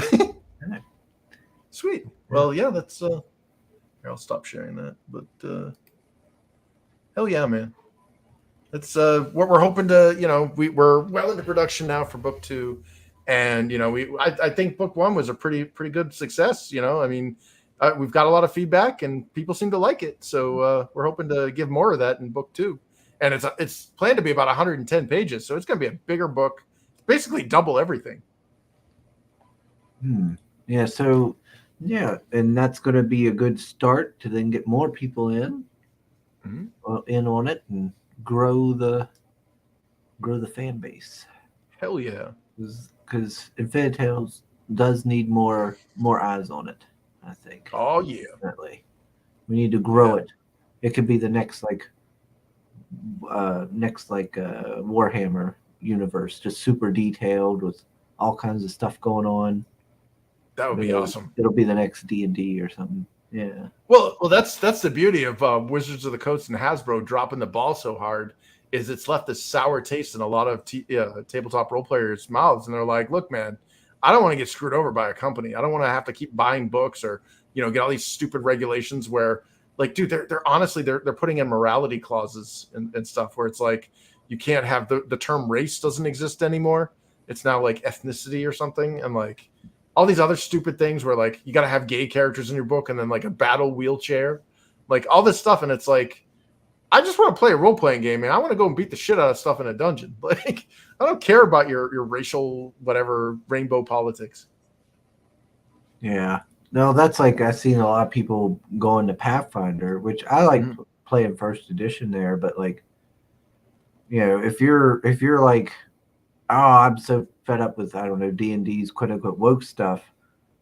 Well, you shouldn't be going to Pathfinder. Yeah, it's there too. Yeah, it's pretty there too. Well, the other thing that bothered me about like D&D when we got into like 3rd edition and stuff is like you need like either a website or like several books to even like create a character. Yeah. And it should be like simple. Like you should be able to jump in the pilot seat and get right into it without having to read like 3 books or go to a website to build your character. And I mean, maybe it's just because I'm dumb, I don't know, but like the way that the characters were designed was it's just a kind of a quick and simple, like, hey, these are the 16 classes you can choose from. Here's a high level of like what each of these kind of classes are. Like here's your damage dealing AoE but no defense guy, or here's your spellcaster does a shit ton of buffs and major DPS, stuff like that. But there's even an option if you're like, well, I don't like your classes, I want to make my own. Well, there's even an option in there where you can make your own class if you want. It's all based on like the skills and there's mechanics in place that kind of wrangle your character into the same rule set so that you don't make something that's like ungodly overpowered, But the same thing goes with races. Like, so I don't like your races in this world. I want to make my own. Okay, well, here's the rule set for that, and you're allowed to do that. And it the whole idea is that as a game designer, it's not my job to tell you how to play the game. This is like, I'm just giving you the rules. The whole idea is you're supposed to have fun. And that pisses me off that all these rules are like, let's go woke and like tell people what they should think and how they restrict people. Yeah. this is fantasy. This shouldn't be about restrictions. This should be about kicking back with your buddies, having fun, blowing up dungeons, kicking the shit out of monsters, getting cool loot, and having a cool story to tell at the end of the day. I mean, God, we just joked about like the zombie orgy and stuff or whatever. That's funny. Like like there could be a story there. Like it is like if you've ever watched anime, watch like some of the old adventure cartoons where they just randomly go off in left field and you're like, what the hell? Like the Conan Adventurer where they had the what was it, the I can't remember. It was like a tribe of was it the lizard men or whatever, that the lizard men are supposed to be the bad guys or whatever, but in this one like they're all like good guys, and they like it was like opposite day or whatever, so like everybody said exactly the opposite of what they meant to say. So it was like weird, stupid shit like that, but it was fun to see in a game, or fun to see in a story. Let's see. Red says, if you're disabled, maybe you don't belong in a dungeon. I know. Yeah. The stupid battle wheelchair. Like, it's fantasy. Why would you fantasize about being a cripple? Yeah. Like, I don't get it. Like in D&D where like healing is so plentiful. Yeah. Like, well, how are you ending up in a wheelchair? Yeah, I'm a gimp. Here you go. Cure light wounds. You're no longer a gimp. Like, yeah, like, and if you're that disabled that you can't get healing, like, why are you in a dungeon? You're basically homeless. Yeah, you're being on that little wooden skateboard. Properly equipped for that. Yeah, and how many medieval wheelchairs have you seen that are like that they can wheel themselves? Yeah, like in a D&D is so high fantasy. Yeah. Like it's so ridiculously high fantasy. I don't see how somebody would suffer from like a wheelchair for very long. I know we have liches and we can transfer souls and we have golems. Why can't we make legs work? Yeah. Like it seems like such a basic thing. Like how is that a problem? But just I want to fit like the local church or something and get yourself fixed. What are you doing? Well, the same goes with like the trans stuff. Like if you're trans in our world, you could just play the other sex. Like there you go. Like you know what I mean? Or there's like a magical potion or something that swaps. Like there's none of this like, oh, I went to like have you seen what barber surgeons did back in like medieval times? Yeah. That's probably not where you want to go to get your sex changed. No. So yeah, it's stuff that it's fantasy. You can do whatever you want, and to fantasize about being crippled or like in this injured state like that, it just seems weird to me. Johnny says, too much math. I'm just getting out of college. Never gonna math again. Yeah, math isn't fun. My friend that's permanently in a wheelchair said his words, that's the stupidest thing Yes! I've ever seen. Yeah, amen, man. A lot of people are going back to the old school D&D style systems. Oh, yeah. Red says, your friend isn't retarded, just disabled. These pink hairs are both. Yep. Very true. Because Sasuke lost an arm. I'd play Sasuke just to make Sugar Man. No, Sasuke's not allowed in these games. He's forbidden. He's trash. Wait, was Sasuke the sand wizard? No, Sasuke's the stupid other character in Naruto. You got Naruto and Sasuke. Oh, and his he's rival. the one that had the lightning Chidori that he would use, and he had the sword, and he was under Orochimaru, the Snake Man. He's the emo looking. Fuck Sasuke. Oh. Sasuke. There's a no Sasuke zone. I don't like Sasuke. I don't even like Naruto. Yeah, well, especially the Americanized version. They say, believe it. Shut up. It's like that's not even in the freaking Japanese version. God.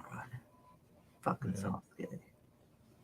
If Mo is still here, he's probably like, weebs! Red says old school needs to make a comeback. Modern RPGs are chock full of pussy garbage. Take the level drain and shut up, you sissy. Take it. I've been on a Vampire the Masquerade kick lately. Oh, nice. I've always liked the idea of it. Oh yeah. But like I dread to see how bad it's gotten. Oh yeah. Well, so a friend in the industry got ousted from working on Vampire the Masquerade Bloodlines 2. And I don't know if you've ever heard of him, but Chris Avalon. Yeah.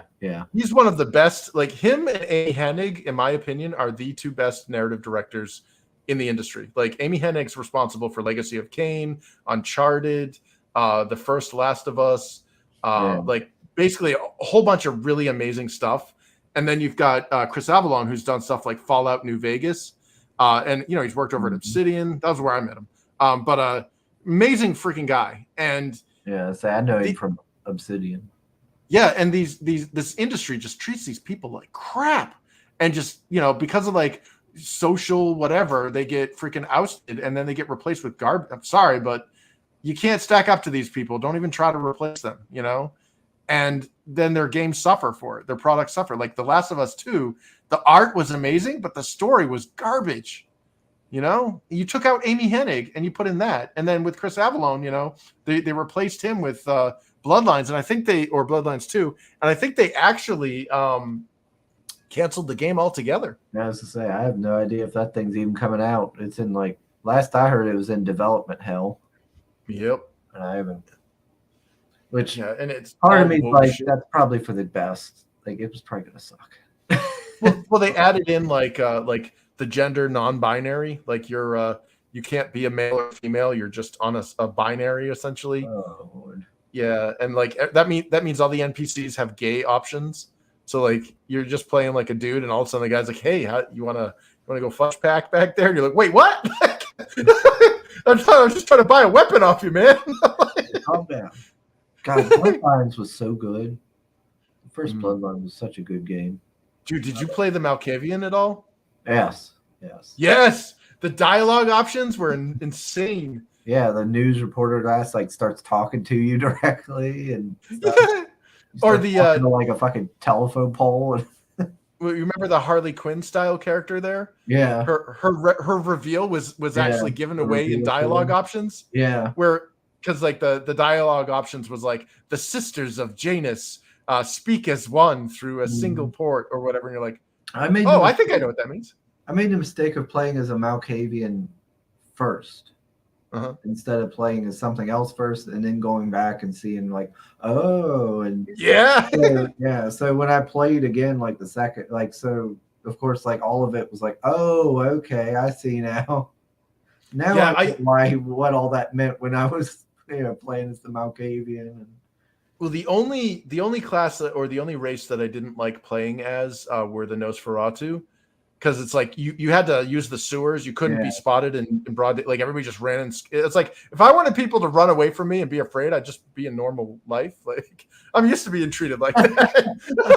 I don't need to have that in a video game. I used to people being horrified by my presence. Yeah, they're like, God, you're so ugly. Oh, gee, thanks. It's like I don't want to be reminded of that in my games. Thank you. But sewer levels though was such a pain in the ass. Yeah, and then you had to because of the way the map system worked, you had to kind of remember where you were in Santa Monica or in LA near your coven or no, what was it, your haven or whatever. Yeah, but I liked what was it what was it, the Tremere, the wizard guys that weren't true vampires? Oh yeah, was either Tremere or. Yeah, it'd be Tremere. I'm pretty sure. I'm pretty sure Tremere's the blood magic people. Yeah, those guys were awesome, man. They were super powerful.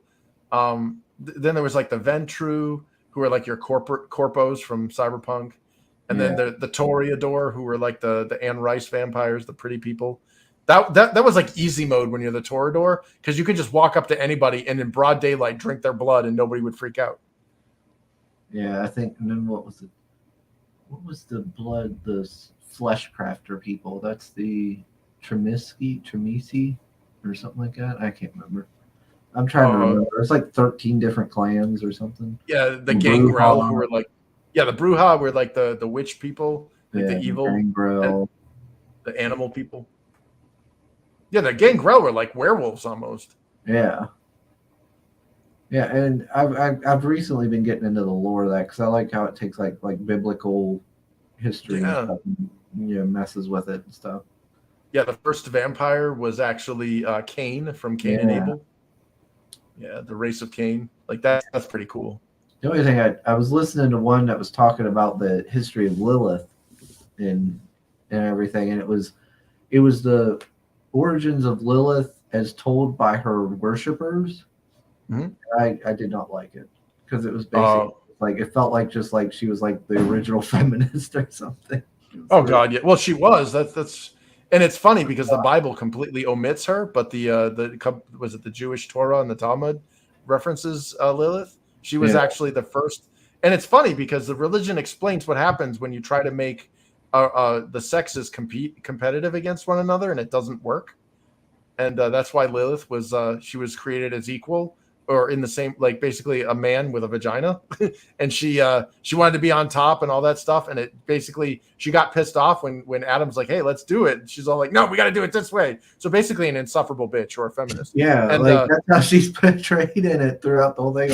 Like that she's like this asshole kind of character, like insufferable and like constantly wants to be treated as like, hey, we're equals now, so give me this or do this for me. And they're like, no, get out, and stuff. And then like it portrays her like a victim and stuff. Well, of course. She's just a tragic, character because she had will and wanted to be treated as an equal. It's like, no, she's a victim of her own actions. yeah. That's feminism in a nutshell, is this victimology that like they don't want to be held. They want to cherry pick. They want all the privileges, but none of the accountability or like responsibilities. It's like, how many feminists have you seen arguing for forcing women to sign up for the draft at 18? They want the right to vote and all this other stuff, but they don't want all the responsibilities either. And it's like, yeah, that's why only 30% or fewer women actually identify as that. It's going down because it's revealed itself to be a poisonous ideology. And it's funny that they portrayed it that way in the Vampire the Masquerade lore. Like in the actual Bloodlines game, there's a puzzle that you have to solve about the Book of Enoch, and it talks about how Cain actually gets with Lilith and then he spurns her because he's like, bitch, you are insufferable. Well, that's the thing. Like throughout the thing, like she gets with like everybody. She gets with Adam, then it's God, then she gets with Lucifer, then she gets with, I think, Cain. Then, and like they all are just like, oh God, you're so insufferable that nobody wants. Yep, you're the mother of despair. Like, why are you so bad? and it's awesome seeing that though, in like when there's because there's little kernels of actual religious lore in there, like when you're reading the Vampire the Masquerade stuff. Because like the Book of Enoch is a real book. It's just listed as one of the apocryphal scripts, meaning that it's not referenced in the actual Holy Scripture or the Bible. But it is a book, and it does exist. Like the Dead Sea Scrolls, it exists, but it's not considered part of the canonical book collection. Yeah, I enjoy it. But it was just like, why is this portraying her like a victim? Like, stop. Oh yeah, well that's Lifetime television, because men are evil and they will hurt you. Yeah, that's what it made me feel like. Like, oh, it's like, at what point do we start to self-reflect? Yeah, lack of introspection seems to be a common trend amongst these wackos. And Sugar goes back to undead sex role play. What? What are you talking about? Like, no, not Vampire the Masquerade. That's not weird sex role play. Well, I mean, for some people, I guess it is. Mechanically, Vampire the Masquerade and all of the World of Darkness books are really bad. Like they're, if you were to just, if you analyze them strictly from a mechanical perspective, like an autistic kid, which is what a lot of D&D players are, they'll min-max it, and you could create like a god, essentially, that could wipe the floor with anybody, and there's nothing they can do about it. Like there's no balance, there's no concept of balance. But that's not what Vampire the Masquerade was about. It was about role playing, like storytelling and stuff. Yeah. So you're not, if you approach the White Wolf books strictly from a mechanical perspective, you'll be disappointed. But if you like the lore, like I like the lore, you can get a really cool, fulfilling story out of it. Yeah, for me, I just like the setting and stuff, the lore and stuff, like throughout history and everything, like being able to make thralls and ghouls and stuff. Oh, that all sounds fun. Well, I like the fact that they can be plugged into the other White Wolf games too. You have Werewolf the Apocalypse, Mage the Ascension, Wraith. Changeling, Wraith the Eternal, or Wraith the Oblivion, or Hunter the Reckoning, which was freaking awesome. You're basically hunting vampires and werewolves and shit. Like that is awesome. Have you ever played the game? Yeah, the one on the PS1 or Yeah, Hunter of the Reckoning, and yeah, I had that one. I didn't when I played it, of course, I didn't realize anything that it was connected to anything. yeah. Well, that was kind of the cool. I love it. Yeah, well, it was like the MCU back in the day. You know, it was like, oh, Mhm. what's this other book? Because the first one that I saw after Vampire the Masquerade was Werewolf the Apocalypse, and I was like, oh, dude, now I can be a werewolf, and werewolves are more powerful than vampires. Like werewolves could destroy a vampire. So, you know, it's kind of one of those things where a vampire is more of like a thief, whereas a werewolf is more like a warrior. Johnny says, get Amy to write a sequel to Legacy. Yes. Oh my dude, that would be my dream. Like if they did like a remaster or a remake of the entire Legacy of Kain. Legacy of Kain was the balls, said Brad. Yeah. Simon Templeman there. If you notice the narrator on my trailer, I played a Mel Calfian shark. Paris says, I have a first printing of Masquerade, but I've never really played it. Oh, is that the green marble book with the red rose?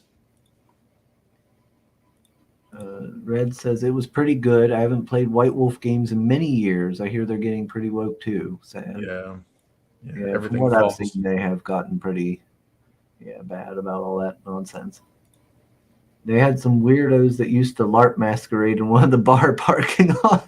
Oh, dude, I saw that. Like, oh wow, we had LARPers around here, and you know, if that's your thing, more power to you. But to me, when it leaves the table, it kind of gets a little cringy. Yeah. I remember seeing ads for a convention for Vampire the Masquerade. It takes place in like a castle in Prague or something. Oh damn. Yeah, or it takes place in some castle, and everybody there dresses up like like in Victorian garb or this or that kind of like vampire stuff. Aunt Rice and all that. Yeah, like all that vampire stuff, and they all go around and stuff. I was like, wow, that's pretty neat. But I don't know. I would do it. I don't know, because I'm always like, I don't know, what are they going to be getting up to? I don't know. Kind of weird stuff goes on there. Man. Ronnie says she needs 100 kids to die every day. She better be getting with everybody. Oh, that's right. Lilith is the patron of infant death. The village bicycle. That's right, King of the Squids. Yeah. The Lilith brand bicycle. Yeah, it's like, Jesus, Lilith, you're with Adam, okay, fine. But then you got with God. That's like getting with your dad. What is wrong with you? It's banner. Then you're over there getting with Lucifer. Like, geez, now you got daddy issues. Now you get with Lucifer. Yeah, the bad boy. And then you just randomly get with Cain, who's almost like a son. Like, I don't know, like stepson. Yeah, it's your stepson. Yeah. What the hell are you doing? I've seen this one on the hub. Jesus, Lucifer.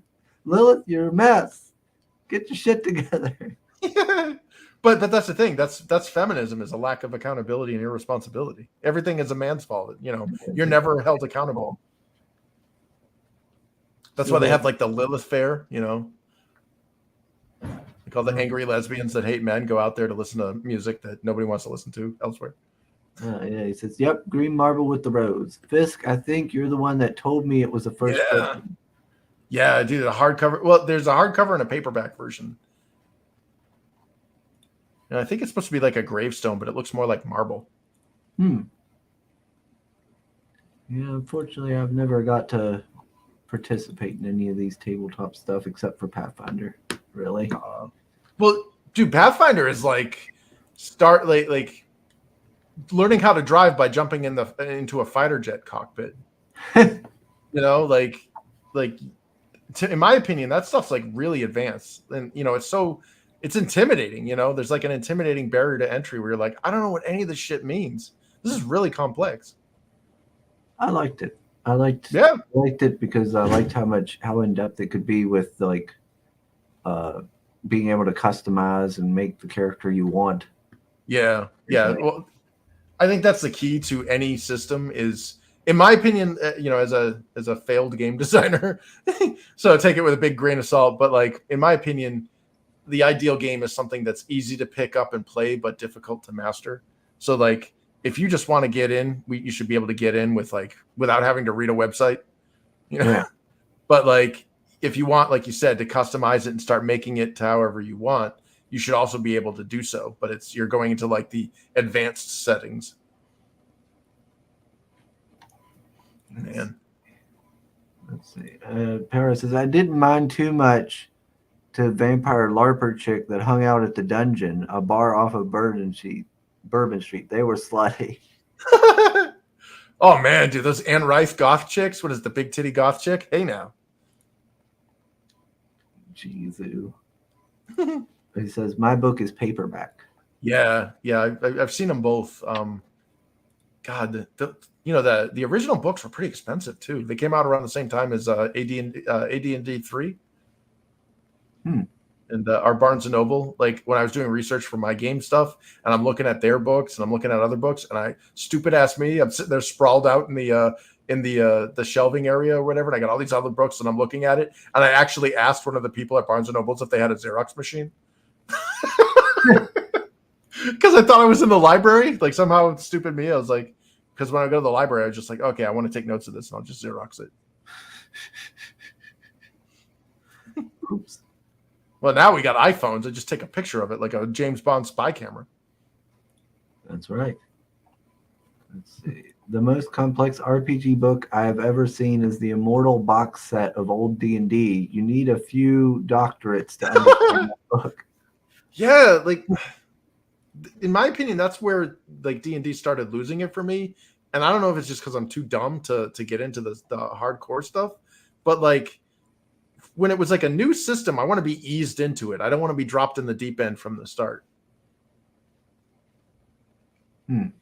But yeah, we played some Savage Coast stuff with a couple of coworkers, and like my buddy's like got his website opened, it explained to me how to level up my character and stuff, and I'm like, this is like a Final Fantasy story plot. Like this is really convoluted. Like, a little too much here. Yeah, I'm like you could get point blank range, but you could get this feat called this trait called Craven, which allows you to get like, and I'm like, what? like can I just play my guy? Like, yeah, but you got to do all this other stuff. I'm like, oh, son of a bitch. Oh my, how long's it been? Oh man, we're over 4 hours. Holy crap, dude! Yeah, you got the super sugar episode today. I'm sleepy. I'm getting ready for bed. Go back to bed. Yeah, I feel like I just woke up. I'm tired now. Man, it's all that bone orgy, the zombie orgies. Like for some reason, everybody thinks now I'm into undead orgies. Apparently, I don't know how I'm going to tie that into the red dress Chris over here.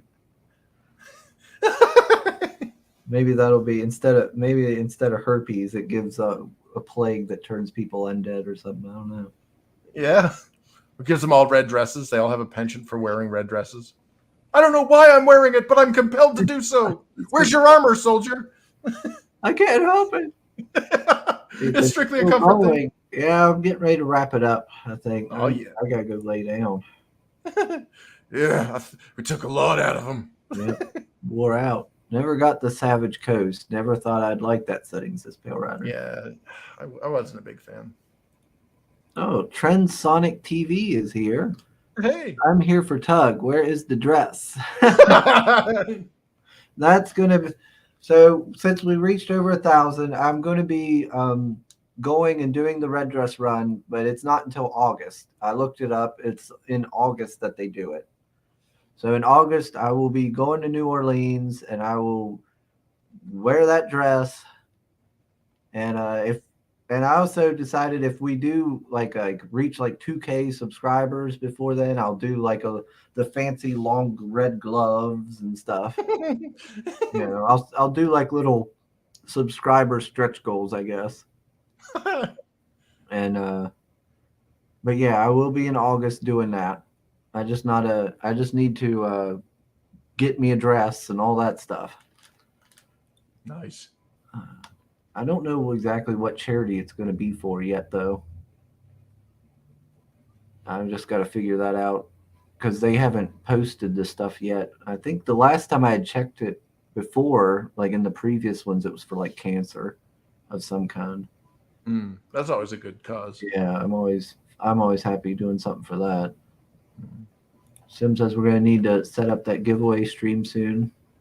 Oh yeah. Let me make sure. Let me see if they've updated anything. Let me just run New Orleans.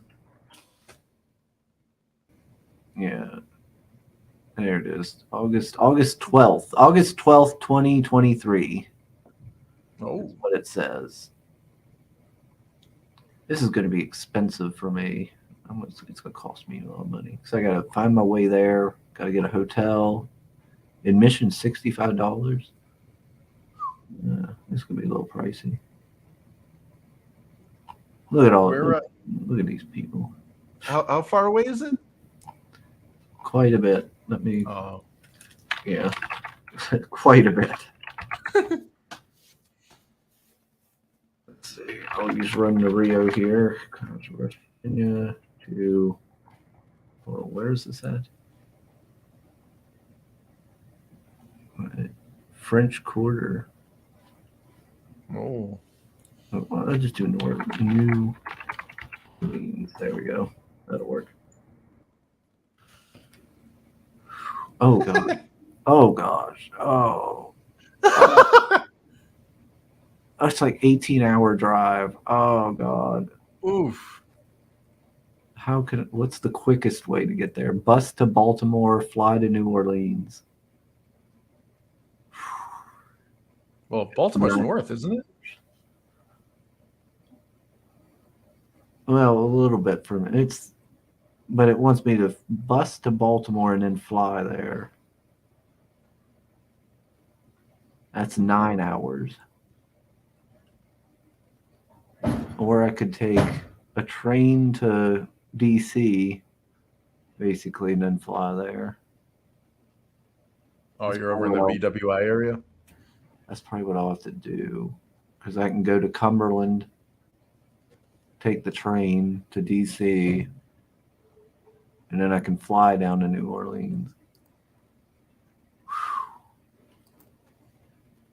Or I could just go full bus, 28 hours and 41 minutes to take. Oh, God. Oh, God. Yeah, I wouldn't want to be in a bus ride that long. That bathroom must have been like biohazard. Oof. Yes, August 12th. Yep, August. Yes. Cancer is a good goal. Yep, me too. I lost my father to cancer. Oh, sorry to hear that. After the run, all your profits will be going to my charity wallet. What? What are you talking about, Pale Rider? I don't know what you're going on about. Dave says, what about a charity helping men in abusive relationships? Links back to Tug's coverage on. Well, I don't get to pick the charity, Dave. Oh, like, they pick the charity that it goes to. So no men's abuse. You heard about that, right? The only domestic shelter in Canada for men. You know how they have like all these domestic abuse shelters for women. Yeah, they had one for men. This guy like Earl Silverman or something. He set it up and got zero funding. Nobody supported him, and then he ended up offing himself. Yeah. Well, yeah, and then I mean, it's Canada up there. Rather than giving you an abuse shelter, they'll just be like, "Well, maybe you should just." Yeah, here's some MAID, MIAD or whatever. Yeah, it's the woman who founded the first shelter for domestic abuse in the UK. She discovered that most of the abuse was reciprocal, meaning that it was a 50-50. It wasn't men that were the majority aggressors. It was actually, most of the abusive relationships they found were equally men and women. So she posited that we should set up a shelter for men, and they chased her out of England. They killed her dog and stuff. Her whole family had to flee to Canada. Let's see. We already covered that. Sugar, you could just buy a ticket and run around your city in a red dress instead of coming back here. News reports there's a giant Chinese spy balloon that's filming a man in a red dress running circles in his yard. I feel like that would be a bad. Like, what? I'm not going to just run around here in town in a red dress. Yeah, you don't shit where you eat, man. New Orleans is getting pretty dicey. Murder capital levels. Oh, that's right. It's a blue city. And after a video of that 9-year-old girl on the bus. Why can't this not go? I said I would. I got to do it. We'll play Chariots of Fire while you run away in slow motion from all of the hooligans that the Blue City are trying to come back. They're all robbing like a Foot Locker or whatever. And you're just running for your life from it. So it's not like a sponsored run where you pick your own charity. They pick. Yeah, from what I can gather, it's like they kind of pick it for you. From what I've seen. And they links, some other hashing stuff. I'm trying to figure out where it is. Yeah, because like when I go up to the online site for it, it brings up to like register and stuff. It brings up last year's. So yeah, that don't help me. What? Yeah, I don't know. Yeah, it says it's for local nonprofits, but it's not telling me. I'm trying to figure out. There's the donation page. I bring it up, and it's showing the 2020 red dress donations. Like, that's a bit behind there, buddy. They've not really been keeping up with their websites. Yeah, it says it's made over so many million in donations to over 100 different nonprofits. So maybe you can pick your maybe you can pick your charity. It's going to the Lilith Fair. No! You start moonwalking, trying to like rescind money. Like if I walk backwards, maybe I'll like get money back. Planned Parenthood, Special Olympics, Spay Mart, okay. Food Bank, Blind and all, yeah, okay. Yeah, so I don't know. I don't know if you can or not. New Orleans. So it's all local. Okay, so it's all local. So if I'm doing the red dress rundown in New Orleans, I'm benefiting New Orleans. Yeah. What is it? The day that the red dress graced your city with its presence was a glorious event for you, but it was just a Tuesday for Sugar Chris.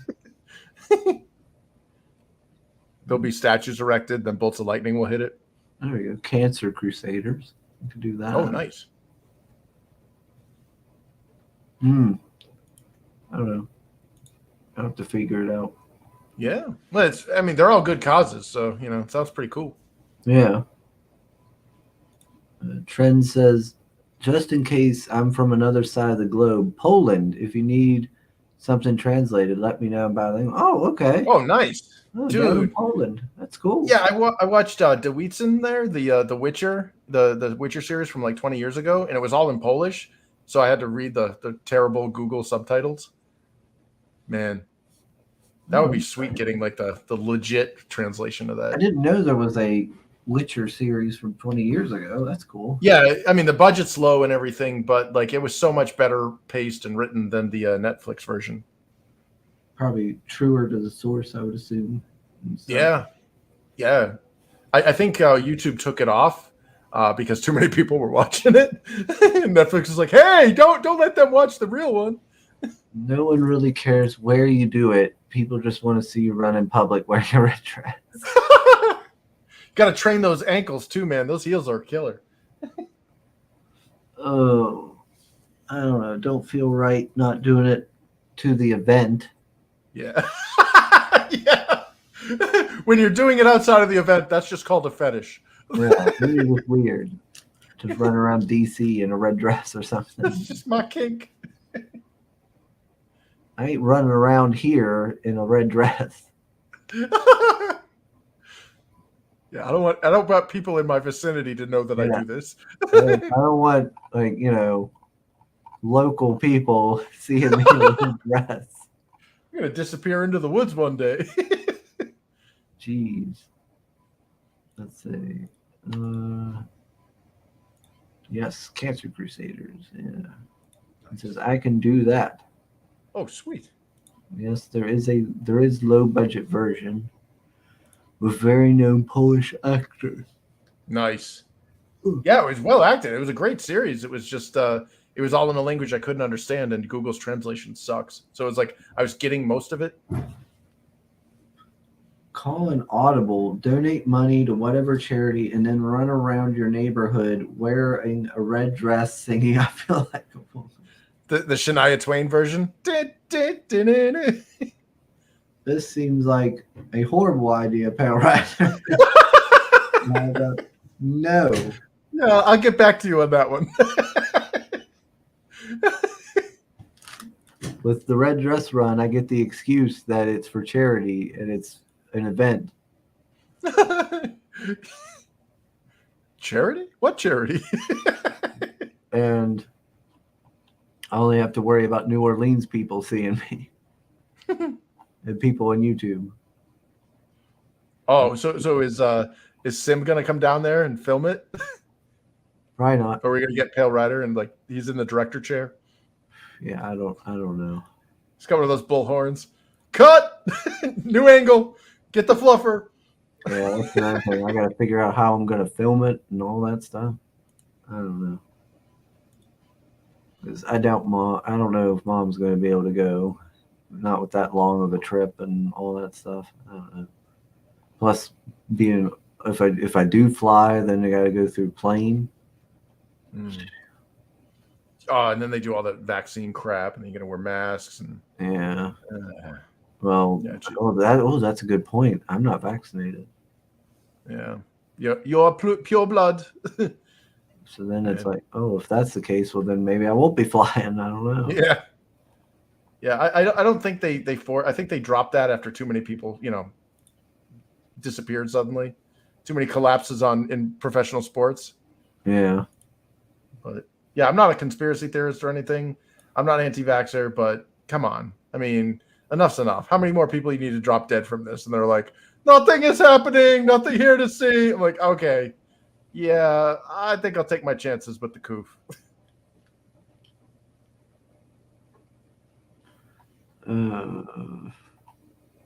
I'll have to figure it out. I don't know. Yeah. You could hitchhike. Local people will see it. I already have space reserved in your local news. Trent says, can I PM you on Twitter? Oh. Who? Fisk? Red dress or UPS caps. Oops. Oh. He's used all caps, yeah. I think he's talking about in regards to translating. Maybe The translating The Witcher. Yeah. The thing is like I haven't found any like I'm generally a fan of collecting physical media, and I don't think there's any NTSC versions of The Witcher on DVD or DeWitzen on DVD. But the YouTube one, it was free, and I watched it, but the translation was like terrible Google translation. So like you were only getting like kind of half of what they were saying and then trying to piece it together. But from what I gathered, it was definitely a better paced, better story than whatever that the feminist Harry Potter and Wakanda that Netflix did for The Witcher. Henry Cavill was the only good part of that entire series. All right, I need to wrap this up. Yeah, dude, we 4.5 hours, man. I am whooped. I need to wrap. I think we broke him. Lay down, take a sleep for a while. Gonna need some of Vinny's Alex Jones vitality pills. Yeah, we need some vitality pills. All right, everybody. Thanks everybody for joining us. thanks, Mr. Fisk, for sticking around so long and telling yeah, us man. all Thanks for about having me. the world that you are Hell yeah. creating. Yeah, And I'm excited, man. if anybody hasn't, go check out the Infinitail website and Yeah, get Volume 1. yeah, InfinitailChronicles.com. If you got access to Amazon, you can grab the book. Yes. And as for me, I always appreciate everybody hanging around and talking with us. But I need to go get some rest. And then I might look further into today about how I'm going to get to New Orleans. Yes. I didn't think it was going to be that bad. Great Muppet Caper. That could be interesting, especially if I can fly. It might not be too bad because 9 hours. Yeah. Oh God, Sure beats the that should be 18 driving. longest. That's going to be, I think, the longest trip I've ever made. Ugh. 9-hour flight. Yeah, that's like a work day. Yeah, like that's a lot. Oof. I don't know. And if I go through the driving route, gosh, that's gonna be like 2 days worth of driving. Probably more. 18 hours in a car. Like you're gonna have to gas, eat, and rest up. Yeah. Oof. But anyway, thanks everybody for joining us, and I'll talk to you all in the next one, probably about Monday. Have a good one. Yep. Later.